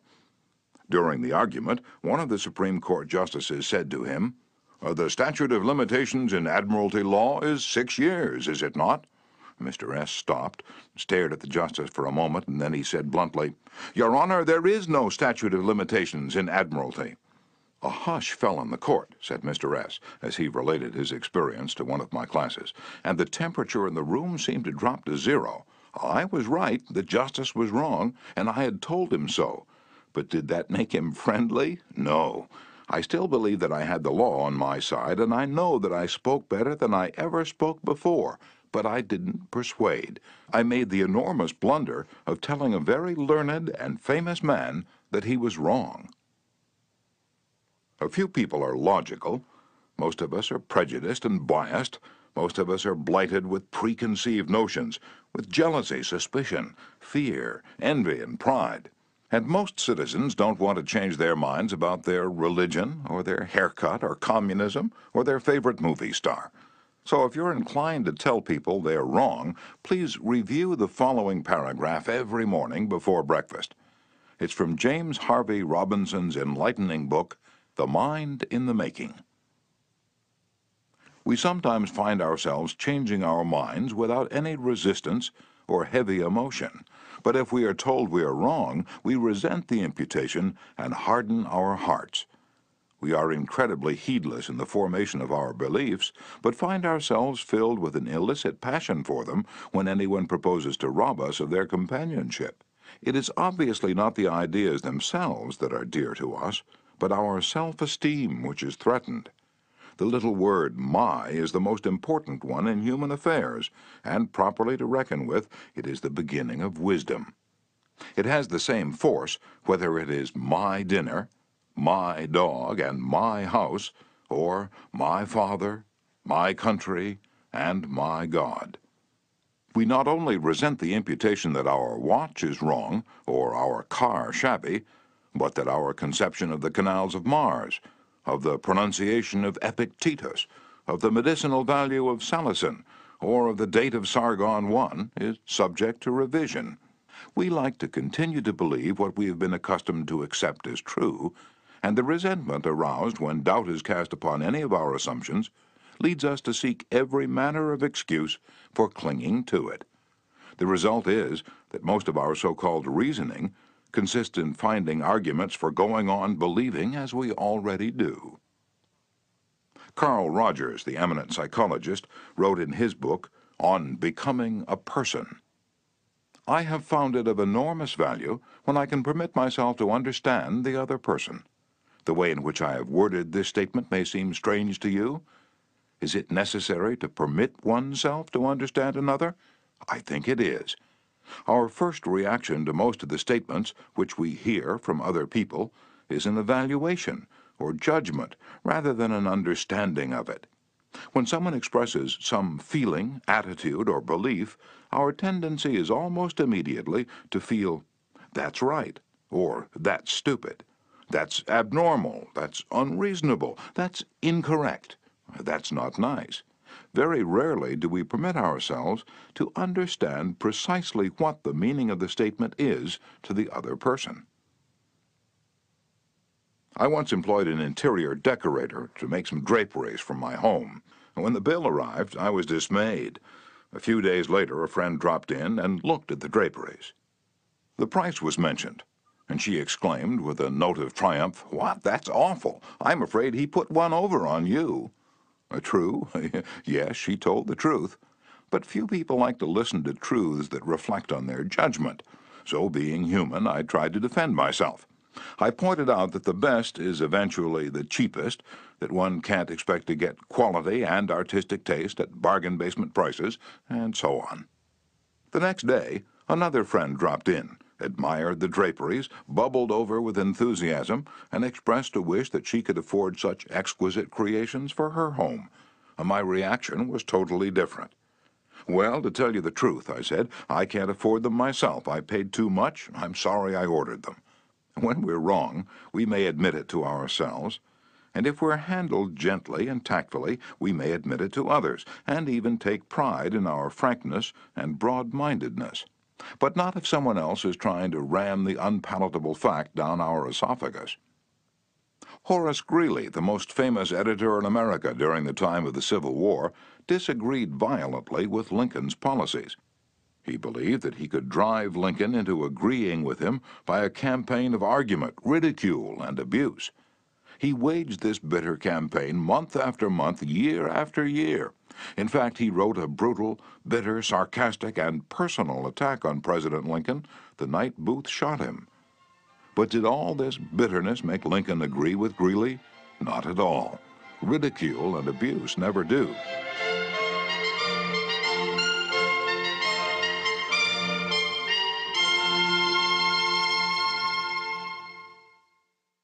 If you want some excellent suggestions about dealing with people and managing yourself and improving your personality, read Benjamin Franklin's autobiography, one of the most fascinating life stories ever written, one of the classics of American literature. Ben Franklin tells how he conquered the iniquitous habit of argument and transformed himself into one of the most able, suave, and diplomatic men in American history. One day, when Ben Franklin was a blundering youth, an old Quaker friend took him aside and lashed him with a few stinging truths, something like this. "Ben, you are impossible. Your opinions have a slap in them for everyone who differs with you. They have become so offensive that nobody cares for them. Your friends find they enjoy themselves better when you are not around. You know so much that no man can tell you anything. Indeed, no man is going to try, for the effort would lead only to discomfort and hard work. So you are not likely ever to know any more than you do now, which is very little." One of the finest things I know about Ben Franklin is the way he accepted that smarting rebuke. He was big enough and wise enough to realize that it was true, to sense that he was headed for failure and social disaster. So he made a right-about face. He began immediately to change his insolent, opinionated ways. "I made it a rule," said Franklin, "to forbear all direct contradiction to the sentiment of others, and all positive assertion of my own. I even forbade myself the use of every word or expression in the language that imported a fixed opinion, such as certainly, undoubtedly, etc., and I adopted instead of them, I conceive, I apprehend, or I imagine a thing to be so, or it so appears to me at present. When another asserted something that I thought an error, I denied myself the pleasure of contradicting him abruptly, and of showing immediately some absurdity in his proposition, and in answering I began by observing that in certain cases of circumstances his opinion would be right, but in the present case there appeared or seemed to me some difference, etc. I soon found the advantage of this change in my manner. The conversations I engaged in went on more pleasantly. The modest way in which I proposed my opinions procured them a readier reception and less contradiction. I had less mortification when I was found to be in the wrong, and I more easily prevailed with others to give up their mistakes and join with me when I happened to be in the right. And this mode, which I at first put on with some violence to natural inclination, became at length so easy and so habitual to me that perhaps for these 50 years no one has ever heard a dogmatical expression escape me. And to this habit, after my character of integrity, I think it principally owing that I had earned so much weight with my fellow citizens when I proposed new institutions or alterations in the old, and so much influence in public councils when I became a member. For I was but a bad speaker, never eloquent, subject to much hesitation in my choice of words, hardly correct in language, and yet I generally carried my points. How did Ben Franklin's methods work in business? Let's take two examples. Catherine A. Allred of Kings Mountain, North Carolina, is an industrial engineering supervisor for a yarn processing plant. She told one of our classes how she handled a sensitive problem before and after taking our training. Part of my responsibility, she reported, deals with setting up and maintaining incentive systems and standards for our operators so they can make more money by producing more yarn. The system we were using had worked fine when we had only 2 or 3 different types of yarn, but recently we had expanded our inventory and capabilities to enable us to run more than 12 different varieties. The present system was no longer adequate to pay the operators fairly for the work being performed and give them an incentive to increase production. I had worked up a new system which would enable us to pay the operator by the class of yarn she was running at any one particular time. With my new system in hand, I entered the meeting, determined to prove to the management that my system was the right approach. I told them in detail how they were wrong and showed where they were being unfair and how I had all the answers they needed. To say the least, I failed miserably. I had become so busy defending my position on the new system that I had left them no opening to graciously admit their problems on the old one. The issue was dead. After several sessions of this course, I realized all too well where I had made my mistakes. I called another meeting, and this time I asked where they felt their problems were. We discussed each point, and I asked them their opinion on which was the best way to proceed. With a few low-keyed suggestions at proper intervals, I let them develop my system by themselves. At the end of the meeting, when I actually presented my system, they enthusiastically accepted it. I'm convinced now that nothing good is accomplished and a lot of damage can be done if you tell a person straight out that he or she is wrong. You only succeed in stripping that person of self-dignity and making yourself an unwelcome part of any discussion.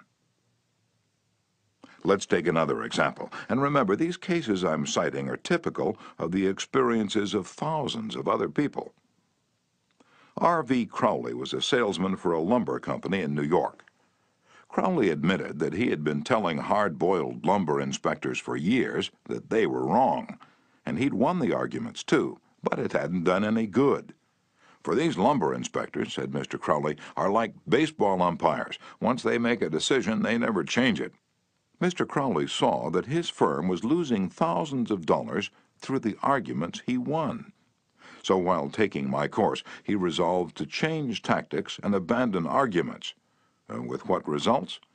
Here's the story as he told it to fellow members of his class. One morning the phone rang in my office. A hot and bothered person at the other end proceeded to inform me that a car of lumber we had shipped into his plant was entirely unsatisfactory. His firm had stopped unloading and requested that we make immediate arrangements to remove the stock from their yard. After about 1/4 of the car had been unloaded, their lumber inspector reported that the lumber was running 55% below grade. Under the circumstances, they refused to accept it. I immediately started for his plant, and on the way turned over in my mind the best way to handle the situation. Ordinarily, under such circumstances, I should have quoted grading rules and tried, as a result of my own experience and knowledge as a lumber inspector, to convince the other inspector that the lumber was actually up to grade and that he was misinterpreting the rules in his inspection. However, I thought I would apply the principles learned in this training. When I arrived at the plant, I found the purchasing agent and the lumber inspector in a wicked humor, both set for an argument and a fight. We walked out to the car that was being unloaded, and I requested that they continue to unload so that I could see how things were going.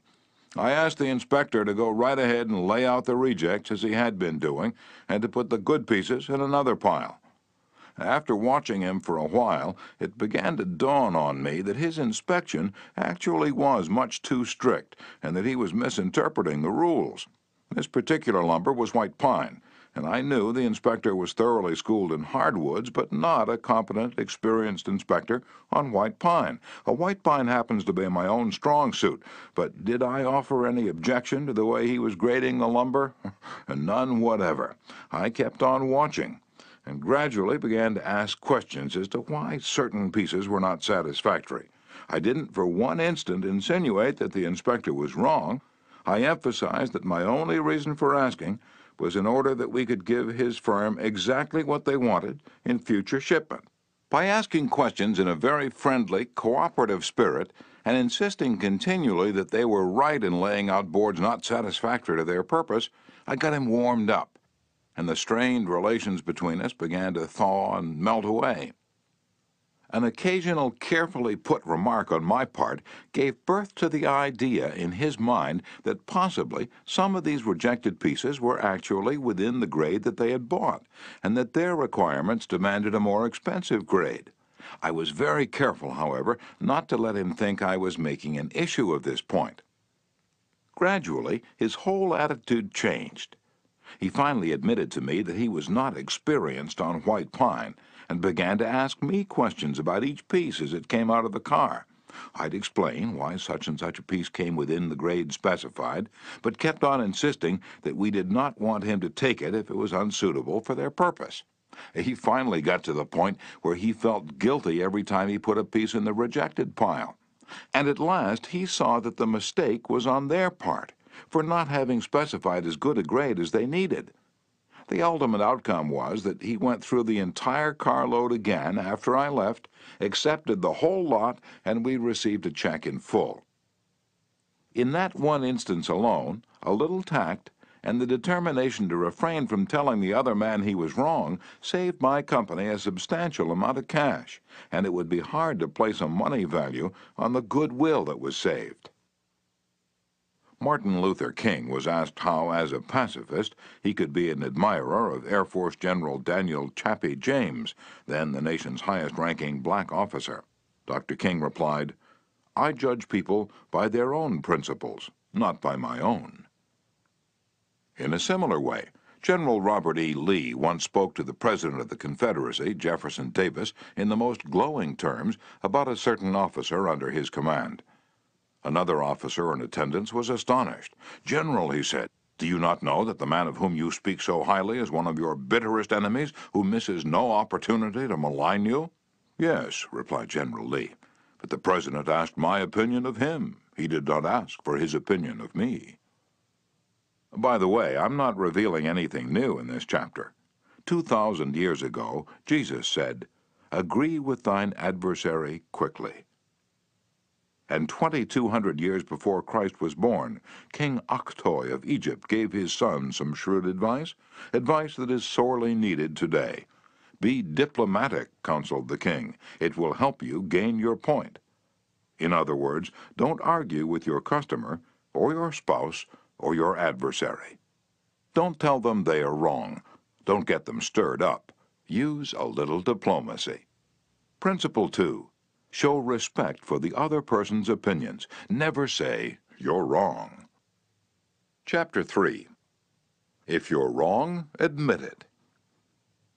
Within a minute's walk of my house there was a wild stretch of virgin timber where the blackberry thickets foamed white in the springtime, where the squirrels nested and reared their young, and the horseweeds grew as tall as a horse's head. This unspoiled woodland was called Forest Park, and it was a forest, probably not much different in appearance from what it was when Columbus discovered America. I frequently walked in this park with Rex, my little Boston bulldog. He was a friendly, harmless little hound, and since we rarely met anyone in the park, I took Rex along without a leash or muzzle. One day, we encountered a mounted policeman in the park, a policeman itching to show his authority. "What do you mean by letting that dog run loose in the park without a muzzle and leash?" he reprimanded me. "Don't you know it's against the law?" "Well, yes, I know it is," I replied softly, "but I didn't think he'd do any harm out there." "You didn't think? You didn't think? The law doesn't give a tinker's damn about what you think. That dog might kill a squirrel or bite a child. Oh, I'm going to let you off this time, but if I catch this dog out here again without a muzzle and leash, you'll have to tell it to the judge." I meekly promised to obey, and I did obey for a few times. But Rex didn't like the muzzle, and neither did I, so we decided to take a chance. Everything was lovely for a while, and then we struck a snag. Rex and I raced over the brow of a hill one afternoon, and there, suddenly, to my dismay, I saw the majesty of the law astride a bay horse. Rex was out in front, heading straight for the officer. I was in for it. I knew it. So I didn't wait until the policeman started talking. I beat him to it. I said, "Officer, you've caught me red-handed. I'm guilty. I have no alibis, no excuses. You warned me last week that if I brought the dog out here again without a muzzle, you'd fine me." "Well, now," the policeman responded in a soft tone, "I know it's a temptation to let a little dog like that have a run out here when nobody's around." "Sure, it's a temptation," I replied, "but it is against the law." "Well, a little dog like that isn't going to harm anybody," the policeman remonstrated. "Well, no, but he may kill squirrels," I said. "Well, now, I think you're taking this a bit too seriously," he told me. "I'll tell you what you do. You just let him run over the hill there where I can't see him, and we'll forget all about it." Now, that policeman, being human, wanted a feeling of importance. So when I began to condemn myself, the only way he could nourish his self-esteem was to take the magnanimous attitude of showing mercy. But suppose I'd tried to defend myself? Well, did you ever argue with a policeman? But instead of breaking lances with him, I admitted that he was absolutely right and I was absolutely wrong. I admitted it quickly, openly, and with enthusiasm. The affair terminated graciously in my taking his side and his taking my side. Lord Chesterfield himself could hardly have been more gracious than this mounted policeman who only a week previously had threatened to have the law on me. If we know we are going to be rebuked anyhow, isn't it far better to beat the other person to it and do it ourselves? Isn't it much easier to listen to self-criticism than to bear condemnation from alien lips? Say about yourself all the derogatory things you know the other person is thinking, or wants to say, or intends to say, and say them before that person has a chance to say them. The chances are 100 to 1 that a generous, forgiving attitude will be taken, and your mistakes will be minimized, just as the mounted policeman did with me and Rex. Ferdinand E. Warren, a commercial artist, used this technique to win the goodwill of a petulant, scolding buyer of art. It is important in making drawings for advertising and publishing purposes to be precise and very exact, Mr. Warren said as he told the story. Some art editors demand that their commissions be executed immediately, and in these cases some slight error is liable to occur. I knew one art director in particular who was always delighted to find fault with some little thing. I have often left his office in disgust, not because of the criticism, but because of his method of attack. Recently I delivered a rush job to this editor, and he phoned me to call at his office immediately. He said something was wrong. When I arrived, I found just what I had anticipated and dreaded. He was hostile, gloating over his chance to criticize. He demanded with heat why I had done so-and-so.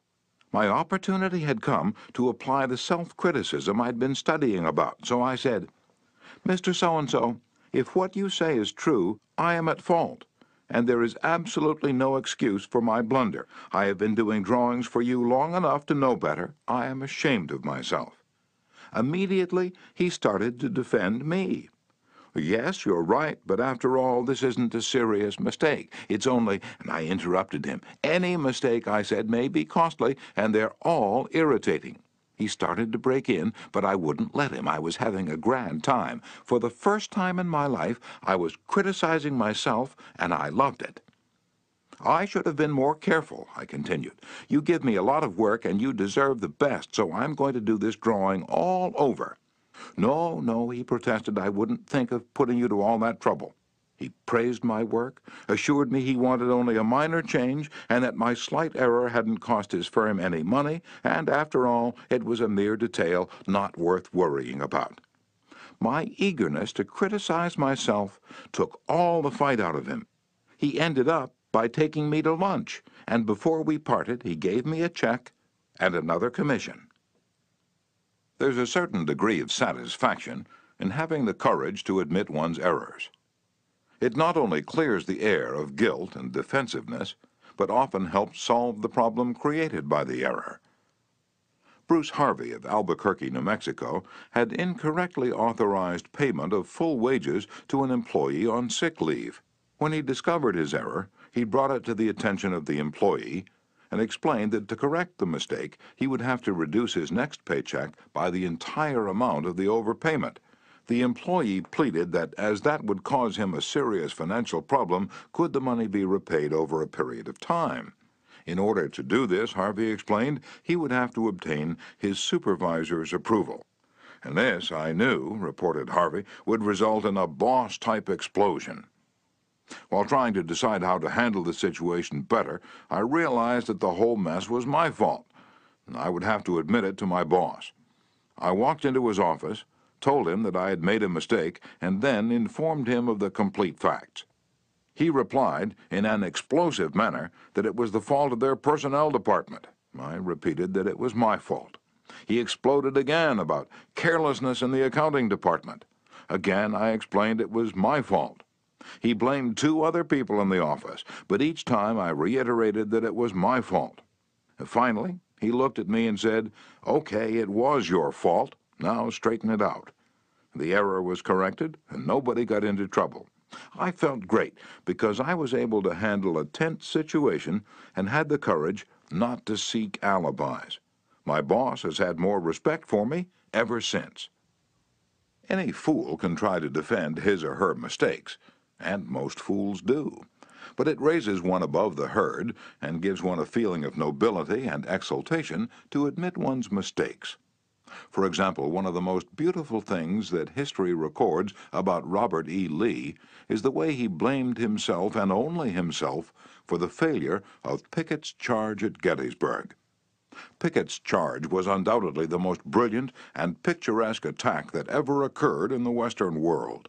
General George E. Pickett himself was picturesque. He wore his hair so long that his auburn locks almost touched his shoulders, and, like Napoleon in his Italian campaigns, he wrote ardent love letters almost daily while on the battlefield. His devoted troops cheered him that tragic July afternoon as he rode off jauntily toward the Union lines, his cap set at a rakish angle over his right ear. They cheered, and they followed him, man touching man, rank pressing rank, with banners flying and bayonets gleaming in the sun. It was a gallant sight, daring, magnificent. A murmur of admiration ran through the Union lines as they beheld it. Pickett's troops swept forward at an easy trot, through orchard and cornfield, across a meadow and over a ravine. All the time, the enemy's cannon was tearing ghastly holes in their ranks, but on they pressed, grim, irresistible. Suddenly, the Union infantry rose from behind the stone wall on Cemetery Ridge, where they had been hiding, and fired volley after volley into Pickett's onrushing troops. The crest of the hill was a sheet of flame, a slaughterhouse, a blazing volcano. In a few minutes, all of Pickett's brigade commanders except one were down, and 4/5 of his 5,000 men had fallen.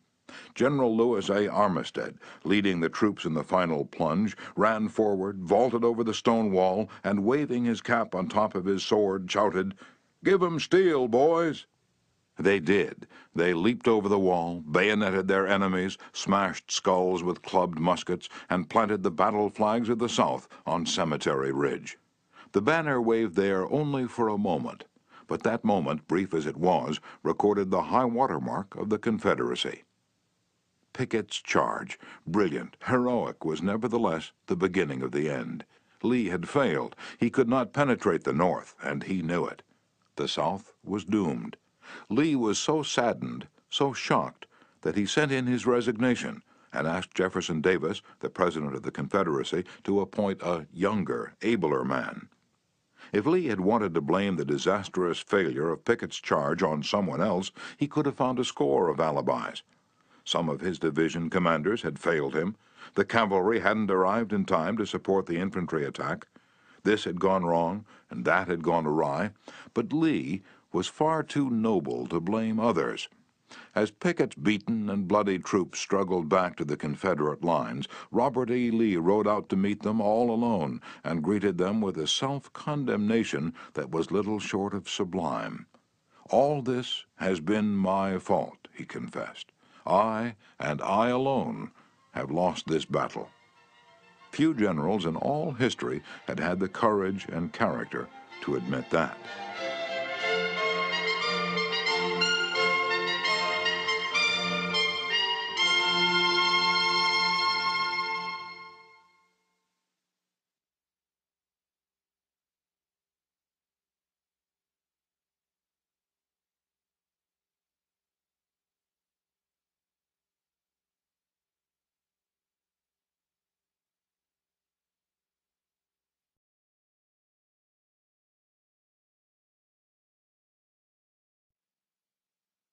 Michael Chong, who teaches our course in Hong Kong, told of how the Chinese culture presents some special problems, and how sometimes it is necessary to recognize that the benefits of applying a principle may be more advantageous than maintaining an old tradition. He had one middle-aged class member who had been estranged from his son for many years. The father had been an opium addict, but now was cured. In Chinese tradition, an older person cannot take the first step. The father felt that it was up to his son to take the initiative toward a reconciliation.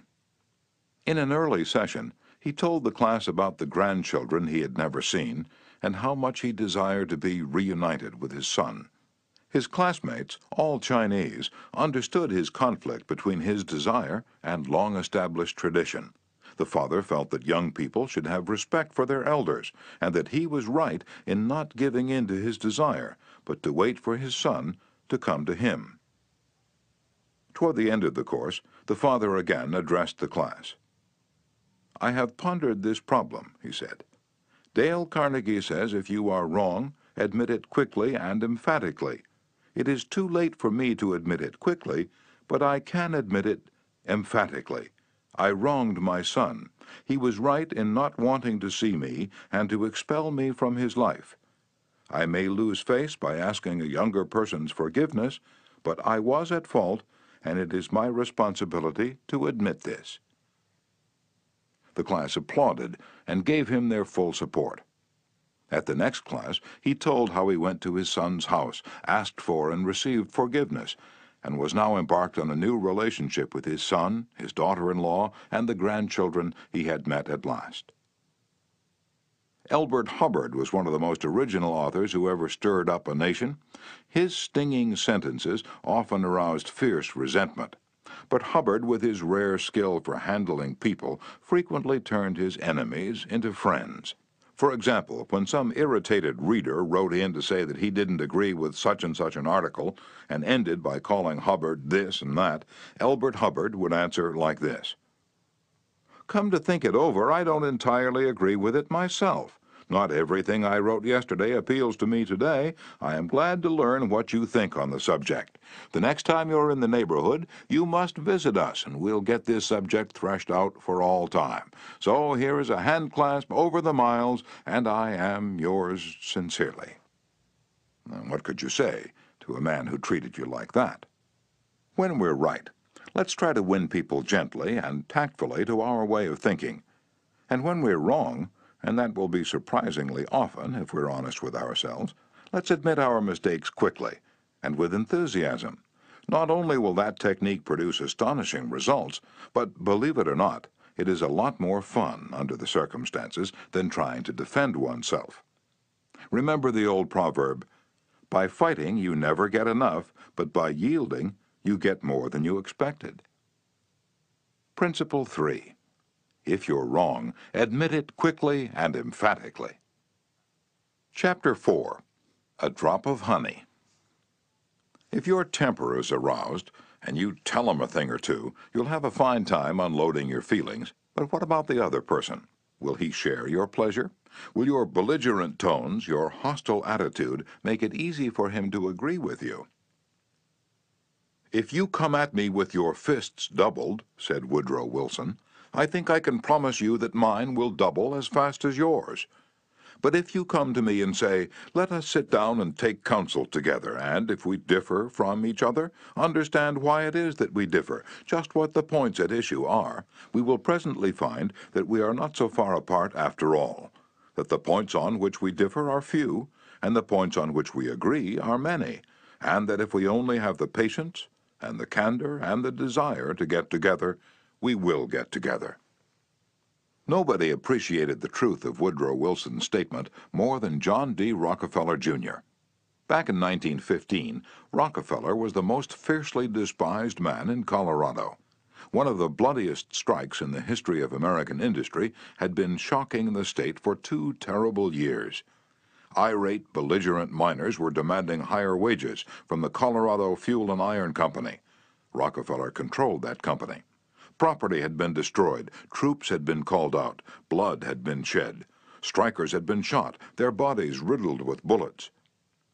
At a time like that, with the air seething with hatred, Rockefeller wanted to win the strikers to his way of thinking. And he did it. How? Here's the story. After weeks spent in making friends, Rockefeller addressed the representatives of the strikers. This speech, in its entirety, is a masterpiece. It produced astonishing results. It calmed the tempestuous waves of hate that threatened to engulf Rockefeller. It won him a host of admirers. It presented facts in such a friendly manner that the strikers went back to work without saying another word about the increase in wages for which they had fought so violently. The opening of that remarkable speech follows. Note how it fairly glows with friendliness. Rockefeller, remember, was talking to men who, a few days previously, had wanted to hang him by the neck to a sour apple tree. Yet he couldn't have been more gracious, more friendly, if he had addressed a group of medical missionaries. His speech was radiant with such phrases as, "I am proud to be here, having visited in your homes, met many of your wives and children. We meet here not as strangers, but as friends. Spirit of mutual friendship, our common interests. It is only by your courtesy that I am here." "This is a red-letter day in my life," Rockefeller began. "It is the first time I have ever had the good fortune to meet the representatives of the employees of this great company, its officers and superintendents together, and I can assure you that I am proud to be here, and that I shall remember this gathering as long as I live. Had this meeting been held 2 weeks ago, I should have stood here a stranger to most of you, recognizing a few faces. Having had the opportunity last week of visiting all the camps in the southern coal field, and of talking individually with practically all of the representatives except those who were away, having visited in your homes, met many of your wives and children, we meet here not as strangers, but as friends.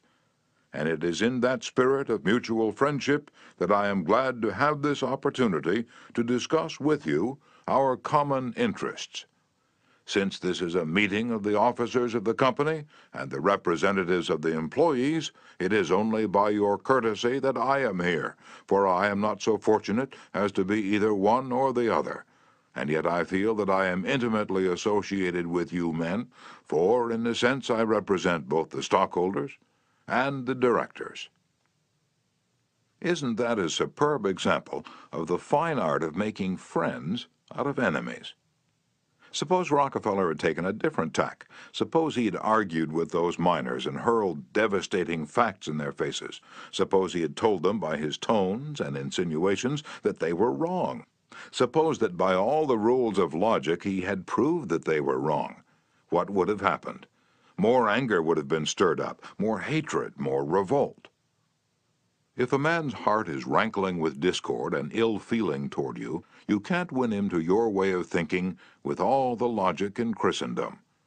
Scolding parents and domineering bosses and husbands and nagging wives ought to realize that people don't want to change their minds. They can't be forced or driven to agree with you or me, but they may possibly be led to, if we are gentle and friendly, ever so gentle and ever so friendly.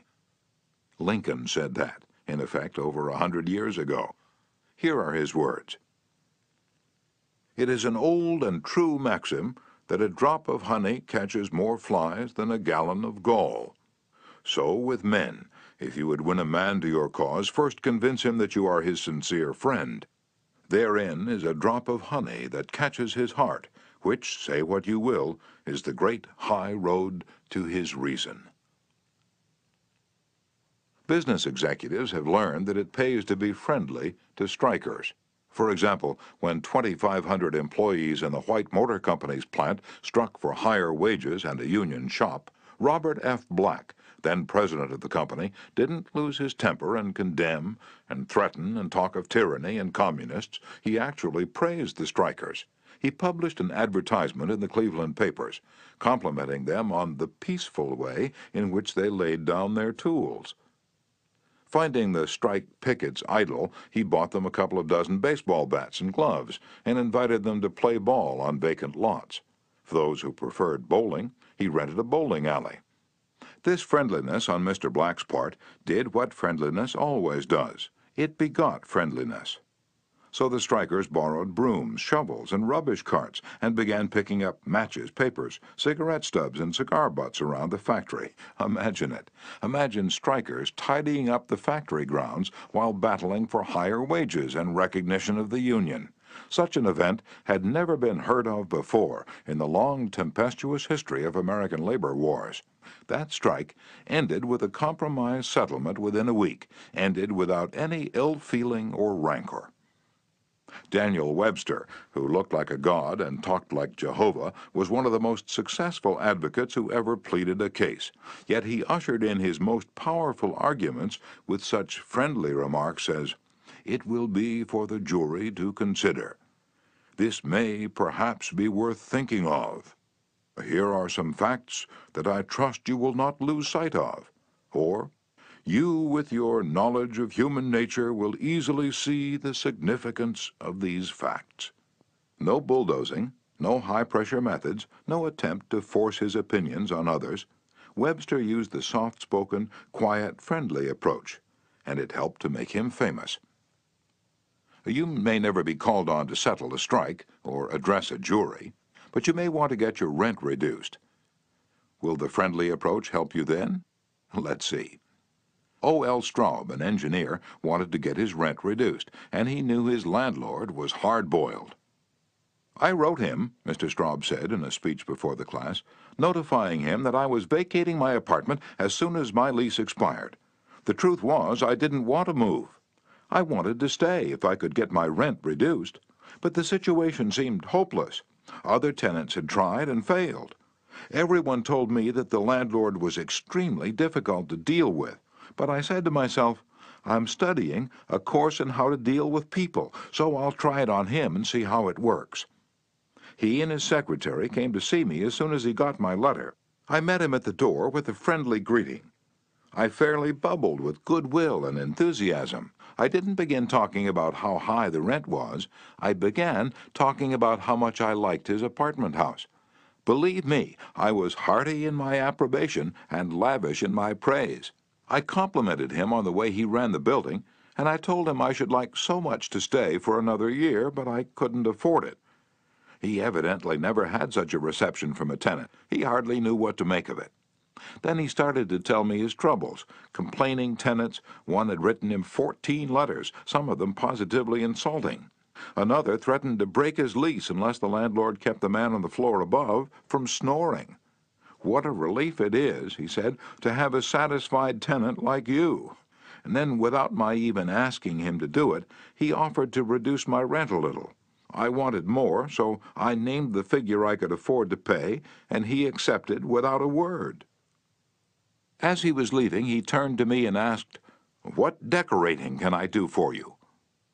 If I'd tried to get the rent reduced by the methods the other tenants were using, I am positive I would have met with the same failure they encountered.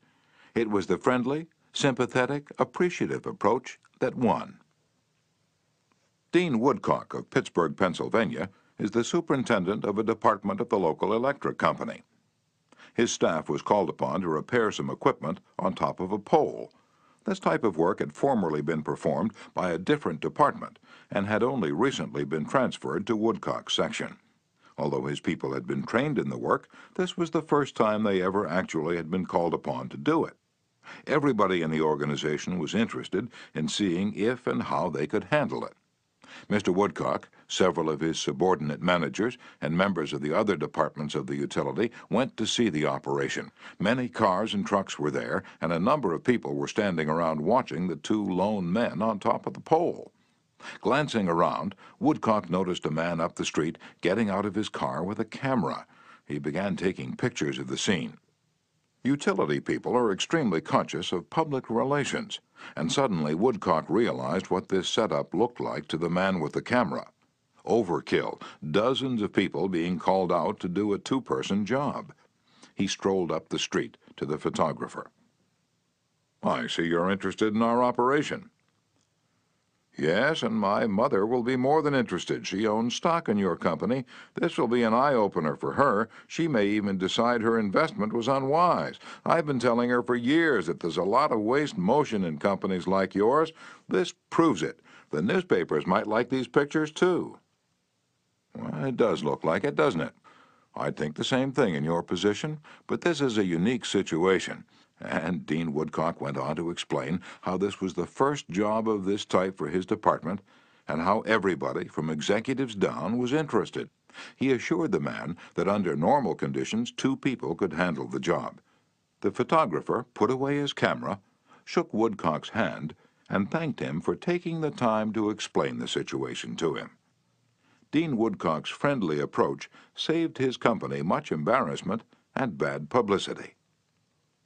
Another member of one of our classes, Gerald H. Wynn of Littleton, New Hampshire, reported how, by using a friendly approach, he obtained a very satisfactory settlement on a damage claim.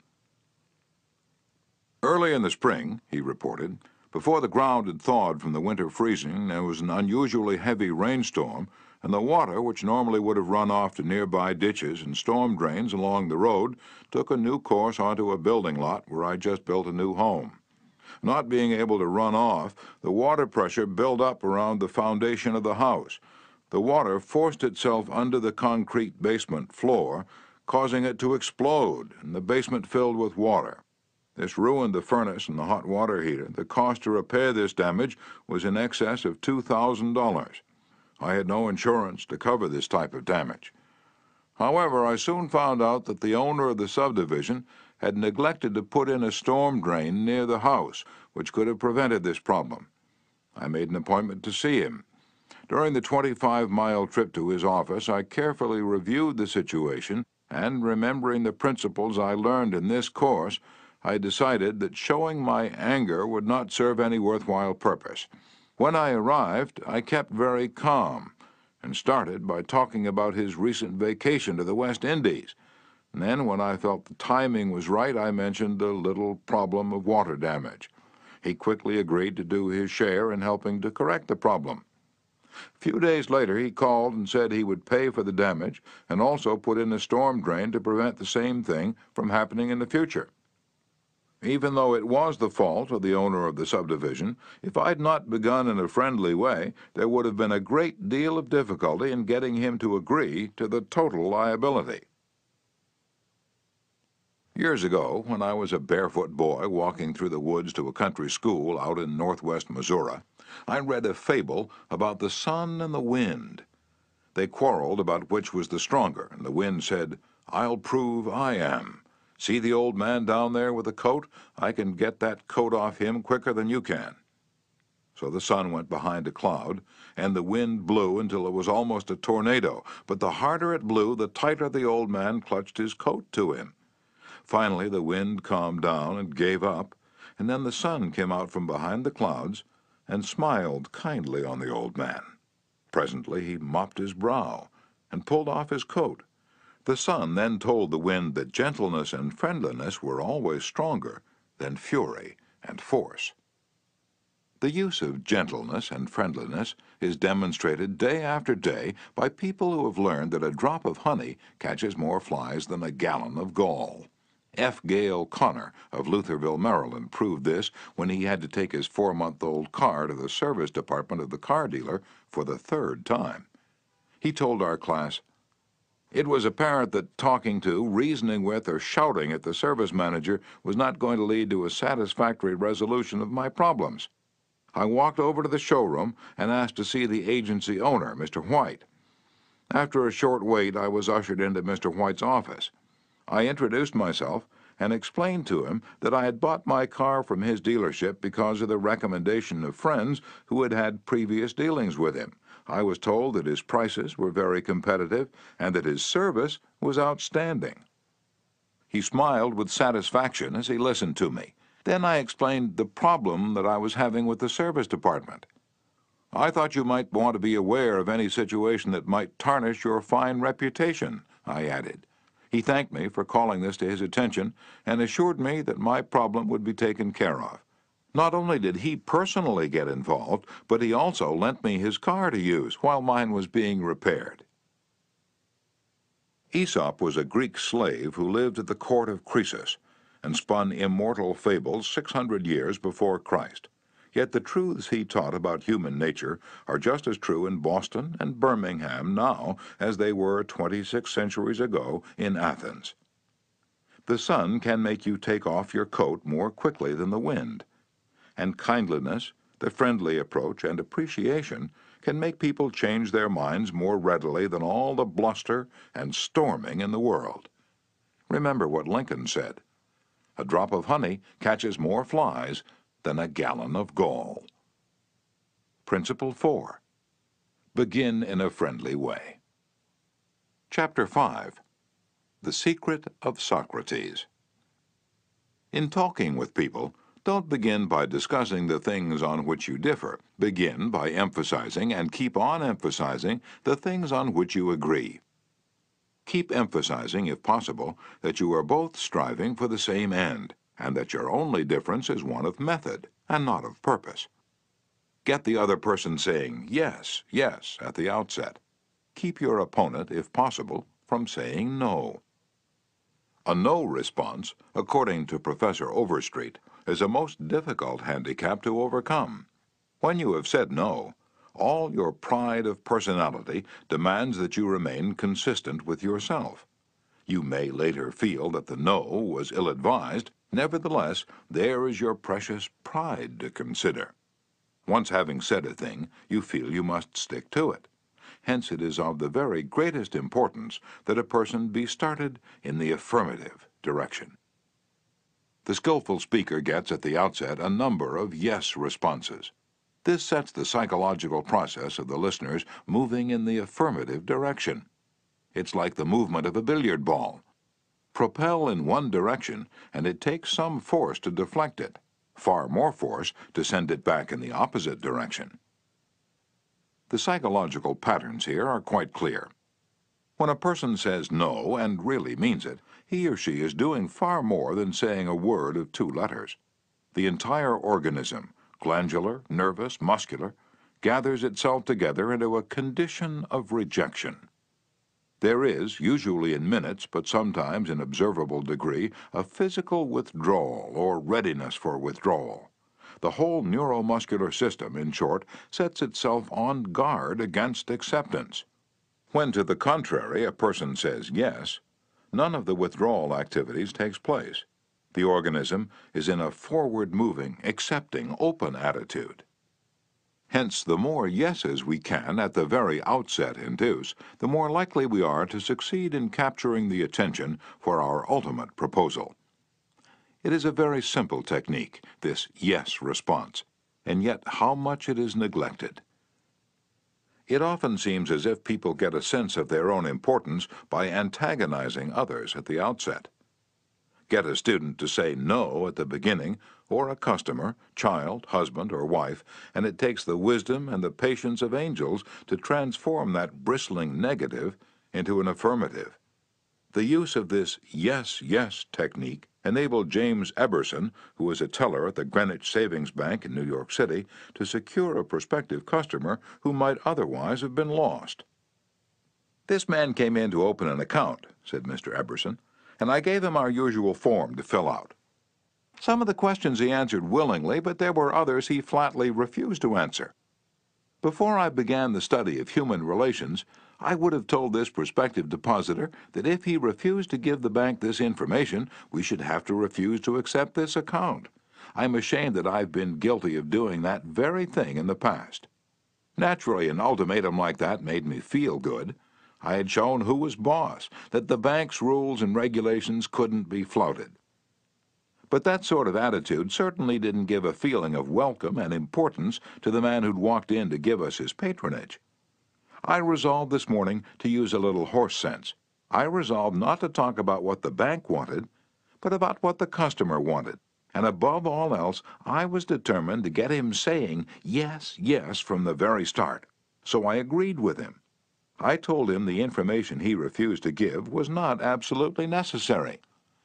However, I said, suppose you have money in this bank at your death. Wouldn't you like to have the bank transfer it to your next of kin, who's entitled to it according to law? Yes, of course, he replied. Don't you think, I continued, that it would be a good idea to give us the name of your next of kin, so that in the event of your death we could carry out your wishes without error or delay? Again he said yes. The young man's attitude softened and changed when he realized that we weren't asking for this information for our sake, but for his sake.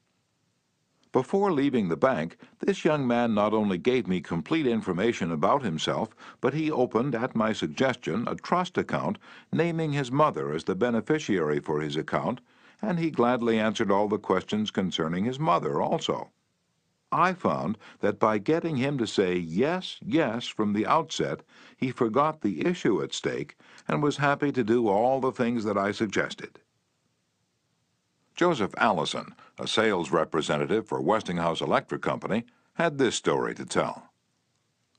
There was a man in my territory that our company was most eager to sell to. My predecessor had called on him for 10 years without selling anything. When I took over the territory, I called steadily for 3 years without getting an order. Finally, after 13 years of calls and sales talk, we sold him a few motors. If these proved to be all right, an order for several hundred more would follow. Such was my expectation. Right? I knew they'd be all right. So when I called 3 weeks later, I was in high spirits. The chief engineer greeted me with this shocking announcement. Allison, I can't buy the remainder of the motors from you. Why? I asked in amazement. Why? Because your motors are too hot. I can't put my hand on them. I knew it wouldn't do any good to argue. I'd tried that sort of thing too long. So I thought of getting the yes, yes response. Well, now look, Mr. Smith, I said. I agree with you 100%. If those motors are running too hot, you ought not to buy any more of them. You must have motors that won't run any hotter than standards set by the National Electrical Manufacturers Association. Isn't that so? He agreed it was. I'd gotten my first yes.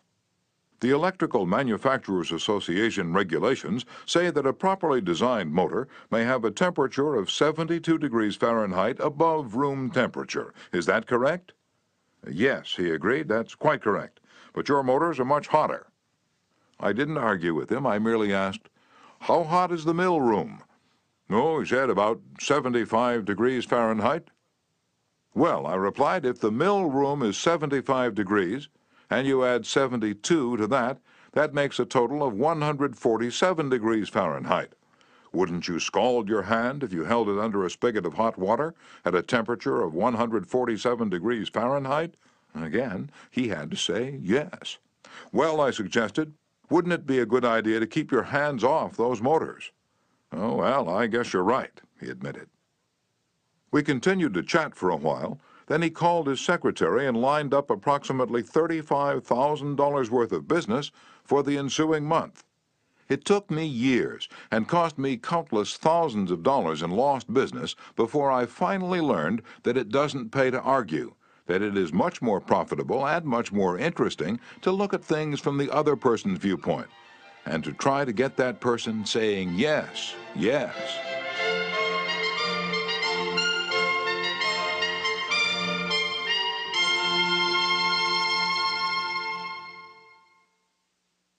Eddie Snow, who sponsors our courses in Oakland, California, tells how he became a good customer of a shop because the proprietor got him to say yes, yes. Eddie had become interested in bow hunting and had spent considerable money in purchasing equipment and supplies from a local bow store. When his brother was visiting him, he wanted to rent a bow for him from this store. The sales clerk told him they didn't rent bows, so Eddie phoned another bow store. Eddie described what happened. A very pleasant gentleman answered the phone. His response to my question for a rental was completely different from the other place. He said he was sorry, but they no longer rented bows because they couldn't afford to do so. He asked me if I'd rented before. I replied yes several years ago. He reminded me that I probably paid $25 to $30 for the rental. I said yes again. Then he asked if I was the kind of person who liked to save money. Naturally, I answered yes.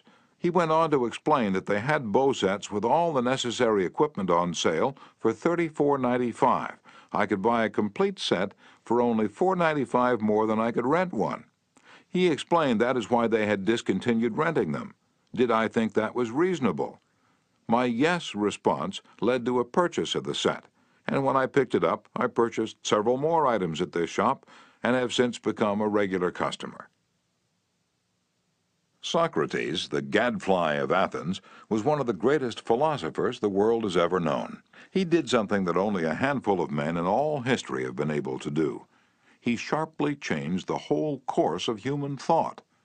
And now, 24 centuries after his death, he is honored as one of the wisest persuaders who ever influenced this wrangling world. His method? Did he tell people they were wrong? Oh, no, not Socrates. He was far too adroit for that. His whole technique, now called the Socratic method, was based upon getting a yes, yes response. He asked questions with which his opponent would have to agree. He kept on winning one admission after another until he had an armful of yeses. He kept on asking questions until finally, without realizing it, his opponents found themselves embracing a conclusion they would have bitterly denied a few minutes previously. The next time we're tempted to tell someone he or she is wrong, let's remember old Socrates and ask a gentle question, a question that will get the yes, yes response. The Chinese have a proverb pregnant with the age-old wisdom of the Orient. He who treads softly goes far. They have spent 5,000 years studying human nature, those cultured Chinese, and they have garnered a lot of perspicacity. He who treads softly goes far. Principle 5. Get the other person saying yes, yes, immediately. Chapter 6. The safety valve in handling complaints. Most people trying to win others to their way of thinking do too much talking themselves. Let the other people talk themselves out. They know more about their business and problems than you do, so ask them questions. Let them tell you a few things. If you disagree with them, you may be tempted to interrupt, but don't. It's dangerous. They won't pay attention to you while they still have a lot of ideas of their own crying for expression, so listen patiently and with an open mind. Be sincere about it. Encourage them to express their ideas fully. Does this policy pay in business? Let's see. Here is the story of a sales representative who was forced to try it. One of the largest automobile manufacturers in the United States was negotiating for a year's requirements of upholstery fabrics. 3 important manufacturers had worked up fabrics in sample bodies.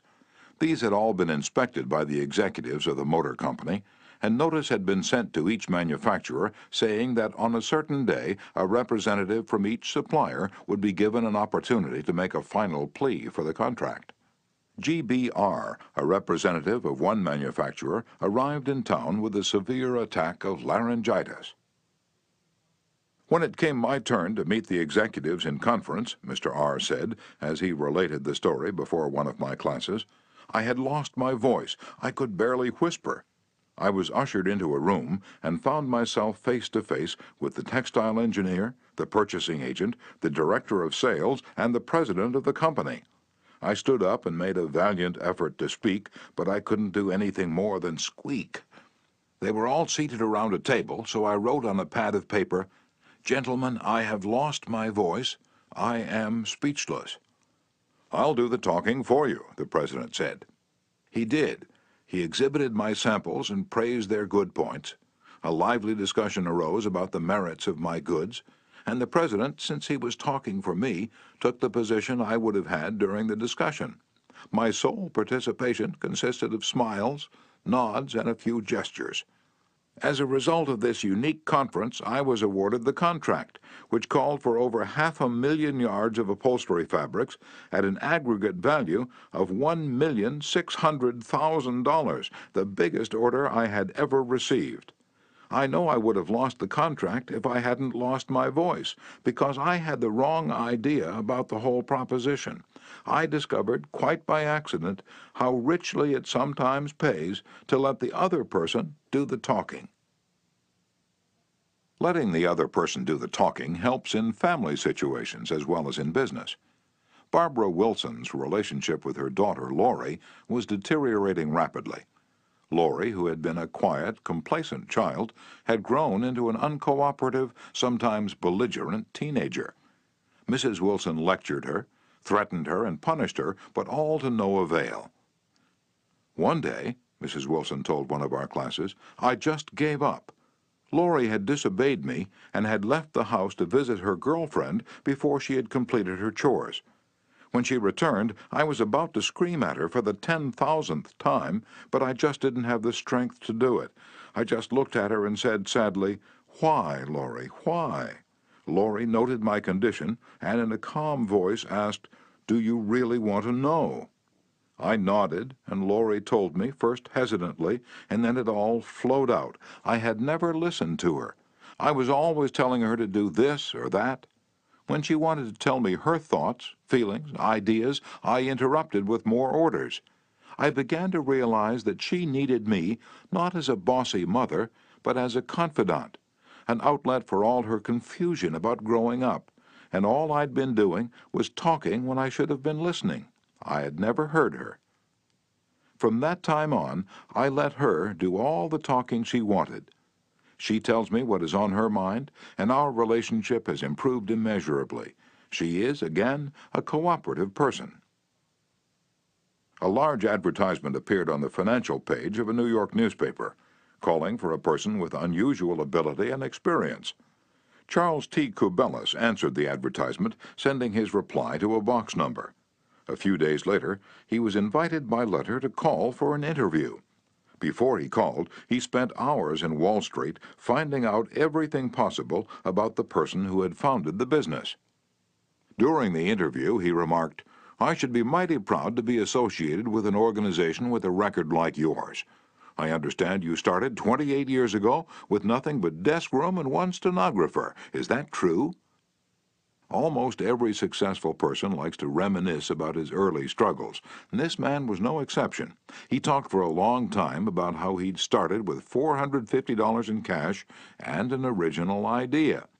He told how he'd fought against discouragement and battled against ridicule, working Sundays and holidays 12 to 16 hours a day, how he finally won against all odds, until now the most important executives on Wall Street were coming to him for information and guidance. He was proud of such a record. He had a right to be, and he had a splendid time telling about it. Finally, he questioned Mr. Kubellis briefly about his experience, then called in one of his vice presidents and said, "I think this is the person we're looking for." Mr. Kubellis had taken the trouble to find out about the accomplishments of his prospective employer. He showed an interest in the other person and his problems. He encouraged the other person to do most of the talking and made a favorable impression. Roy G. Bradley of Sacramento, California, had the opposite problem. He listened as a good prospect for a sales position talked himself into a job with Bradley's firm. Roy reported, "Being a small brokerage firm, we had no fringe benefits, such as hospitalization, medical insurance, and pension. Every representative is an independent agent. We don't even provide leads for prospects, as we cannot advertise for them as our larger competitors do. Richard Pryor had the type of experience we wanted for this position, and he was interviewed first by my assistant, who told him about all the negatives related to this job. He seemed slightly discouraged when he came into my office. I mentioned the one benefit of being associated with my firm, that of being an independent contractor and therefore virtually being self-employed. As he talked about these advantages to me, he talked himself out of each negative thought he had when he came in for the interview. Several times it seemed as though he was half talking to himself, as he was thinking through each thought. At times I was tempted to add to his thoughts. However, as the interview came to a close, I felt he had convinced himself, very much on his own, that he would like to work for my firm. Because I had been a good listener and let Dick do most of the talking, he was able to weigh both sides fairly in his mind. And he came to the positive conclusion, which was a challenge he created for himself. We hired him, and he has been an outstanding representative for our firm." Even our friends would much rather talk to us about their achievements than listen to us boast about ours. La Rochefoucauld, the French philosopher, said, "If you want enemies, excel your friends. But if you want friends, let your friends excel you." Why is that true? Because when our friends excel us, they feel important. But when we excel them, they, or at least some of them, will feel inferior and envious. By far the best-liked placement counselor in the Midtown Personnel Agency in New York City was Henrietta G. It hadn't always been that way. During the first few months of her association with the agency, Henrietta didn't have a single friend among her colleagues. Why? Because every day she would brag about the placement she had made, the new account she had opened, and anything else she had accomplished. "I was good at my work and proud of it," Henrietta told one of our classes.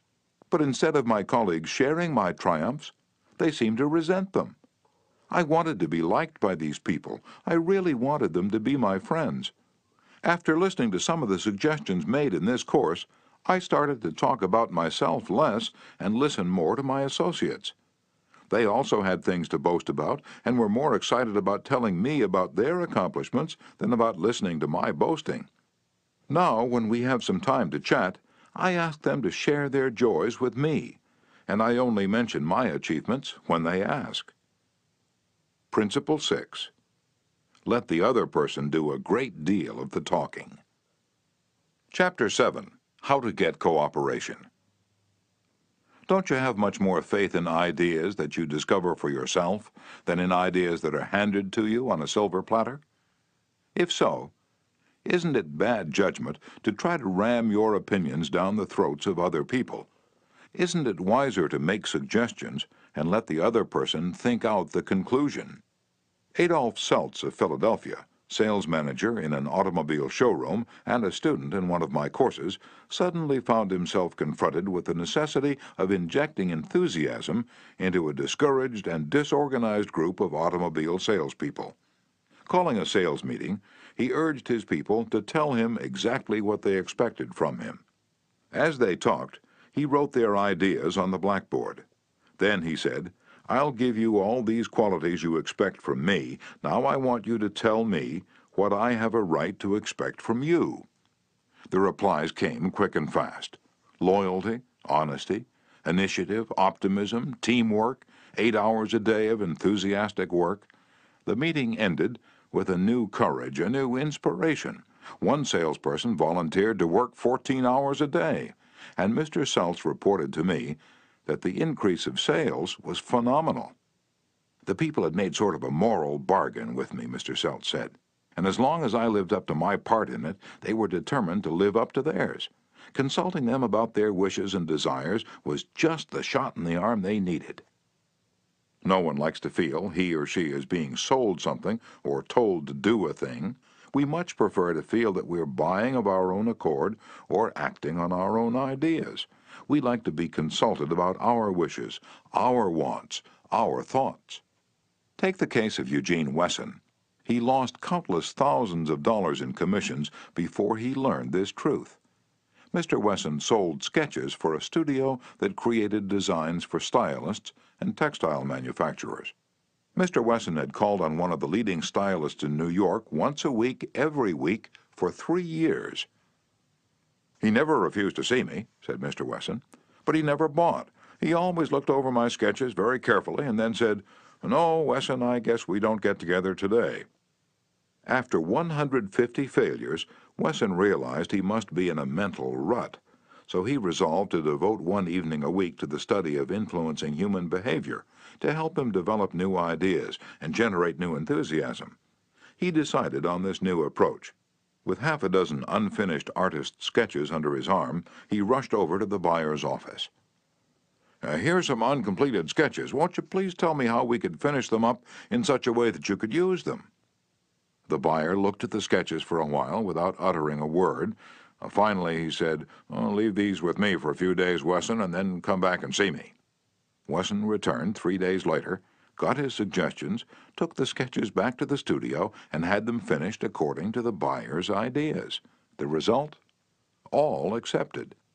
After that, this buyer ordered scores of other sketches from Wesson, all drawn according to the buyer's ideas. "I realized why I had failed for years to sell him," said Mr. Wesson. "I had urged him to buy what I thought he ought to have. Then I changed my approach completely. I urged him to give me his ideas. This made him feel that he was creating the designs, and he was. I didn't have to sell him. He bought." Letting the other person feel that the idea is his or hers not only works in business and politics, it works in family life as well. Paul M. Davis of Tulsa, Oklahoma, told his class how he applied this principle. "My family and I enjoyed one of the most interesting sightseeing vacation trips we'd ever taken. I'd long dreamed of visiting such historic sites as the Civil War battlefield in Gettysburg, Independence Hall in Philadelphia, and our nation's capital. Valley Forge, Jamestown, and the restored colonial village of Williamsburg were high on the list of things I wanted to see. In March, my wife Nancy mentioned that she had ideas for our summer vacation, which included a tour of the western states, visiting points of interest in New Mexico, Arizona, California, and Nevada. She'd wanted to make this trip for several years, but we couldn't obviously make both trips. Our daughter Anne had just completed a course in U.S. history in junior high school and had become very interested in the events that had shaped our country's growth. I asked her how she'd like to visit the places she'd learned about on our next vacation. She said she'd love to. 2 evenings later, as we sat around the dinner table, Nancy announced that if we all agreed, the summer's vacation would be to the eastern states, that it would be a great trip for Anne and thrilling for all of us. We all concurred. The same psychology was used by an X-ray manufacturer to sell his equipment to one of the largest hospitals in Brooklyn. This hospital was building an addition and preparing to equip it with the finest X-ray department in America. Dr. L., who was in charge of the X-ray department, was overwhelmed with sales representatives, each caroling the praises of his own company's equipment. One manufacturer, however, was more skillful. He knew far more about handling human nature than the others did. He wrote a letter, something like this: "Our factory has recently completed a new line of X-ray equipment. The first shipment of these machines has just arrived in our office. They are not perfect, we know that, and we want to improve them, so we should be deeply obligated to you if you could find time to look them over and give us your ideas about how they can be made more serviceable to your profession. Knowing how occupied you are, I shall be glad to send my car for you at any hour you specify." "I was surprised to get that letter," Dr. L. said as he related the incident before the class. "I was both surprised and complimented. I had never had an X-ray manufacturer seeking my advice before. It made me feel important. I was busy every night that week, but I canceled a dinner appointment in order to look over the equipment. The more I studied it, the more I discovered for myself how much I liked it. Nobody had tried to sell it to me. I felt that the idea of buying that equipment for the hospital was my own. I sold myself on its superior qualities and ordered it installed. Ralph Waldo Emerson, in his essay Self-Reliance, stated, "In every work of genius we recognize our own rejected thoughts. They come back to us with a certain alienated majesty." Colonel Edward M. House wielded an enormous influence in national and international affairs while Woodrow Wilson occupied the White House. Wilson leaned upon Colonel House for secret counsel and advice more than he did upon even members of his own cabinet. What method did the colonel use in influencing the president?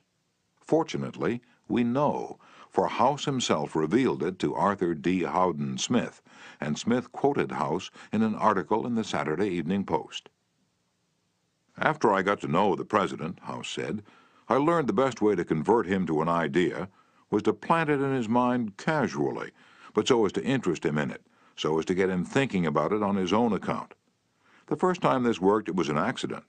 I had been visiting him at the White House and urged a policy on him when he appeared to disapprove.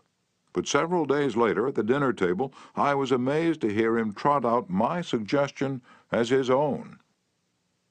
Did House interrupt him and say, "That's not your idea, that's mine"? Oh, no, not House. He was too adroit for that. He didn't care about credit. He wanted results. So he let Wilson continue to feel that the idea was his. House did even more than that. He gave Wilson public credit for these ideas. Let's remember that everyone we come in contact with is just as human as Woodrow Wilson. So let's use Colonel House's technique. A man in the beautiful Canadian province of New Brunswick used this technique on me and won my patronage. I was planning at the time to do some fishing and canoeing in New Brunswick. So I wrote the Tourist Bureau for information. Evidently my name and address were put on a mailing list, for I was immediately overwhelmed with scores of letters and booklets and printed testimonials from camps and guides. I was bewildered. I didn't know which to choose. Then one camp owner did a clever thing. He sent me the names and telephone numbers of several New York people who had stayed at his camp, and he invited me to telephone them and discover for myself what he had to offer. I found to my surprise that I knew one of the men on his list. I telephoned him, found out what his experience had been, and then wired the camp the date of my arrival. The others had been trying to sell me on their service, but one let me sell myself. That organization won. 25 centuries ago, Lao Tse, a Chinese sage, said some things that readers of this book might use today. The reason why rivers and seas receive the homage of 100 mountain streams is that they keep below them. Thus they are able to reign over all the mountain streams. So the sage, wishing to be above men, putteth himself below them.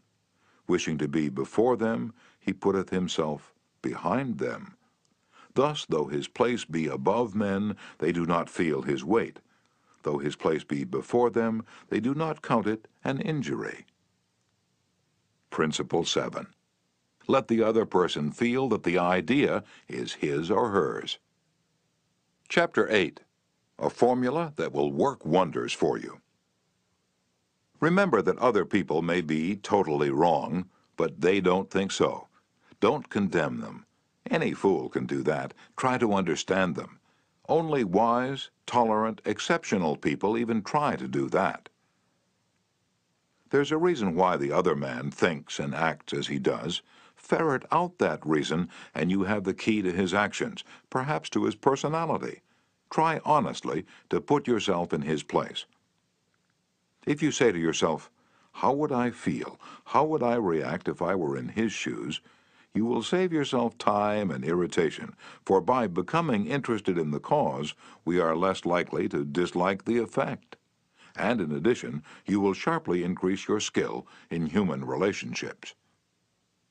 Stop a minute, says Kenneth M. Good in his book, How to Turn People into Gold. Stop a minute to contrast your keen interest in your own affairs with your mild concern about anything else. Realize then that everybody else in the world feels exactly the same way.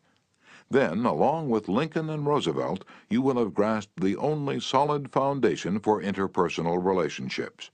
Namely, that success in dealing with people depends on a sympathetic grasp of the other person's viewpoint.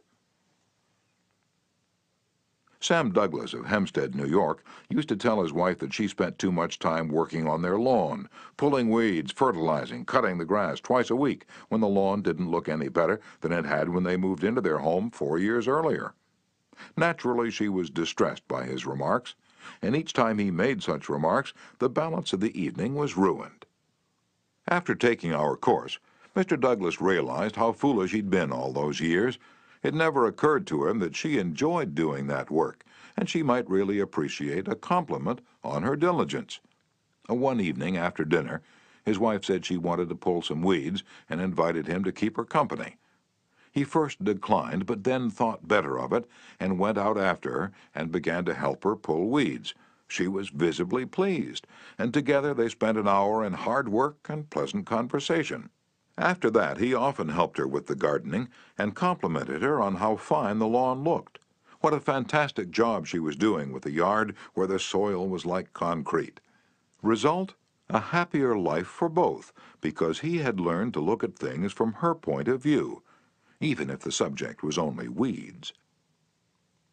In his book, Getting Through to People, Dr. Gerald S. Nierenberg commented, "Cooperativeness in conversation is achieved when you show that you consider the other person's ideas and feelings as important as your own.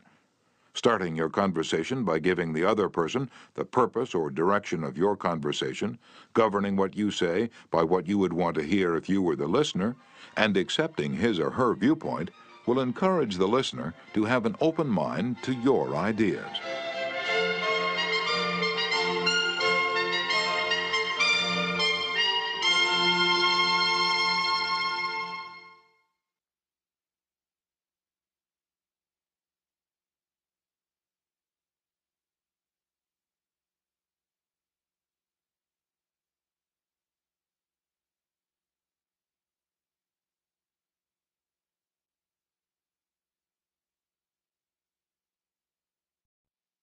I have always enjoyed walking and riding in a park near my home.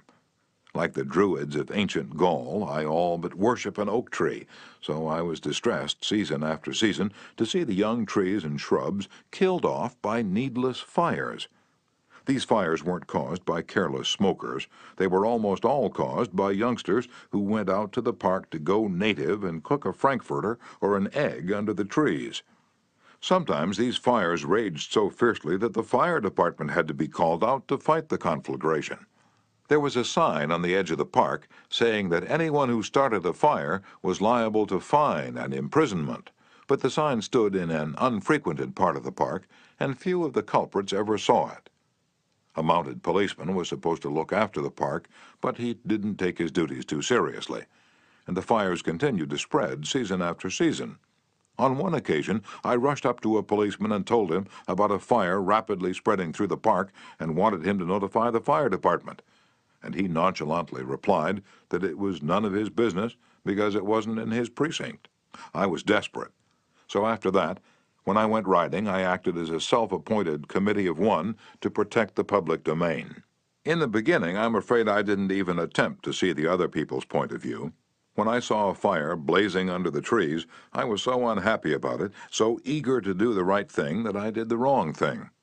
I would ride up to the boys, warn them that they could be jailed for starting a fire, order with a tone of authority that it be put out, and if they refused, I would threaten to have them arrested.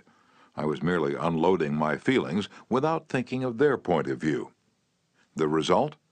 They obeyed sullenly and with resentment.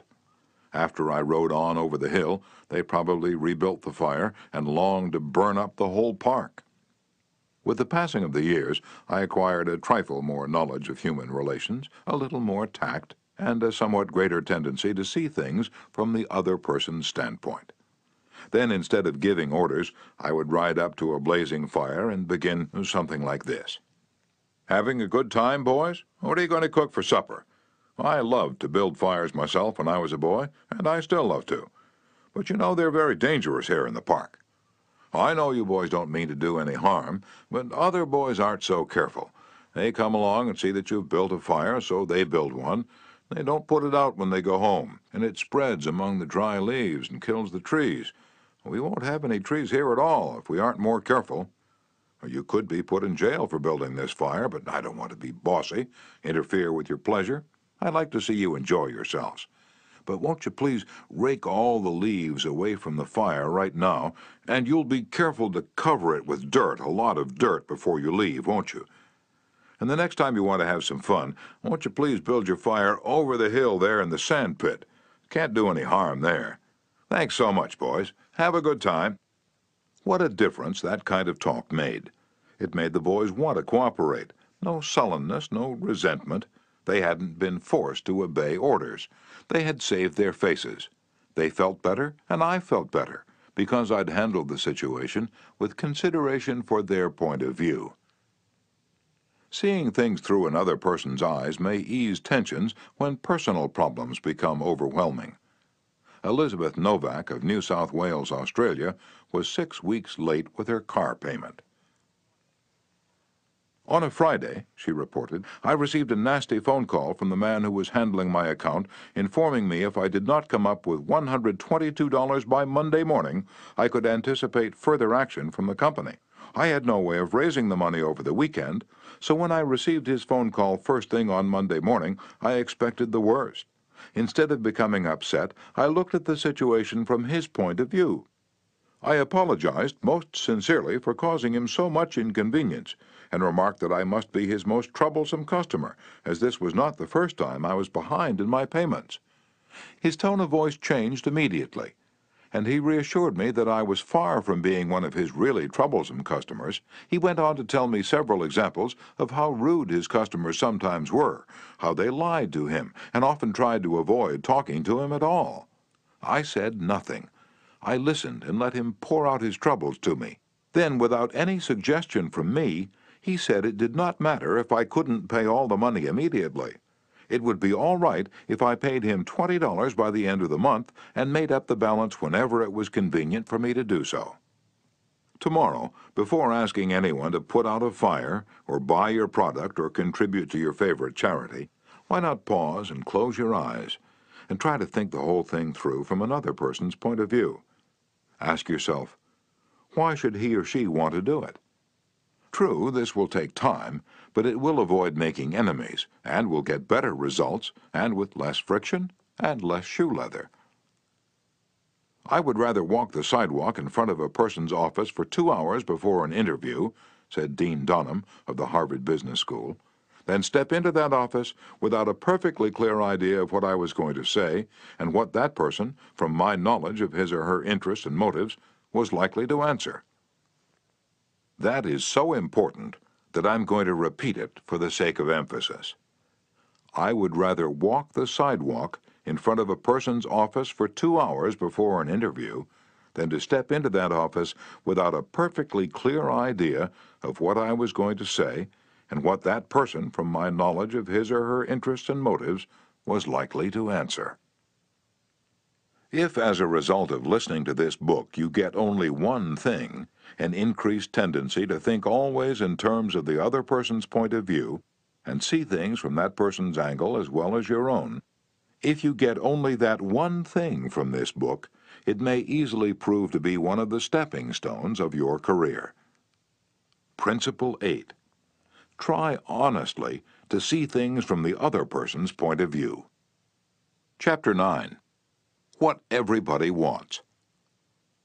Wouldn't you like to have a magic phrase that would stop arguments, eliminate ill feeling, create goodwill, and make the other person listen attentively? Yes? All right, here it is. I don't blame you one iota for feeling as you do. If I were you, I would undoubtedly feel just as you do. An answer like that will soften the most cantankerous old cuss alive. And you can say that and be 100% sincere, because if you were the other person, you, of course, would feel just as he does. But take Al Capone, for example. Suppose you had inherited the same body and temperament and mind that Al Capone had. Suppose you had had his environment and experiences. You would then be precisely what he was and where he was, for it is those things and only those things that made him what he was. The only reason, for example, that you were not a rattlesnake is that your mother and father weren't rattlesnakes. You deserve very little credit for being what you are, and remember the people who come to you irritated, bigoted, unreasoning deserve very little discredit for being what they are. Feel sorry for the poor devils, pity them, sympathize with them. Say to yourself, "There, but for the grace of God, go I." 3/4 of the people you will ever meet are hungering and thirsting for sympathy. Give it to them, and they will love you. I once gave a broadcast about the author of Little Women, Louisa May Alcott. Naturally, I knew she'd lived and written her immortal books in Concord, Massachusetts, but without thinking about what I was saying, I spoke of visiting her old home in Concord, New Hampshire. If I had said New Hampshire only once, it might have been forgiven, but alas and alack, I said it twice. I was deluged with letters and telegrams, stinging messages that swirled around my defenseless head like a swarm of hornets. Many were indignant, a few insulting. One colonial dame who had been reared in Concord, Massachusetts, and who was then living in Philadelphia, vented her scorching wrath upon me. She couldn't have been much more bitter if I had accused Miss Alcott of being a cannibal from New Guinea. As I read the letter, I said to myself, "Thank God I'm not married to that woman." I felt like writing and telling her that although I had made a mistake in geography, she had made a far greater mistake in common courtesy. That was to be just my opening sentence. Then I was going to roll up my sleeves and tell her what I really thought, but I didn't. I controlled myself. I realized that any hot-headed fool could do that, and that most fools would do just that. I wanted to be above fools, so I resolved to try to turn her hostility into friendliness. It would be a challenge, a sort of game I could play. I said to myself, after all, if I were she, I would probably feel just as she does. So I determined to sympathize with her viewpoint. The next time I was in Philadelphia, I called her on the telephone. The conversation went something like this. "Mrs. So-and-so, you wrote me a letter a few weeks ago, and I want to thank you for it." "To whom have I the honor of speaking?" "Well, I'm a stranger to you. My name is Dale Carnegie. You listened to a broadcast I gave about Louisa May Alcott a few Sundays ago, and I made the unforgivable blunder of saying that she had lived in Concord, New Hampshire. It was a stupid blunder, and I want to apologize for it. It was so nice of you to take the time to write me." "I am sorry, Mr. Carnegie, that I wrote as I did. I lost my temper. I must apologize." "Oh, no, no, you're not the one to apologize. I am. Any schoolchild would have known better than to have said what I said. I apologized over the air the following Sunday, and I want to apologize to you personally now. I was born in Concord, Massachusetts. My family has been prominent in Massachusetts affairs for 2 centuries, and I am very proud of my native state. I was really quite distressed to hear you say that Miss Alcott had lived in New Hampshire, but I'm really ashamed of that letter." "I assure you that you were not 1/10 as distressed as I am. My error didn't hurt Massachusetts, but it did hurt me. It's so seldom that people of your standing and culture take the time to write people who speak on the radio. I do hope you'll write me again if you detect an error in my talks. You know, I really like very much the way you have accepted my criticism. You must be a very nice person. I should like to know you better." So, because I'd apologized and sympathized with her point of view, she began apologizing and sympathizing with my point of view. I had the satisfaction of controlling my temper, the satisfaction of returning kindness for an insult. I got infinitely more real fun out of making her like me than I could ever have gotten out of telling her to go and take a jump in the Schuylkill River. Every man who occupies the White House is faced almost daily with thorny problems in human relations. President Taft was no exception, and he learned from experience the enormous chemical value of sympathy in neutralizing the acid of hard feelings. In his book, Ethics in Service, Taft gives rather an amusing illustration of how he softened the ire of a disappointed and ambitious mother. "A lady in Washington," wrote Taft, "whose husband had some political influence, came and labored with me for 6 weeks or more to appoint her son to a position. She secured the aid of senators and congressmen in formidable number, and came with them to see that they spoke with emphasis. The place was one requiring technical qualification, and following the recommendation of the head of the Bureau, I appointed someone else. I then received a letter from the mother, saying that I was most ungrateful, since I declined to make her a happy woman, as I could have done by a turn of my hand. She complained further that she had labored with her state delegation and got all the votes for an administration bill in which I was especially interested, and this was the way I had rewarded her." When you get a letter like that, the first thing you do is to think how you can be severe with a person who has committed an impropriety or even been a little impertinent. Then you may compose an answer. Then, if you are wise, you will put the letter in a drawer and lock the drawer. Take it out in the course of 2 days. Such communication will always bear 2 days' delay in answering. And when you take it out after that interval, you will not send it. This is just the course I took. After that, I sat down and wrote her just as polite a letter as I could, telling her I realized a mother's disappointment under such circumstances, but that really the appointment was not left to my mere personal preference, that I had to select a man with technical qualifications, and had therefore to follow the recommendations of the head of the Bureau. I expressed the hope that her son would go on to accomplish what she had hoped for him in the position which he then had. That mollified her, and she wrote me a note saying she was sorry she had written as she had. But the appointment I sent in was not confirmed at once, and after an interval I received a letter which purported to come from her husband, although it was in the same handwriting as all the others. I was therein advised that, due to the nervous prostration that had followed her disappointment in this case, she had had to take to her bed and had developed a most serious case of cancer of the stomach. Would I not restore her to health by withdrawing the first name and replacing it by her son's? I had to write another letter, this one to the husband, to say that I hoped the diagnosis would prove to be inaccurate, that I sympathized with him in the sorrow he must have in the serious illness of his wife, but that it was impossible to withdraw the name sent in. The man whom I appointed was confirmed, and within 2 days after I received that letter, we gave a musicale at the White House.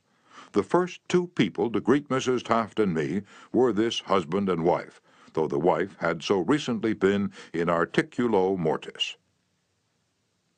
J. Mangum represented an elevator-escalator maintenance company in Tulsa, Oklahoma, which had the maintenance contract for the escalators in one of Tulsa's leading hotels. The hotel manager did not want to shut down the escalator for more than 2 hours at a time because he did not want to inconvenience the hotel's guests. The repair that had to be made would take at least 8 hours, and this company did not always have a specially qualified mechanic available at the convenience of the hotel. When Mr. Mangum was able to schedule a top-flight mechanic for this job, he telephoned the hotel manager, and instead of arguing with him to give him the necessary time, he said, "Rick, I know your hotel is quite busy, and you'd like to keep the escalator shutdown time to a minimum. I understand your concern about this, and we want to do everything possible to accommodate you. However, our diagnosis of the situation shows that if we do not do a complete job now, your escalator may suffer more serious damage, and that would cause a much longer shutdown. I know you would not want to inconvenience your guests for several days." The manager had to agree that an 8-hour shutdown was more desirable than several days. By sympathizing with the manager's desire to keep his patrons happy, Mr. Mangum was able to win the hotel manager to his way of thinking easily and without rancor. Joyce Norris, a piano teacher in St. Louis, Missouri, told of how she had handled the problem piano teachers often have with teenage girls. Babette had exceptionally long fingernails. This is a serious handicap to anyone who wants to develop proper piano playing habits. Mrs. Norris reported, "I knew her long fingernails would be a barrier for her in her desire to play well. During our discussions, prior to her starting her lessons with me, I did not mention anything to her about her nails. I didn't want to discourage her from taking lessons, and I also knew she would not want to lose that which she took so much pride in and such great care to make attractive. After her first lesson, when I felt the time was right, I said, "Babette, you have attractive hands and beautiful fingernails. If you want to play the piano as well as you are capable of, and as well as you would like to, you would be surprised how much quicker and easier it would be for you if you would trim your nails shorter. Just think about it, okay?" She made a face which was definitely negative. I also talked to her mother about this situation, again mentioning how lovely her nails were. Another negative reaction. It was obvious that Babette's beautifully manicured nails were important to her. The following week, Babette returned for her second lesson. Much to my surprise, the fingernails had been trimmed. I complimented her and praised her for making such a sacrifice. I also thanked her mother for influencing Babette to cut her nails. Her reply was, "Oh, I had nothing to do with it.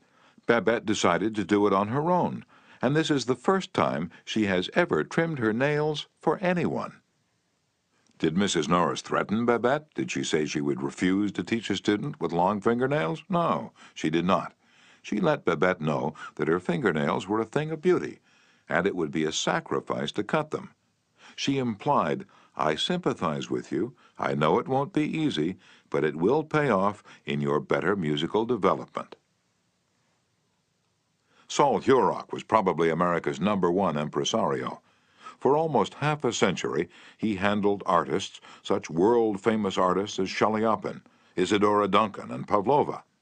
Mr. Hurok told me that one of the first lessons he had learned in dealing with his temperamental stars was the necessity for sympathy, and more sympathy with their idiosyncrasies.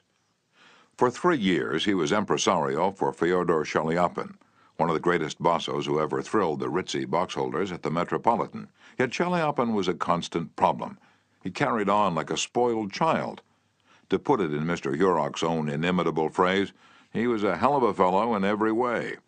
For example, Chaliapin would call up Mr. Hurok about noon of the day he was going to sing and say, "Saul, I feel terrible. My throat is like raw hamburger. It's impossible for me to sing tonight." Did Mr. Hurok argue with him? Oh, no. He knew that an entrepreneur wouldn't handle artists that way. So he would rush over to Chaliapin's hotel, dripping with sympathy. "Oh, what a pity," he would mourn. "What a pity, my poor fellow. Of course you cannot sing. I will cancel the engagement at once. It will only cost you a couple of $1,000, but that's nothing in comparison to your reputation." And then Chaliapin would sigh and say, "Perhaps you'd better come over later in the day. Come at 5. See how I feel then." At 5 o'clock, Mr. Hurok would again rush to his hotel, dripping with sympathy. Again he would insist on canceling the engagement, and again Chaliapin would sigh and say, "Well, maybe you'd better come see me later. I may be better by then." At 7:30, the great basso would consent to sing, only with the understanding that Mr. Hurok would walk out on the stage of the Metropolitan and announce that Chaliapin had a very bad cold and was not in good voice. Mr. Hurok would lie and say that he would do it, for he knew that that was the only way to get the basso out on stage. Dr. Arthur I. Gates, in his splendid book, Educational Psychology, says, "Sympathy the human species universally craves. The child eagerly displays his injury, or even inflicts a cut or bruise in order to reap abundant sympathy.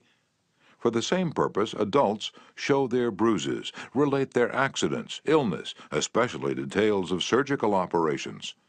Self-pity for misfortunes, real or imaginary, is in some measure practically a universal practice."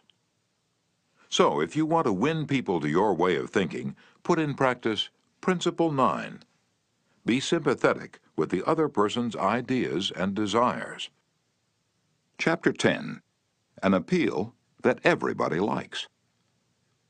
I was reared on the edge of the Jesse James country, out in Missouri, and I visited the James farm at Carnegie, Missouri, where the son of Jesse James was then living. His wife told me stories of how Jesse robbed trains and held up banks and then gave money to the neighboring farmers to pay off their mortgages. Jesse James probably regarded himself as an idealist at heart.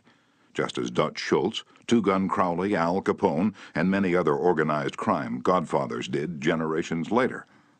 The fact is, all people you meet have a high regard for themselves and like to be fine and unselfish in their own estimation. J. Pierpont Morgan observed in one of his analytical interludes that a person usually has two reasons for doing a thing, one that sounds good and a real one. The person himself will think of the real reason. You don't need to emphasize that.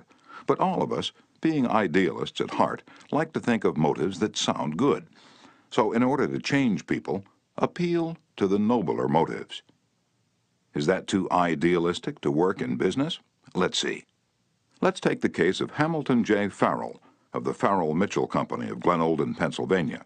Mr. Farrell had a disgruntled tenant who threatened to move. The tenant's lease still had 4 months to run, and nevertheless he served notice that he was vacating immediately regardless of the lease. "These people had lived in my house all winter, the most expensive part of the year," Mr. Farrell said as he told the story to the class. "I knew it would be difficult to rent the apartment again before fall. I could see all that rent income going over the hill. Believe me, I saw red. And now, ordinarily, I would have waded into that tenant and advised him to read his lease again. I would have pointed out that if he moved, the full balance of his rent would fall due at once, and that I could and would move to collect. However, instead of flying off the handle and making a scene, I decided to try other tactics, so I started like this. 'Mr. Doe,' I said, 'I have listened to your story, and I still don't believe you intend to move. Years in the renting business have taught me something about human nature. I sized you up in the first place as being a man of your word. In fact, I'm so sure of it, I'm willing to take a gamble. Now, here's my proposition. Lay your decision on the table for a few days and think it over. If you come back to me between now and the 1st of the month, when your rent is due, and tell me you still intend to move, I give you my word I will accept your decision as final. I will privilege you to move and admit to myself that I've been wrong in my judgment. But I still believe you're a man of your word and will live up to your contract. For after all, we're either men or monkeys, and the choice usually lies with ourselves.' Well, when the new month came around, this gentleman came to see me and paid his rent in person. He and his wife had talked it over, he said, and decided to stay. They had concluded that the only honorable thing to do was to live up to their lease." When the late Lord Northcliffe found a newspaper using a picture of him which he didn't want published, he wrote the editor a letter. But did he say, "Please do not publish that picture of me any more, I don't like it"? No, he appealed to a nobler motive. He appealed to the respect and love that all of us have for motherhood. He wrote, "Please do not publish that picture of me any more, my mother doesn't like it." When John D. Rockefeller, Jr. wished to stop newspaper photographers from snapping pictures of his children, he, too, appealed to the nobler motives. He didn't say, "I don't want their pictures published." No, he appealed to the desire, deep in all of us, to refrain from harming children. He said, "You know how it is, boys. You've got children yourselves, some of you, and you know it's not good for youngsters to get too much publicity." When Cyrus H.K. Curtis, the poor boy from Maine, was starting on his meteoric career, which was destined to make him millions as owner of the Saturday Evening Post and the Ladies' Home Journal, he couldn't afford to pay his contributors the prices that other magazines paid. He couldn't afford to hire first-class authors to write for money alone, so he appealed to their nobler motives. For example, he persuaded even Louisa May Alcott, the immortal author of Little Women, to write for him when she was at the flood tide of her fame, and he did it by offering to send a check for $100, not to her, but to her favorite charity. Now, right here, the skeptic may say, "Oh, that stuff is all right for Northcliffe or Rockefeller or a sentimental novelist, but I'd like to see you make it work with the tough babies I have to collect bills from." You may be right. Nothing will work in all cases, and nothing will work with all people. If you are satisfied with the results you're now getting, why change? If you're not satisfied, why not experiment? At any rate, I think you'll enjoy hearing this true story told by James L. Thomas, a former student of mine. 6 customers of a certain automobile company refused to pay their bills for servicing. None of the customers protested the entire bill, but each claimed that some one charge was wrong. In each case, the customer had signed for the work done, so the company knew it was right and said so. That was the first mistake. Here are the steps the men in the credit department took to collect these overdue bills. Do you suppose they succeeded? First, they called on each customer and told him bluntly that they had come to collect a bill that was long past due. Second, they made it very plain that the company was absolutely and unconditionally right. Therefore, he, the customer, was absolutely and unconditionally wrong. Third, they intimated that they, the company, knew more about automobiles than he could ever hope to know. So what was the argument about? Result? They argued. Did any of these methods reconcile the customer and settle the account? You can answer that one yourself. At this stage of affairs, the credit manager was about to open fire with a battery of legal talent when, fortunately, the matter came to the attention of the general manager. The manager investigated these defaulting clients and discovered that they all had the reputation of paying their bills promptly. Something was wrong here. Something was drastically wrong about the method of collection. So he called in James L. Thomas and told him to collect these uncollectible accounts. Here, in his words, are the steps Mr. Thomas took. First, my visit to each customer was likewise to collect a bill long past due, a bill that we knew was absolutely right, but I didn't say a word about that. I explained I had called to find out what it was the company had done or failed to do. Second, I made it clear that until I had heard the customer's story, I had no opinion to offer. I told him the company made no claims to being infallible. Third, I told him I was interested only in his car, and that he knew more about his car than anyone else in the world, that he was the authority on the subject. Fourth, I let him talk, and I listened to him with all the interest and sympathy that he wanted and had expected. And finally, when the customer was in a reasonable mood, I put the whole thing up to his sense of fair play. I appealed to the nobler motives. First, I said, I want you to know I also feel this matter has been badly mishandled. You have been inconvenienced and annoyed and irritated by one of our representatives. That should never have happened. I'm sorry, and as a representative of the company, I apologize.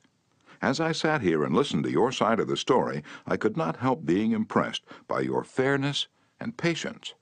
And now, because you are fair-minded and patient, I'm going to ask you to do something for me. It's something that you can do better than anyone else, something you know more about than anyone else. Here's your bill. I know it's safe for me to ask you to adjust it, just as you would do if you were the president of my company. I'm going to leave it all up to you. Whatever you say goes. Did he adjust the bill? He certainly did, and got quite a kick out of it. The bills ranged from $150 to $400, but did the customer give himself the best of it? Yes, one of them did. One of them refused to pay a penny of the disputed charge, but the other 5 all gave the company the best of it. And here's the cream of the whole thing.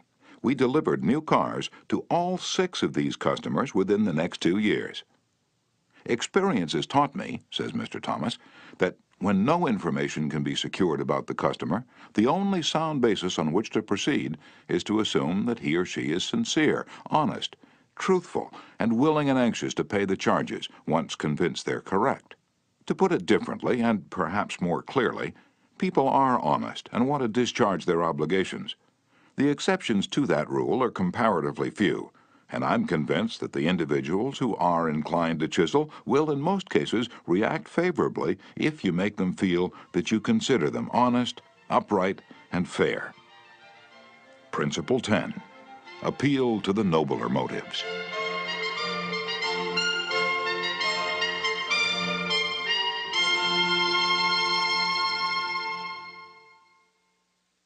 Chapter 11. The movies do it, TV does it, why don't you do it? Many years ago, the Philadelphia Evening Bulletin was being maligned by a dangerous whispering campaign. A malicious rumor was being circulated. Advertisers were being told that the newspaper was no longer attractive to readers because it carried too much advertising and too little news. Immediate action was necessary. The gossip had to be squelched. But how? This is the way it was done. The Bulletin clipped from its regular edition all reading matter of all kinds on one average day, classified it, and published it as a book. The book was called One Day. It contained 307 pages, as many as a hardcover book, yet the Bulletin had printed all this news and feature material on one day and sold it not for several dollars, but for a few cents. The printing of that book dramatized the fact that the Bulletin carried an enormous amount of interesting reading matter. It conveyed the facts more vividly, more interestingly, more impressively than pages of figures and mere talk could have done. This is the day of dramatization. Merely stating a truth isn't enough. The truth has to be made vivid, interesting, dramatic. You have to use showmanship. The movies do it, television does it, and you will have to do it if you want attention. Experts in window display know the power of dramatization. For example, the manufacturers of a new rat poison gave dealers a window display that included 2 live rats. The week the rats were shown, sales zoomed to 5 times their normal rate. Television commercials abound with examples of the use of dramatic techniques in selling products. Sit down one evening in front of your television set and analyze what the advertisers do in each of their presentations. You will note how an antacid medicine changes the color of the acid in a test tube while its competitor doesn't. How one brand of soap or detergent gets a greasy shirt clean when the other brand leaves it gray. You'll see a car maneuver around a series of turns and curves, far better than just being told about it. Happy faces will show contentment with a variety of products. All of these dramatize for the viewer the advantages offered by whatever is being sold, and they do get people to buy them. You can dramatize your ideas in business or in any other aspect of your life. It's easy. Jim Yeamans, who sells for the National Cash Register Company in Richmond, Virginia, told how he made a sale by a dramatic demonstration. Last week I called on the neighborhood grocer and saw the cash registers he was using at his checkout counters were very old-fashioned. I approached the owner and told him, "You're literally throwing away pennies every time a customer goes through your line." With that, I threw a handful of pennies on the floor, and he quickly became more attentive. The mere word should have been of interest to him, but the sound of pennies hitting the floor really stopped him. I was able to get an order from him to replace all of his old machines. It works in home life as well. When the old-time lover proposed to his sweetheart, did he just use words of love? No, he went down on his knees. That really showed he meant what he said. We don't propose on our knees anymore, but many suitors still set up a romantic atmosphere before they pop the question. Dramatizing what you want works with children as well. Joe B. Fant, Jr. of Birmingham, Alabama, was having difficulty getting his 5-year-old boy and 3-year-old daughter to pick up their toys, so he invented a train. Joey was the engineer, Captain Casey Jones, on his tricycle. Janet's wagon was attached, and in the evening she loaded all the coal on the caboose, her wagon, and then jumped in while her brother drove her around the room. In this way, the room was cleaned up without lectures, arguments, or threats. Mary Catherine Wolfe of Mishawaka, Indiana, was having some problems at work and decided that she had to discuss them with the boss. On Monday morning, she requested an appointment with him, but was told he was very busy and she should arrange with his secretary for an appointment later in the week. The secretary indicated that his schedule was very tight, but she would try to fit her in. Ms. Wolfe described what happened. I did not get a reply from her all week long. Whenever I questioned her, she would give me a reason why the boss could not see me. Friday morning came and I'd heard nothing definite. I really wanted to see him and discuss my problems before the weekend, so I asked myself, how could I get him to see me? What I finally did was this. I wrote him a formal letter. I indicated in the letter that I fully understood how extremely busy he was all week, but it was important that I speak with him. I enclosed a form letter and a self-addressed envelope and asked him to please fill it out or ask his secretary to do it and return it to me. The form letter read as follows. Ms. Wolfe, I will be able to see you on blank at blank a.m. or p.m. I will give you blank minutes of my time. I put this letter in his in basket at 11 a.m. At 2 p.m. I checked my mailbox There was my self-addressed envelope. He had answered my form letter himself and indicated he could see me that afternoon and could give me 10 minutes of his time. I met with him, and we talked for over an hour and resolved my problems. If I had not dramatized to him the fact that I really wanted to see him, I would probably still be waiting for an appointment. James B. Boynton had to present a lengthy market report. His firm had just finished an exhaustive study for a leading brand of cold cream. Data were needed immediately about the competition in this market. The prospective customer was one of the biggest and most formidable men in the advertising business, and his first approach failed almost before he began. The first time I went in, Mr. Boynton explains, I found myself sidetracked into a futile discussion of the methods used in the investigation. He argued and I argued. He told me I was wrong, and I tried to prove that I was right. I finally won my point to my own satisfaction, but my time was up, the interview was over, and I still hadn't produced results. The second time, I didn't bother with tabulations of figures and data. I went to see this man. I dramatized my facts. As I entered his office, he was busy on the phone. While he finished his conversation, I opened a suitcase and dumped 32 jars of cold cream on top of his desk, all products he knew, all competitors of his cream. On each jar, I had a tag itemizing the results of the trade investigation, and each tag told its story briefly, dramatically. What happened? There was no longer an argument. Here was something new, something different. He picked up first one and then another of the jars of cold cream and read the information on the tag. A friendly conversation developed. He asked additional questions. He was intensely interested. He had originally given me only 10 minutes to present my facts, but 10 minutes passed, 20 minutes, 40 minutes, and at the end of an hour we were still talking. I was presenting the same facts this time that I had presented previously, but this time I was using dramatization, showmanship, and what a difference it made. Principle 11. Dramatize your ideas. Chapter 12. When nothing else works, try this. Charles Schwab had a mill manager whose people weren't producing their quota of work. "How is it," Schwab asked him, "that a manager as capable as you can't make this mill turn out what it should?"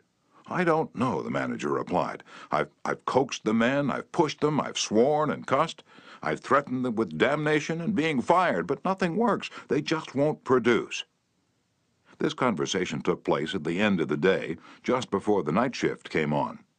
Schwab asked the manager for a piece of chalk, then turning to the nearest man asked, "How many heats did your shift make today?" "6." Without another word, Schwab chalked a big figure 6 on the floor and walked away. When the night shift came in, they saw the 6 and asked what it meant. "The big boss was in here today," the day people said. "He asked us how many heats we made, and we told him 6. He chalked it down on the floor." The next morning, Schwab walked through the mill again. The night shift had rubbed out 6 and replaced it with a big 7. When the day shift reported for work the next morning, they saw a big 7 chalked on the floor. So the night shift thought they were better than the day shift, did they? Well, they'd show the night shift a thing or two.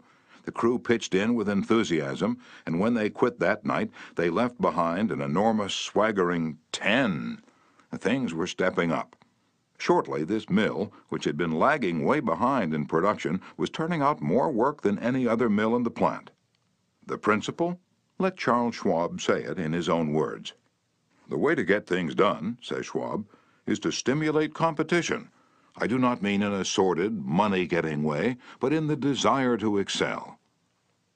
The desire to excel, the challenge, throwing down the gauntlet, an infallible way of appealing to people of spirit. Without a challenge, Theodore Roosevelt would never have been President of the United States. The Rough Rider, just back from Cuba, was picked for governor of New York State. The opposition discovered he was no longer a legal resident of the state, and Roosevelt, frightened, wished to withdraw. Then Thomas Collier Platt, the U.S. Senator from New York, threw down the challenge.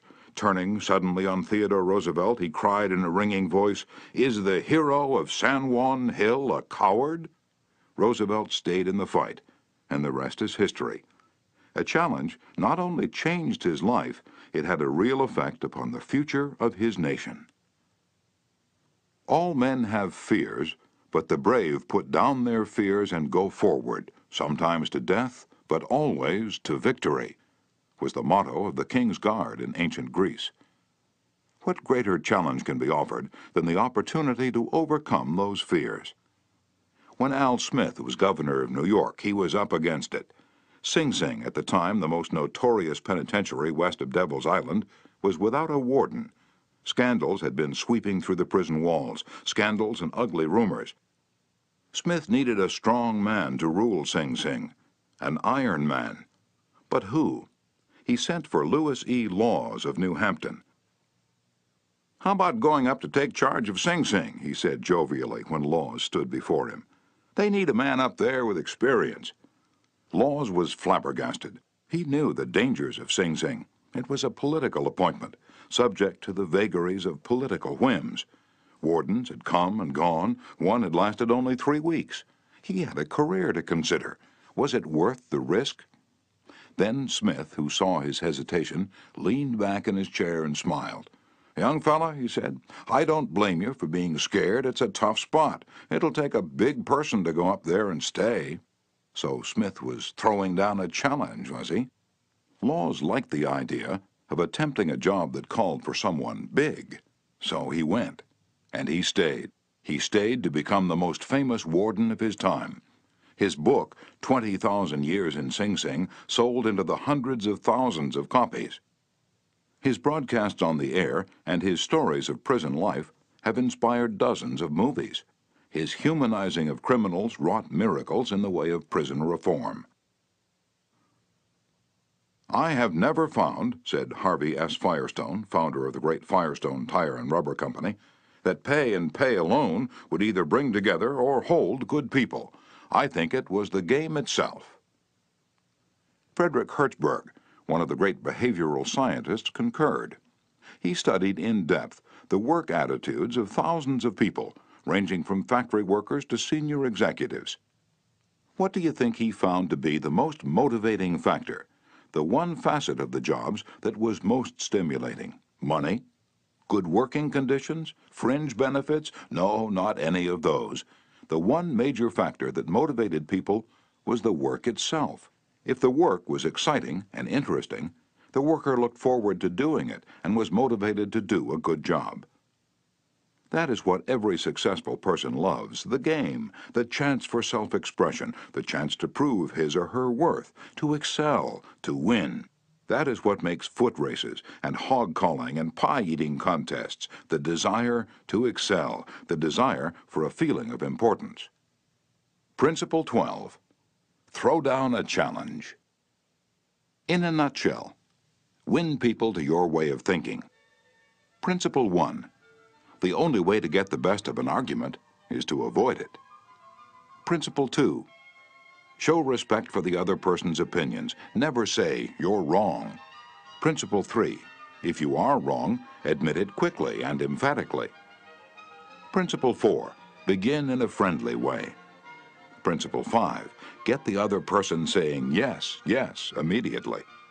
Principle 6. Let the other person do a great deal of the talking. Principle 7. Let the other person feel that the idea is his or hers. Principle 8. Try honestly to see things from the other person's point of view. Principle 9. Be sympathetic with the other person's ideas and desires. Principle 10. Appeal to the nobler motives. Principle 11. Dramatize your ideas. Principle 12. Throw down a challenge.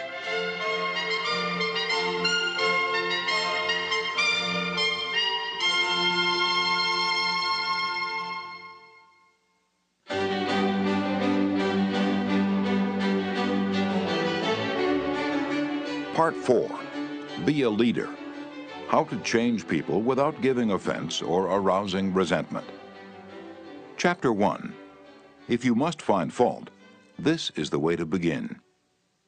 A friend of mine was a guest at the White House for a weekend during the administration of Calvin Coolidge. Drifting into the president's private office, he heard Coolidge say to one of his secretaries, "That's a pretty dress you're wearing this morning, and you're a very attractive young woman." That was probably the most effusive praise Silent Cal had ever bestowed upon a secretary in his life. It was so unusual, so unexpected, that the secretary blushed in confusion. And then Coolidge said, "Now don't get stuck up. I just said that to make you feel good. From now on, I wish you would be a little bit more careful with your punctuation." His method was probably a bit obvious, but the psychology was superb. It's always easier to listen to unpleasant things after we have heard some praise of our good points. A barber lathers a man before he shaves him, and that is precisely what McKinley did back in 1896 when he was running for president. One of the prominent Republicans of that day had written a campaign speech that he felt was just a trifle better than Cicero and Patrick Henry and Daniel Webster all rolled into one. With great glee, this chap read his immortal speech aloud to McKinley. The speech had its fine points, but it just wouldn't do. It would have raised a tornado of criticism. McKinley didn't want to hurt the man's feelings. He must not kill the man's splendid enthusiasm, and yet he had to say no. Note how adroitly he did it. "My friend, that is a splendid speech, a magnificent speech," McKinley said. "No one could have prepared a better one. There are many occasions on which it would be precisely the right thing to say. But is it quite suitable to this particular occasion? Sound and sober as it is from your standpoint, I must consider its effect from the party's standpoint. Now, you go home and write a speech along the lines I indicate, and send me a copy of it." He did just that. McKinley blue-penciled and helped him rewrite his second speech, and he became one of the effective speakers of the campaign. Here is the second most famous letter that Abraham Lincoln ever wrote. His most famous one was written to Mrs. Bixby, expressing his sorrow for the death of the 5 sons she had lost in battle.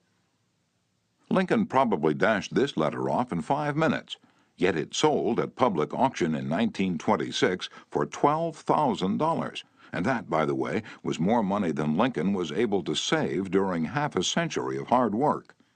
The letter was written to General Joseph Hooker on April 26, 1863, during the darkest period of the Civil War. For 18 months, Lincoln's generals had been leading the Union Army from one tragic defeat to another.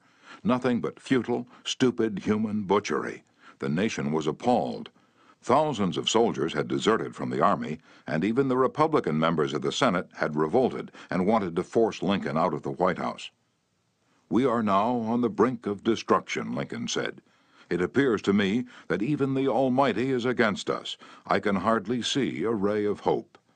Such was the period of black sorrow and chaos out of which this letter came. I am including the letter here because it shows how Lincoln tried to change an obstreperous general when the very fate of the nation could have depended upon the general's action. This is perhaps the sharpest letter Abe Lincoln wrote after he became president, yet you will note that he praised General Hooker before he spoke of his grave faults. Yes, they were grave faults, but Lincoln didn't call them that. Lincoln was more conservative, more diplomatic. Lincoln wrote, "There are some things in regard to which I am not quite satisfied with you." Talk about tact and diplomacy. Here is the letter addressed to General Hooker. "I have placed you at the head of the Army of the Potomac. Of course I have done this upon what appears to me to be sufficient reasons, and yet I think it best for you to know that there are some things in regard to which I am not quite satisfied with you.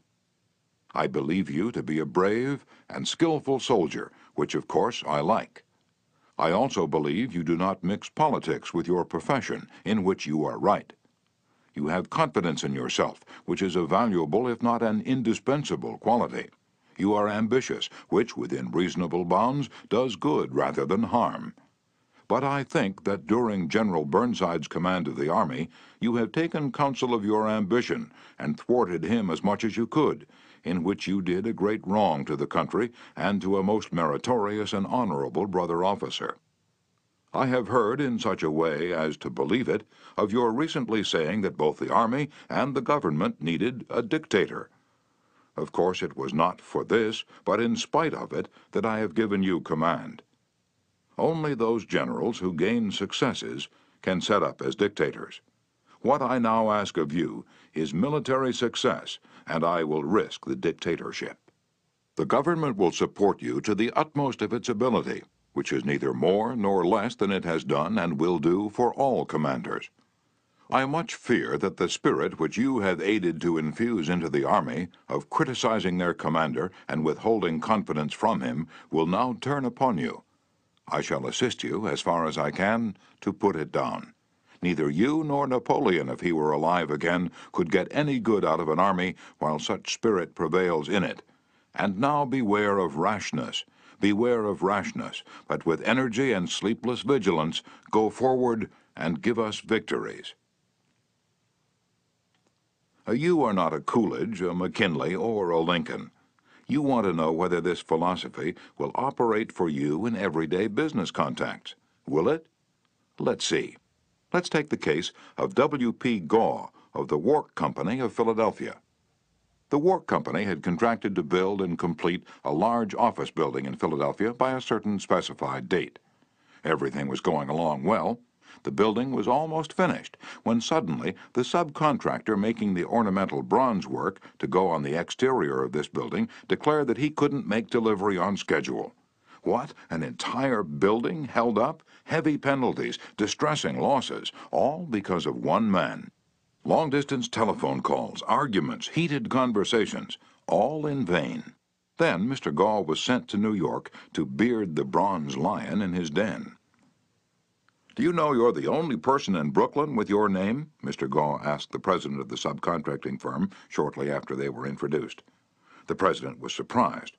"Oh, no, I didn't know that."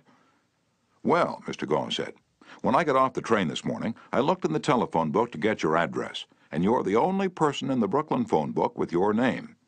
I never knew that," the subcontractor said. He checked the phone book with interest. "Well, it's an unusual name," he said proudly. "My family came from Holland and settled in New York almost 200 years ago." He continued to talk about his family and his ancestors for several minutes. When he finished that, Mr. Gaw complimented him on how large a plant he had and compared it favorably with a number of similar plants he'd visited.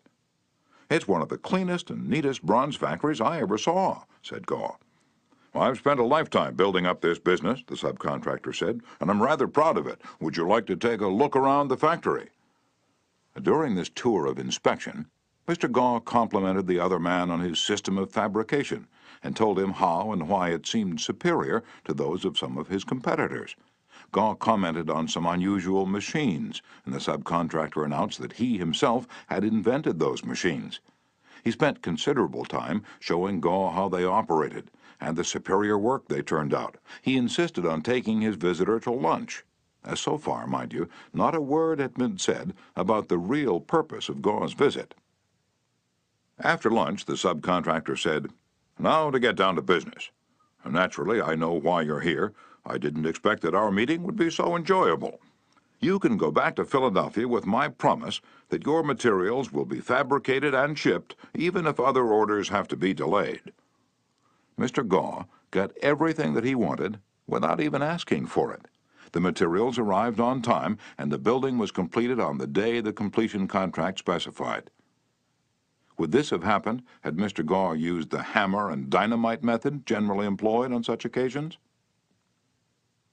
Dorothy Wroblewski, a branch manager of the Fort Monmouth, New Jersey Federal Credit Union, reported to one of our classes how she was able to help one of her employees become more productive. "We recently hired a young lady as a teller trainee. Her contact with our customers was very good.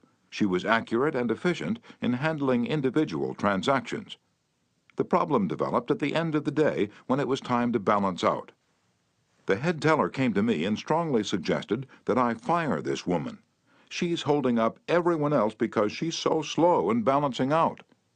I've shown her over and over, but she can't get it. She's got to go." The next day, I observed her working quickly and accurately when handling the normal everyday transactions, and she was very pleasant to our customers. It didn't take long to discover why she had trouble balancing out. After the office closed, I went over to talk with her. She was obviously nervous and upset. I praised her for being so friendly and outgoing with the customers, and complimented her for the accuracy and speed used in that work. I then suggested we review the procedure we use in balancing the cash drawer. Once she realized I had confidence in her, she easily followed my suggestions and soon mastered this function.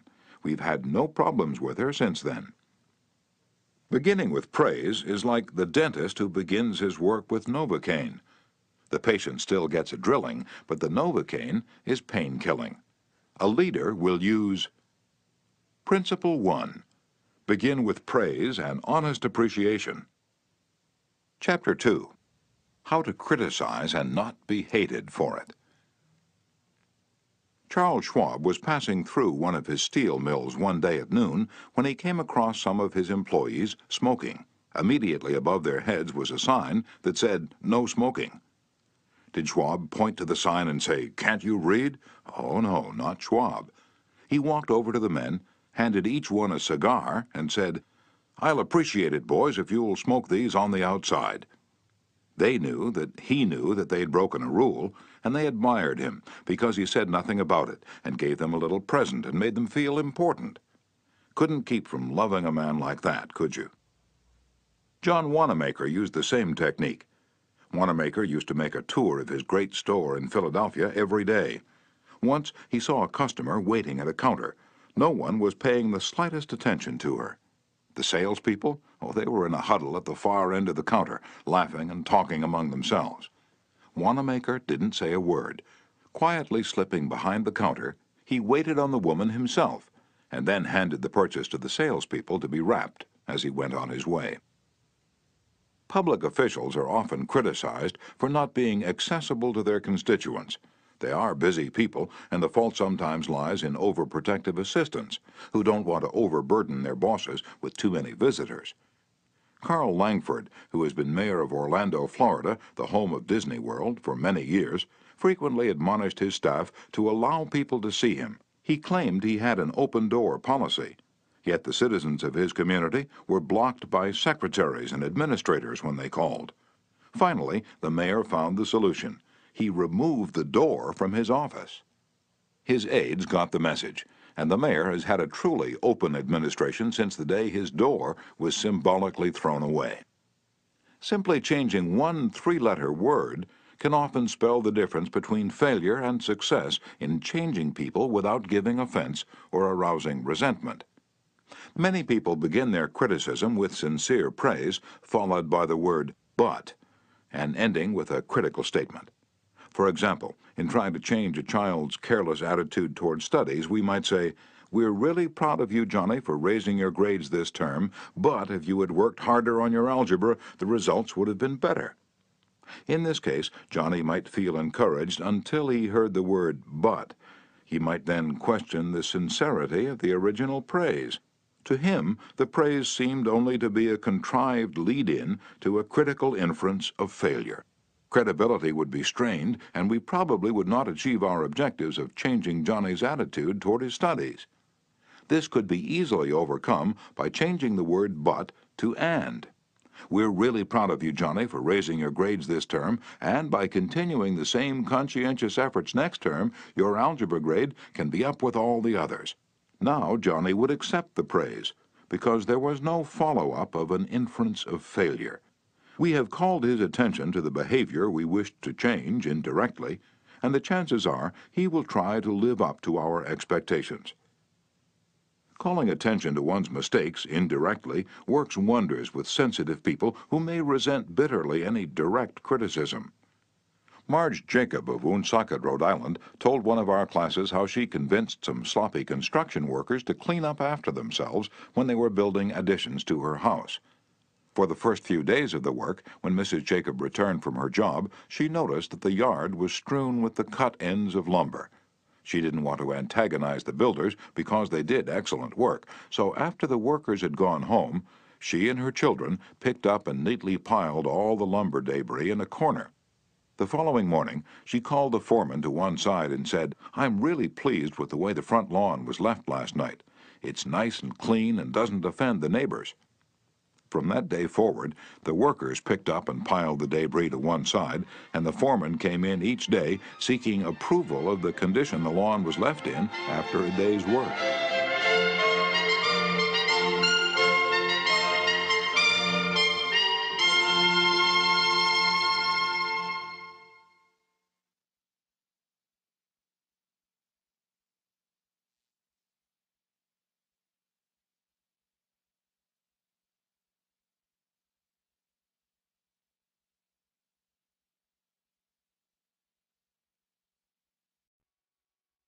One of the major areas of controversy between members of the Army Reserves and their regular Army trainers is haircuts. The reservists consider themselves civilians, which they are most of the time, and resent having to cut their hair short. Master Sergeant Harley Kaiser of the 542nd USAR School addressed himself to this problem when he was working with a group of reserved non-commissioned officers. As an old-time regular Army Master Sergeant, he might have been expected to yell at his troops and threaten them. Instead, he chose to make his point indirectly. "Gentlemen," he started, "you are leaders. You will be most effective when you lead by example. You must be the example for your men to follow. You know what the Army regulations say about haircuts. I'm going to get my haircut today, although it's still much shorter than some of yours. You look at yourselves in the mirror. If you feel you need a haircut to be a good example, we'll arrange a time for you to visit the post barber shop." And the result was predictable. Several of the candidates did look in the mirror and went to the barber shop that afternoon and received regulation haircuts. Sergeant Kaiser commented the next morning that he already could see the development of leadership qualities in some of the members of the squad. On March 8, 1887, the eloquent Henry Ward Beecher died. The following Sunday, Lyman Abbott was invited to speak in the pulpit left silent by Beecher's passing. Eager to do his best, he wrote, rewrote, and polished his sermon with the meticulous care of a Flaubert. Then he read it to his wife. It was poor, as most written speeches are. She might have said, if she had less judgment, "Lyman, that's terrible, that will never do. You'll put people to sleep. It reads like an encyclopedia. You ought to know better than that, after all the years you've been preaching. For heaven's sake, why don't you talk like a human being? Why don't you act natural? You'll disgrace yourself if you ever read that stuff." That's what she might have said. And if she had, you know what would have happened. And she knew, too. So she merely remarked that it would make an excellent article for the North American Review. In other words, she praised it and at the same time subtly suggested that it wouldn't do as a speech. Lyman Abbott saw the point, tore up his carefully prepared manuscript, and preached without even using notes. An effective way to correct others' mistakes is Principle 2. Call attention to people's mistakes indirectly. Chapter 3. Talk about your own mistakes first. My niece, Josephine Carnegie, had come to New York to be my secretary. She was 19, had graduated from high school 3 years previously, and her business experience was a trifle more than zero. She became one of the most proficient secretaries west of Suez, but in the beginning she was, well, susceptible to improvement. One day I started to criticize her. I said to myself, "Just a minute, Dale Carnegie, just a minute. You are twice as old as Josephine. You have had 10,000 times as much business experience. How can you possibly expect her to have your viewpoint, your judgment, your initiative, mediocre though they may be? And just a minute, Dale. What were you doing at 19? Remember the asinine mistakes and blunders you made? Remember the time you did this and that?" After thinking the matter over, honestly and impartially, I concluded that Josephine's batting average at 19 was better than mine had been, and that, I'm sorry to confess, isn't paying Josephine much of a compliment. So after that, when I wanted to call Josephine's attention to a mistake, I used to begin by saying, "You've made a mistake, Josephine, but the Lord knows it's no worse than many I have made. You were not born with judgment, that comes only with experience, and you are better than I was at your age. I've been guilty of so many stupid, silly things myself.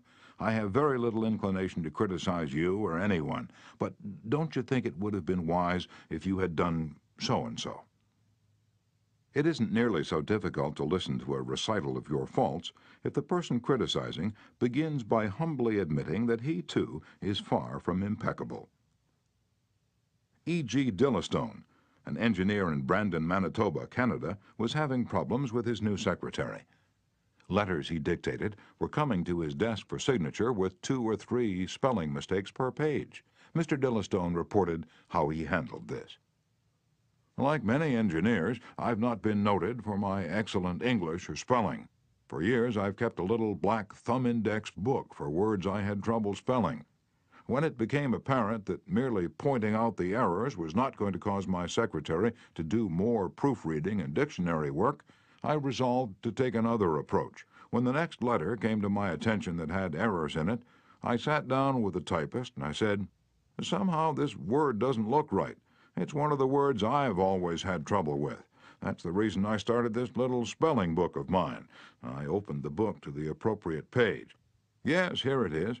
I'm very conscious of my spelling now because people do judge us by our letters, and misspelling makes us look less professional. I don't know whether she copied my system or not, but since that conversation, her frequency of spelling errors has been significantly reduced.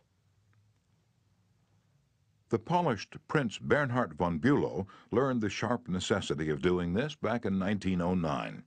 Von Bülow was then the Imperial Chancellor of Germany, and on the throne sat Wilhelm II. Wilhelm the Haughty, Wilhelm the Arrogant, Wilhelm the last of the German Kaisers, building an army and navy that he boasted could whip their weight in wildcats. Then an astonishing thing happened. The Kaiser said things, incredible things, things that rocked the continent and started a series of explosions heard around the world. To make matters infinitely worse, the Kaiser made silly, egotistical, absurd announcements in public. He made them while he was a guest in England, and he gave his royal permission to have them printed in the Daily Telegraph. For example, he declared that he was the only German who felt friendly toward the English, that he was constructing a navy against the menace of Japan, that he and he alone had saved England from being humbled in the dust by Russia and France, that it had been his campaign plan that enabled England's Lord Roberts to defeat the Boers in South Africa, and so on. No other such amazing words had ever fallen from the lips of a European king in peacetime within 100 years. The entire continent buzzed with the fury of a hornet's nest. England was incensed. German statesmen were aghast. And in the midst of all this consternation, the Kaiser became panicky and suggested to Prince von Bülow, the Imperial Chancellor, that he take the blame. Yes, he wanted von Bülow to announce that it was all his responsibility, that he had advised his monarch to say these incredible things. "But, Your Majesty," von Bülow protested, "it seems to me utterly impossible that anybody, either in Germany or England, could suppose me capable of having advised Your Majesty to say such things." The moment those words were out of von Bülow's mouth, he realized he had made a grave mistake. The Kaiser blew up.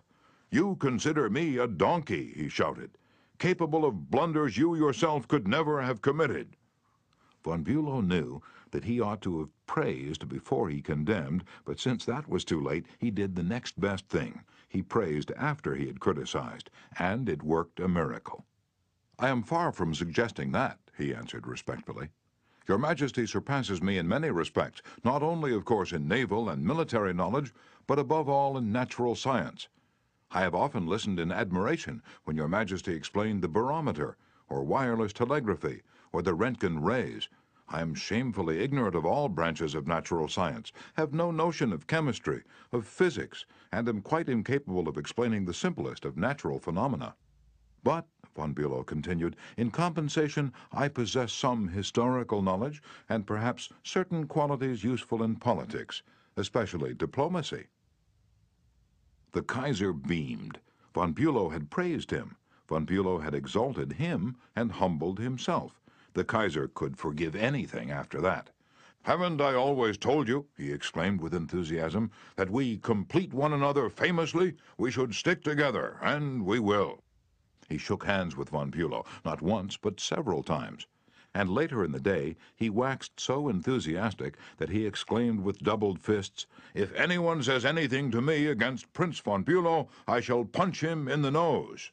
Von Bülow saved himself in time, but, canny diplomat that he was, he nevertheless had made one error. He should have begun by talking about his own shortcomings and Wilhelm's superiority, not by intimating that the Kaiser was a half-wit in need of a guardian. If a few sentences, humbling oneself and praising the other party, can turn a haughty, insulted Kaiser into a staunch friend, imagine what humility and praise can do for you and me in our daily contacts. Rightfully used, they will work veritable miracles in human relations. Admitting one's own mistakes, even when one hasn't corrected them, can help convince somebody to change his behavior. This was illustrated more recently by Clarence Zerhusen of Timonia, Maryland, when he discovered his 15-year-old son was experimenting with cigarettes. "Naturally, I didn't want David to smoke," Mr. Zerhusen told us, "but his mother and I smoked cigarettes. We were giving him a bad example all the time. I explained to Dave how I started smoking at about his age and how the nicotine had gotten the best of me, and now it was nearly impossible for me to stop. I reminded him how irritating my cough was, and how he had been after me to give up cigarettes not many years before. I didn't exhort him to stop, or make threats, or warn him about their dangers. All I did was point out how I was hooked on cigarettes and what it had meant to me. He thought about it for a while and decided he wouldn't smoke until he had graduated from high school.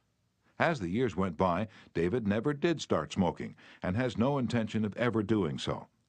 As a result of that conversation, I made the decision to stop smoking cigarettes myself, and with the support of my family, I have succeeded." A good leader follows this principle. Principle 3. Talk about your own mistakes before criticizing the other person. Chapter 4. No one likes to take orders.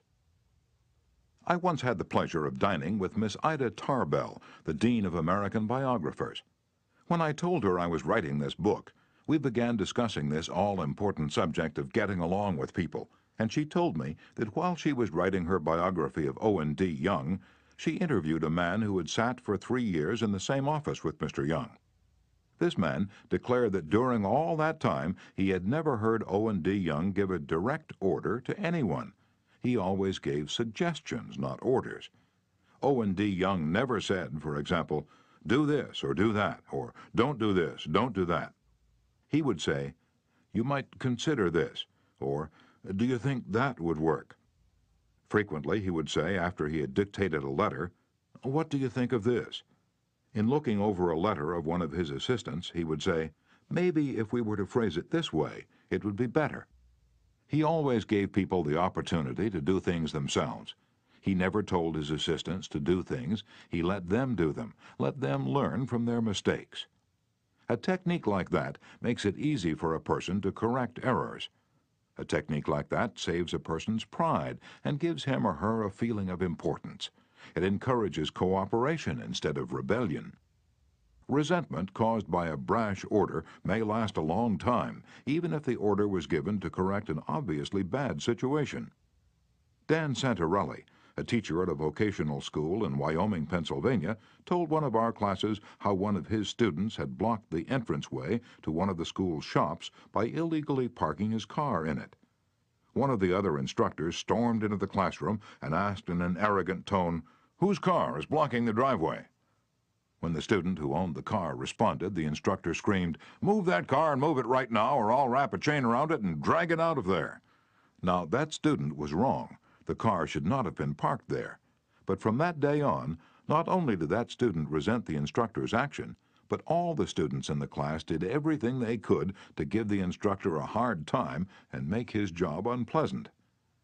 How could he have handled it differently if he had asked in a friendly way, "Whose car's in the driveway?"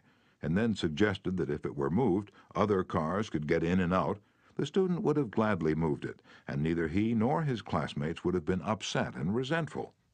Asking questions not only makes an order more palatable, it often stimulates the creativity of the persons who you ask. People are more likely to accept an order if they have had a part in the decision that caused the order to be issued. When Ian MacDonald of Johannesburg, South Africa, the general manager of a small manufacturing plant specializing in precision machine parts, had the opportunity to accept a very large order, he was convinced that he would not meet the promised delivery date. The work already scheduled in the shop and the short completion time needed for this order made it seem impossible for him to accept the order. Instead of pushing his people to accelerate their work and rush the order through, he called everybody together, explained the situation to them, and told them how much it would mean to the company and to them if they could make it possible to produce the order on time. Then he started asking questions.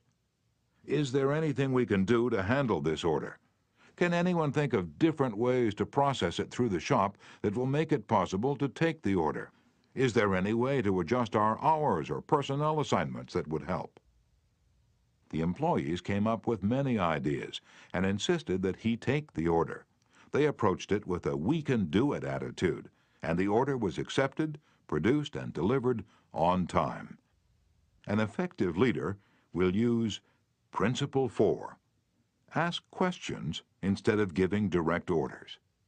Chapter 5. Let the other person save face. Years ago, the General Electric Company was faced with the delicate task of removing Charles Steinmetz from the head of a department. Steinmetz, a genius of the first magnitude when it came to electricity, was a failure as the head of the calculating department. Yet the company didn't dare offend the man. He was indispensable and highly sensitive. So they gave him a new title. They made him Consulting Engineer of the General Electric Company, a new title for work he was already doing, and let someone else head up the department. Steinmetz was happy. So were the officers of GE. They had gently maneuvered their most temperamental star, and they had done it without a storm, by letting him save face. Letting one save face, how important, how vitally important that is. And how few of us ever stop to think of it. We ride roughshod over the feelings of others, getting our own way, finding fault, issuing threats, criticizing a child or an employee in front of others, without even considering the hurt to the other person's pride. Whereas a few minutes' thought, a considerate word or two, a genuine understanding of the other person's attitude would go so far toward alleviating the sting. Let's remember that the next time we're faced with the distasteful necessity of discharging or reprimanding an employee. Firing employees is not much fun. Getting fired is even less fun. I'm quoting now from a letter written me by Marshall A. Granger, a certified public accountant. Our business is mostly seasonal. Therefore, we have to let a lot of people go after the income tax rush is over. It's a byword in our profession that no one enjoys wielding the axe. Consequently, the custom is developed of getting it over as soon as possible, and usually in the following way. Sit down, Mr. Smith. The season's over.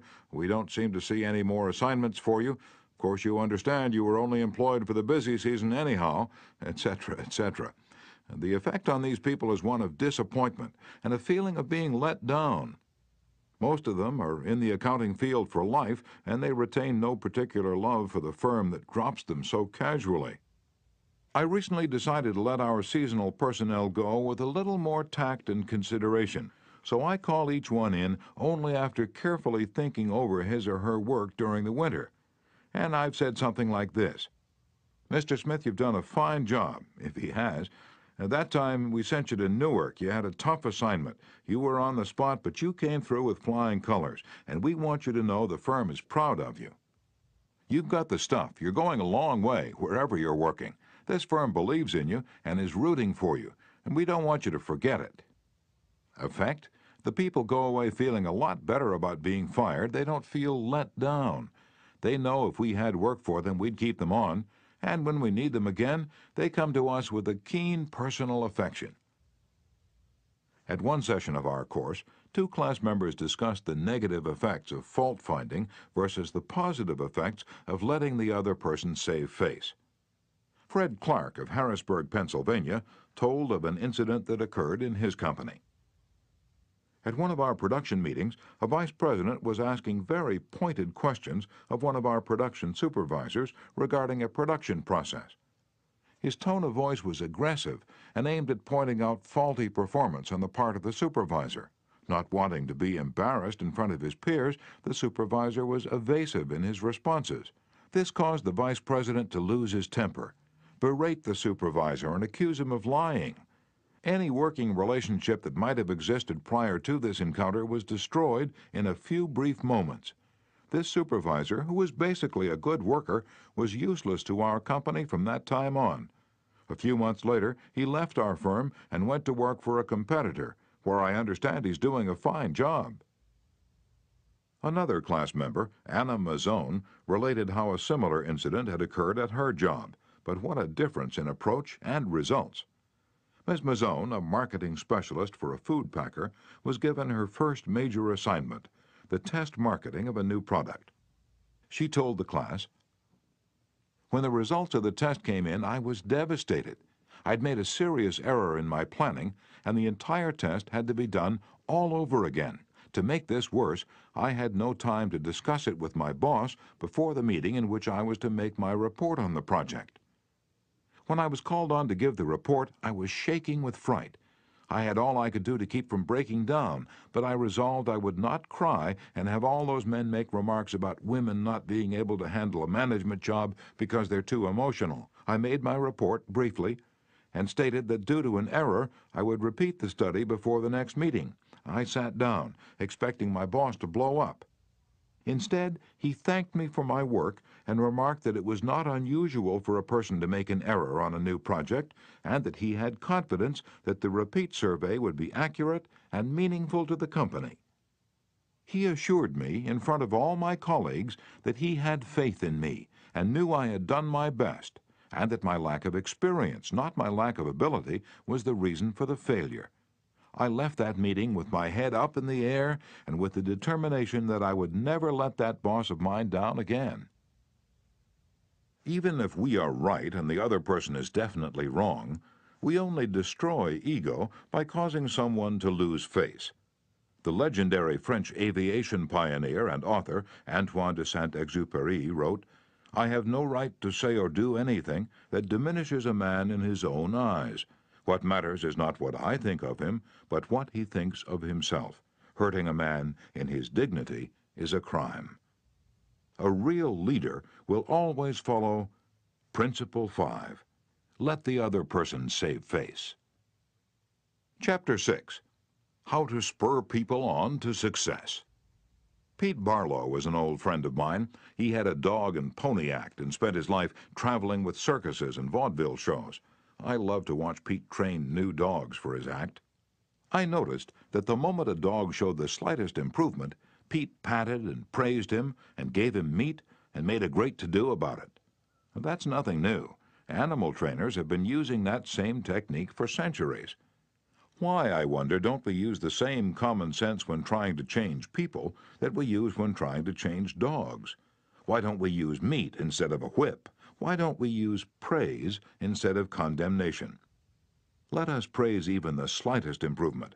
That inspires the other person to keep on improving. In his book, I Ain't Much, Baby, But I'm All I Got, the psychologist Jess Lair comments, "Praise is like sunlight to the warm human spirit. We cannot flower and grow without it, and yet while most of us are only too ready to apply to others the cold wind of criticism, we are somehow reluctant to give our fellow the warm sunshine of praise." I can look back at my own life and see where a few words of praise have sharply changed my entire future. Can't you say the same thing about your life? History is replete with striking illustrations of the sheer witchery of praise. For example, many years ago, a boy of 10 was working in a factory in Naples. He longed to be a singer, but his first teacher discouraged him. "You can't sing," he said. "You haven't any voice at all. It sounds like the wind in the shutters." But his mother, a poor peasant woman, put her arms about him and praised him and told him she knew he could sing. She could already see an improvement, and she went barefoot in order to save money to pay for his music lessons. That peasant mother's praise and encouragement changed that boy's life. His name was Enrico Caruso, and he became the greatest and most famous opera singer of his age. In the early 19th century, a young man in London aspired to be a writer, but everything seemed to be against him. He had never been able to attend school more than 4 years. His father had been flung in jail because he couldn't pay his debts, and this young man often knew the pangs of hunger.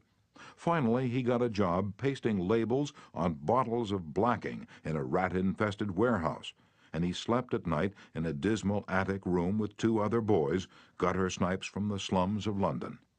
He had so little confidence in his ability to write that he sneaked out and mailed his first manuscript in the dead of night so nobody would laugh at him. Story after story was refused. Finally, the great day came when one was accepted. True, he wasn't paid a shilling for it, but one editor had praised him. One editor had given him recognition.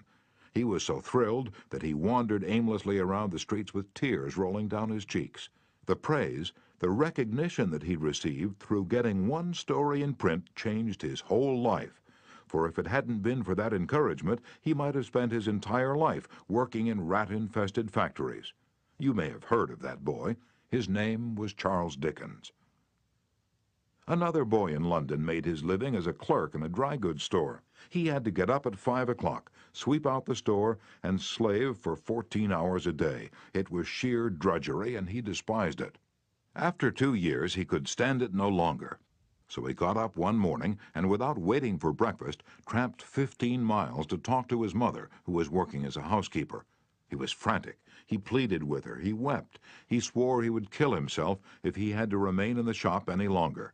Then he wrote a long, pathetic letter to his old schoolmaster, declaring that he was heartbroken, that he no longer wanted to live. His old schoolmaster gave him a little praise, and assured him that he really was very intelligent and fitted for finer things, and offered him a job as a teacher. That praise changed the future of that boy and made a lasting impression on the history of English literature. For that boy went on to write innumerable best-selling books and made over $1 million with his pen. You've probably heard of him. His name? H.G. Wells. Use of praise instead of criticism is the basic concept of B.F. Skinner's teachings. This great contemporary psychologist has shown by experiment with animals and with humans that when criticism is minimized and praise emphasized, the good things people do will be reinforced and the poorer things will atrophy for lack of attention. John Ringelspaugh of Rocky Mount, North Carolina, used this in dealing with his children. It seemed that, as in so many families, Mother and Dad's chief form of communication with the children was yelling at them. And as in so many cases, the children became a little worse rather than better after every session, and so did the parents. There seemed to be no end in sight for this problem. Mr. Ringelspaugh determined to use some of the principles he was learning in our course to solve this situation. He reported, "We decided to try to praise instead of harping on their faults. It wasn't easy when all we could see were the negative things they were doing. It was really tough to find things to praise. We managed to find something, and within the first day or two, some of the really upsetting things they were doing quit happening. Then some of their other faults began to disappear. They began capitalizing on the praise we were giving them. They even began going out of their way to do things right. Neither of us could believe it. Of course, it didn't last forever, but the norm reached after things leveled off was so much better. It was no longer necessary to react the way we used to. The children were doing far more right things than wrong ones." All of this was the result of praising the slightest improvement in the children rather than condemning everything they did wrong. This works on the job, too. Keith Roper of Woodland Hills, California, applied this principle to a situation in his company. Some material came to him in his print shop, which was of exceptionally high quality. The printer who had done this job was a new employee who had been having difficulty adjusting to the job. His supervisor was upset about what he considered a negative attitude and was seriously thinking of terminating his services. When Mr. Roper was informed of this situation, he personally went over to the print shop and had a talk with the young man. He told him how pleased he was with the work he'd just received, and pointed out it was the best work he had seen produced in that shop for some time. He pointed out exactly why it was superior and how important the young man's contribution was to the company. Do you think this affected that young printer's attitude toward the company? Within days, there was a complete turnabout. He told several of his co-workers about the conversation and how someone in the company really appreciated good work, and from that day on, he was a loyal and dedicated worker. What Mr. Roper did was not just flatter the young printer and say, "You're good." He specifically pointed out how his work was superior. Because he had singled out a specific accomplishment rather than just making general flattering remarks, his praise became much more meaningful to the person to whom it was given. Everybody likes to be praised, but when praise is specific, it comes across as sincere, not something the other person may be saying just to make one feel good.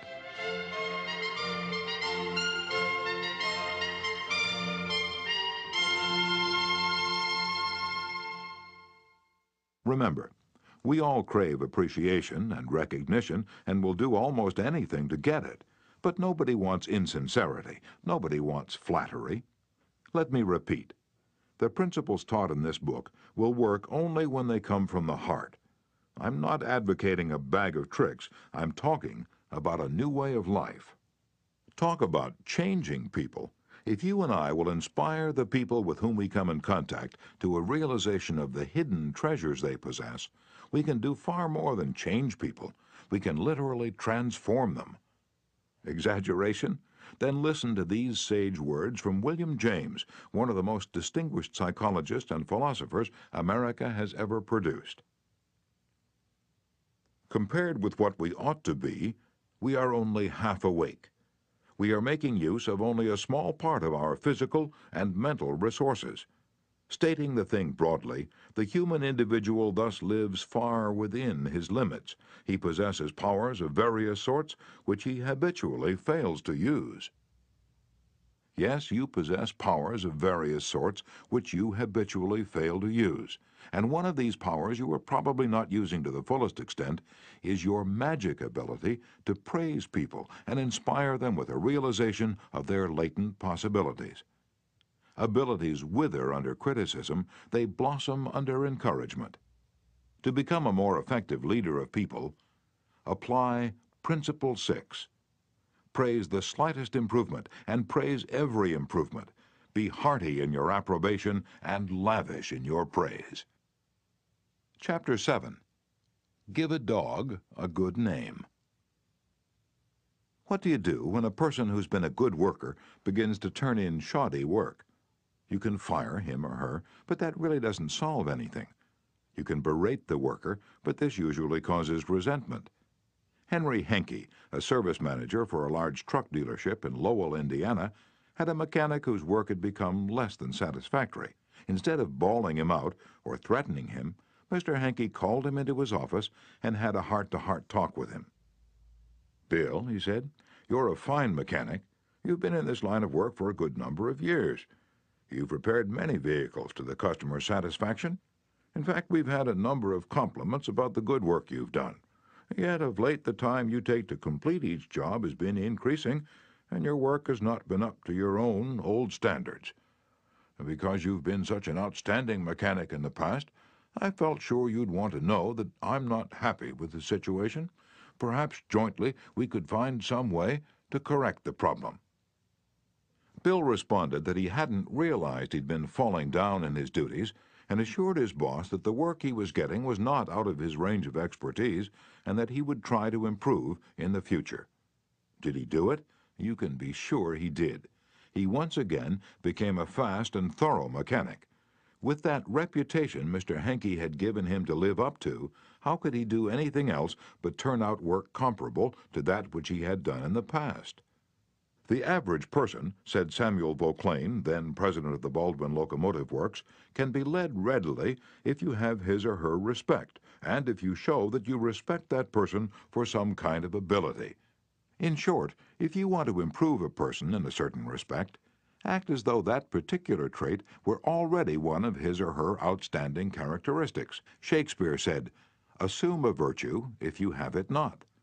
And it might be well to assume and state openly that other people have the virtue you want them to develop. Give them a fine reputation to live up to, and they will make prodigious efforts rather than see you disillusioned. Georgette LeBlanc, in her book Souvenirs, My Life with Maeterlinck, describes the startling transformation of a humble Belgian Cinderella. A servant girl from a neighboring hotel brought my meals, she wrote.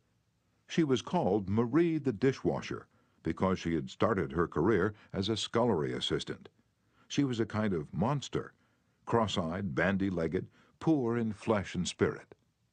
One day, while she was holding my plate of macaroni in her red hand, I said to her point blank, "Marie, you do not know what treasures are within you." Accustomed to holding back her emotion, Marie waited a few moments, not daring to risk the slightest gesture for fear of a catastrophe. Then she put the dish on the table, sighed, and said ingenuously, "Madame, I would never have believed it." She did not doubt, she did not ask a question, she simply went back to the kitchen and repeated what I had said. And such is the force of faith that no one made fun of her. From that day on, she was even given a certain consideration. But the most curious change of all occurred in the humble Marie herself. Believing she was the tabernacle of unseen marvels, she began taking care of her face and body so carefully that her starved youth seemed to bloom and modestly hide her plainness. 2 months later, she announced her coming marriage with the nephew of the chef. "I'm going to be a lady," she said, and thanked me. A small phrase had changed her entire life. Georgette LeBlanc had given Marie the dishwasher a reputation to live up to, and that reputation had transformed her. Bill Parker, a sales representative for a food company in Daytona Beach, Florida, was very excited about the new line of products his company was introducing, and was upset when the manager of a large independent food market turned down the opportunity to carry it in his store. Bill brooded all day over this rejection and decided to return to the store before he went home that evening and try again. "Jack," he said, "since I left this morning I realized I hadn't given you the entire picture of our new line, and I'd appreciate some of your time to tell you about the points I omitted. I've respected the fact that you're always willing to listen and are big enough to change your mind when the facts warrant a change." Could Jack refuse to give him another hearing? Not with that reputation to live up to. One morning, Dr. Martin Fitzhugh, a dentist in Dublin, Ireland, was shocked when one of his patients pointed out to him that the metal cup holder which she was using to rinse her mouth was not very clean. True, the patient drank from the paper cup, not the holder, but it certainly was not professional to use tarnished equipment. When the patient left, Dr. Fitzhugh retreated to his private office to write a note to Bridget, the charwoman, who came twice a week to clean his office. He wrote, "My dear Bridget, I see you so seldom, I thought I'd take the time to thank you for the fine job of cleaning you've been doing. By the way, I thought I'd mention that since 2 hours twice a week is a very limited amount of time, please feel free to work an extra half hour from time to time if you feel the need to do those once-in-a-while things like polishing the cup holders and the like. I, of course, will pay you for the extra time." The next day, when I walked into my office, Dr. Fitzhugh reported, my desk had been polished to a mirror-like finish, as had my chair, which I nearly slid out of. When I went into the treatment room, I found the shiniest, cleanest, chrome-plated cup holder I had ever seen nestled in its receptacle. I had given my charwoman a fine reputation to live up to, and because of this small gesture, she outperformed all her past efforts. How much additional time did she spend on this? That's right, none at all. There's an old saying, give a dog a bad name and you may as well hang him, but give him a good name and see what happens. When Mrs. Ruth Hopkins, a fourth-grade teacher in Brooklyn, New York, looked at her class roster the first day of school, her excitement and joy of starting a new term was tinged with anxiety. In her class this year, she would have Tommy T., the school's most notorious bad boy. He was not just mischievous, he caused serious discipline problems in the class, picked fights with the boys, teased the girls, was fresh to the teacher, and seemed to get worse as he grew older. His only redeeming feature was his ability to learn rapidly and master the schoolwork easily. Mrs. Hopkins decided to face the Tommy problem immediately. When she greeted her new students, she made little comments to each of them. "Rose, that's a pretty dress you're wearing. Alicia, I hear you draw beautifully." And when she came to Tommy, she looked him straight in the eyes and said, "Tommy, I understand you're a natural leader. I'm going to depend on you to help me make this class the best class in the 4th grade this year." She reinforced this over the first few days by complimenting Tommy on everything he did and commenting on how this showed what a good student he was. With that reputation to live up to, even a 9-year-old couldn't let her down, and he didn't. If you want to excel in that difficult leadership role of changing the attitude or behavior of others, use Principle 7. Give the other person a fine reputation to live up to. Chapter 8. Make the fault seem easy to correct. A bachelor friend of mine, about 40 years old, became engaged, and his fiancée persuaded him to take some belated dancing lessons. "The Lord knows I needed dancing lessons," he confessed as he told me the story, "for I danced just as I did when I first started 20 years ago. The first teacher I engaged probably told me the truth. She said I was all wrong. I would just have to forget everything and begin all over again. But that took the heart out of me. I had no incentive to go on, so I quit her. The next teacher may have been lying, but I liked it. She said nonchalantly that my dancing was a bit old-fashioned, perhaps, but the fundamentals were all right, and she assured me I wouldn't have any trouble learning a few new steps. The first teacher had discouraged me by emphasizing my mistakes. This new teacher did the opposite. She kept praising the things I did right and minimizing my errors. "You have a natural sense of rhythm," she assured me. "You really are a natural-born dancer." And now my common sense tells me that I always have been and always will be a 4th-rate dancer, yet deep in my heart I still like to think that maybe she meant it. To be sure, I was paying her to say it, but why bring that up? At any rate, I know I'm a better dancer than I would have been if she hadn't told me I had a natural sense of rhythm. That encouraged me. That gave me hope. That made me want to improve. Tell your child, your spouse, or your employee that he or she is stupid or dumb at a certain thing, has no gift for it, and is doing it all wrong, and you have destroyed almost every incentive to try to improve. But use the opposite technique. Be liberal with your encouragement. Make the thing seem easy to do. Let the other person know that you have faith in his ability to do it, that he has an undeveloped flair for it, and he will practice until the dawn comes in the window in order to excel. Lowell Thomas, a superb artist in human relations, used this technique.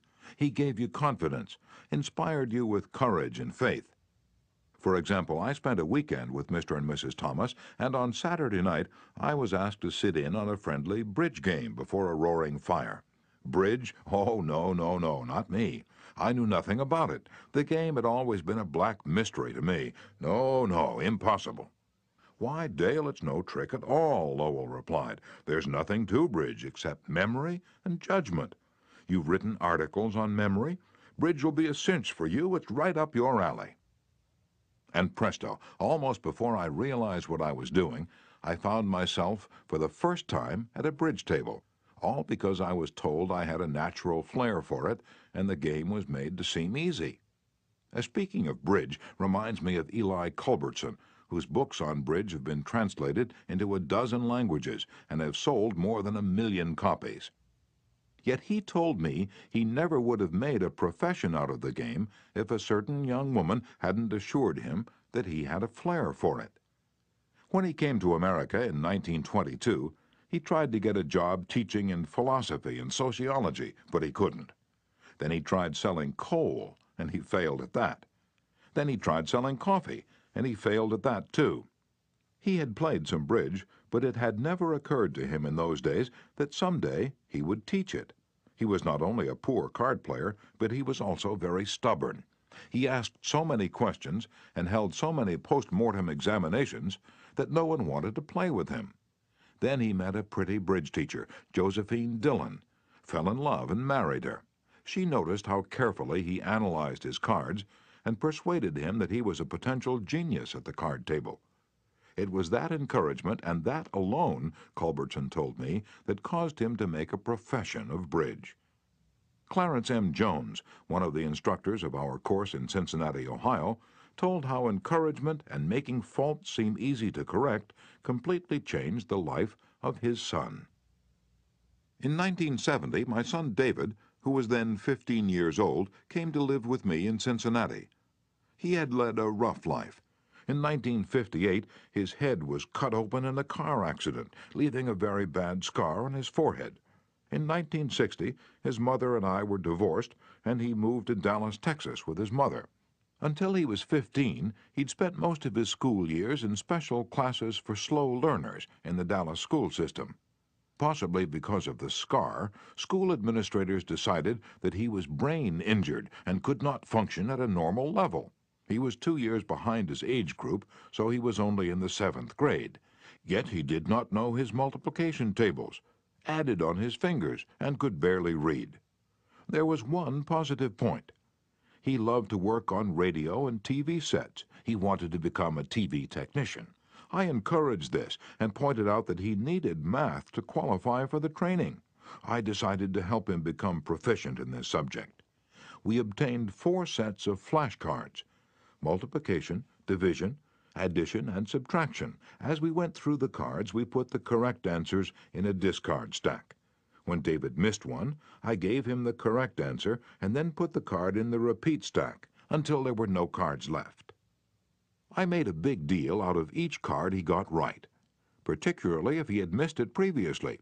Each night, we would go through the repeat stack until there were no cards left. Each night, we timed the exercise with a stopwatch. I promised him that when he could get all the cards correct in 8 minutes with no incorrect answers, we would quit doing it every night. Now, this seemed an impossible goal to David. The first night it took 52 minutes. The second night 48, then 45, 44, 41, then under 40 minutes. We celebrated each reduction. I'd call in my wife and we would both hug him and we'd dance a jig. At the end of the month, he was doing all the cards perfectly in less than 8 minutes. When he made a small improvement, he would ask to do it again. He had made the fantastic discovery that learning was easy and fun. Naturally, his grades in algebra took a jump. It is amazing how much easier algebra is when you can multiply. He astonished himself by bringing home a B in math. That had never happened before. Other changes came with almost unbelievable rapidity. His reading improved rapidly, and he began to use his natural talents in drawing. Later in the school year, his science teacher assigned him to develop an exhibit. He chose to develop a highly complex series of models to demonstrate the effect of levers. It required skill not only in drawing and model making, but in applied mathematics. The exhibit took first prize in his school science fair and was entered in the city competition and won 3rd prize for the entire city of Cincinnati. That did it.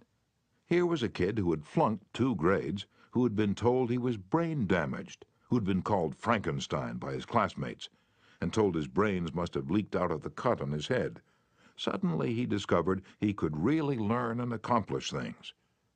The result? From the last quarter of the 8th grade all the way through high school, he never failed to make the honor roll. In high school, he was elected to the National Honor Society. Once he found learning was easy, his whole life changed. If you want to help others to improve, remember Principle 8. Use encouragement. Make the fault seem easy to correct. Chapter 9. Making people glad to do what you want.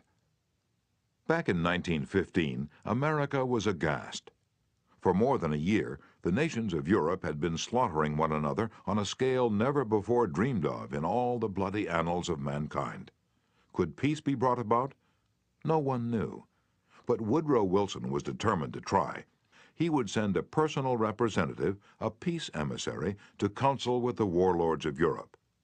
William Jennings Bryan, Secretary of State, Bryan, the peace advocate, longed to go. He saw a chance to perform a great service and make his name immortal. But Wilson appointed another man, his intimate friend and advisor, Colonel Edward M. House, and it was House's thorny task to break the unwelcome news to Bryan without giving him offense. Bryan was distinctly disappointed when he heard I was to go to Europe as the peace emissary, Colonel House records in his diary. He said he had planned to do this himself. I replied that the president thought it would be unwise for anyone to do this officially, and that his going would attract a great deal of attention, and people would wonder why he was there. You see the intimation? House practically told Bryan that he was too important for the job, and Bryan was satisfied. Colonel House, adroit, experienced in the ways of the world, was following one of the important rules of human relations. Always make the other person happy about doing the thing you suggest. Woodrow Wilson followed that policy even when inviting William Gibbs McAdoo to become a member of his cabinet. That was the highest honor he could confer upon anyone, and yet Wilson extended the invitation in such a way as to make McAdoo feel doubly important. Here's the story in McAdoo's own words. Wilson said that he was making up his cabinet and that he would be very glad if I would accept a place in it as Secretary of the Treasury. He had a delightful way of putting things. He created the impression that by accepting this great honor, I would be doing him a favor. Unfortunately, Wilson didn't always employ such tact. If he had, history might have been different. For example, Wilson didn't make the Senate and the Republican Party happy by entering the United States in the League of Nations. Wilson refused to take such prominent Republican leaders as Elihu Root or Charles Evans Hughes or Henry Cabot Lodge to the peace conference with him. Instead, he took along unknown men from his own party. He snubbed the Republicans, refused to let them feel that the League was their idea as well as his, refused to let them have a finger in the pie, and as a result of this crude handling of human relations, wrecked his own career, ruined his health, shortened his life, caused America to stay out of the League, and altered the history of the world. Statesmen and diplomats aren't the only ones who use this make a person happy to do the things you want them to do approach. Dale O. Ferrier of Fort Wayne, Indiana, told how he encouraged one of his young children to willingly do the chore he was assigned. One of Jeff's chores was to pick up pears from under the pear tree so the person who was mowing underneath wouldn't have to stop and pick them up.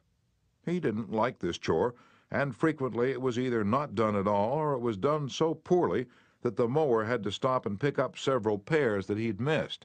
Rather than have an eyeball-to-eyeball confrontation about it, one day I said to him, "Jeff, I'll make a deal with you. For every bushel basket full of pears you pick up, I'll pay you $1. But after you're finished, for every pear I find left in the yard, I'll take away $1. How does that sound?" As you'd expect, he not only picked up all of the pears, but I had to keep an eye on him to see that he didn't pull a few off the trees to fill up some of the baskets. I knew a man who had to refuse many invitations to speak, invitations extended by friends, invitations coming from people to whom he was obligated, and yet he did it so adroitly that the other person was at least contented with his refusal. How did he do it? Not by merely talking about the fact that he was too busy and too this and too that. No, after expressing his appreciation of the invitation and regretting his inability to accept it, he suggested a substitute speaker. In other words, he didn't give the other person any time to feel unhappy about the refusal. He immediately changed the other person's thoughts to some other speaker who could accept the invitation. Gunter Schmidt, who took our course in West Germany, told of an employee in the food store he managed who was negligent about putting the proper price tags on the shelves where the items were displayed. This caused confusion and customer complaints. Reminders, admonitions, confrontations with her about this did not do much good.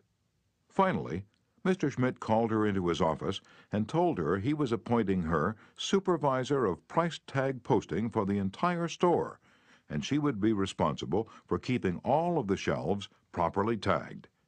This new responsibility and title changed her attitude completely, and she fulfilled her duties satisfactorily from then on. Childish? Perhaps. But that is what they said to Napoleon when he created the Legion of Honor and distributed 15,000 crosses to his soldiers and made 18 of his generals marshals of France and called his troops the Grand Army. Napoleon was criticized for giving toys to war-hardened veterans, and Napoleon replied, "Men are ruled by toys." This technique of giving titles and authority worked for Napoleon, and it will work for you. For example, a friend of mine, Mrs. Ernest Gent of Scarsdale, New York, was troubled by boys running across and destroying her lawn. She tried criticism, she tried coaxing, neither worked. Then she tried giving the worst sinner in the gang a title and a feeling of authority. She made him her detective and put him in charge of keeping all trespassers off her lawn. That solved her problem. Her detective built a bonfire in the backyard, heated an iron red hot, and threatened to brand any boy who stepped on the lawn. The effective leader should keep the following guidelines in mind when it's necessary to change attitudes or behavior. 1. Be sincere. Do not promise anything that you cannot deliver.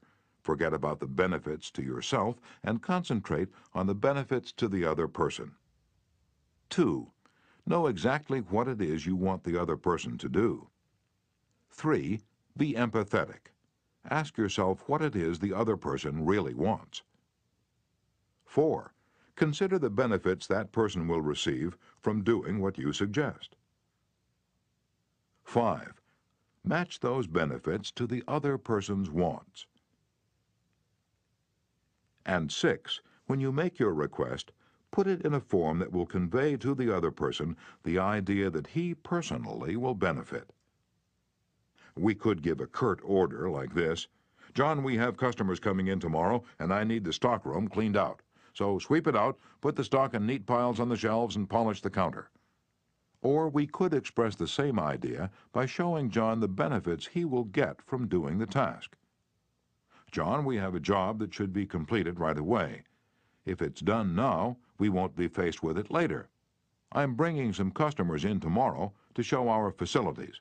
I'd like to show them the stockroom, but it is in poor shape. If you could sweep it out, put the stock in neat piles on the shelves, and polish the counter, it would make us look efficient, and you will have done your part to provide a good company image." Will John be happy about doing what you suggest? Probably not very happy, but happier than if you had not pointed out the benefits.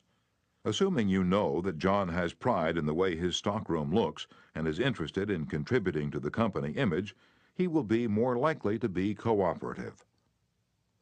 It will also have been pointed out to John that the job would have to be done eventually, and by doing it now, he won't be faced with it later.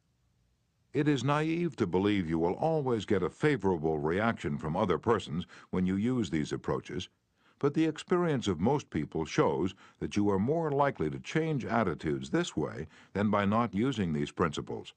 And if you increase your successes by even a mere 10%, you have become 10% more effective as a leader than you were before. And that is your benefit.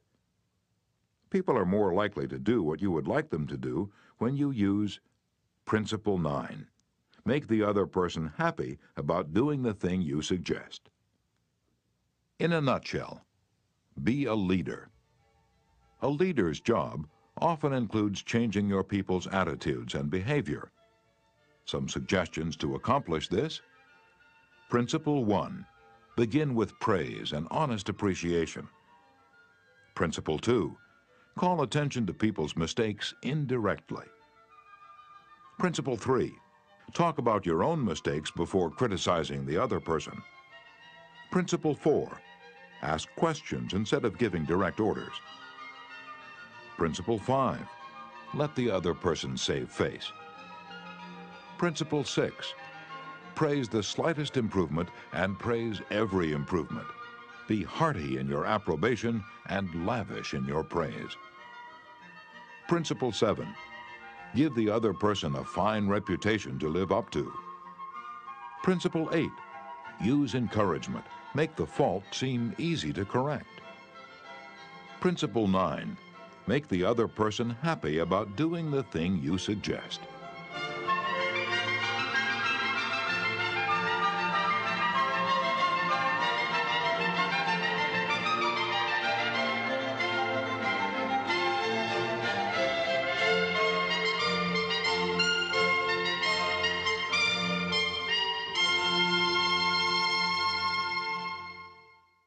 This has been a presentation of Simon & Schuster Audio.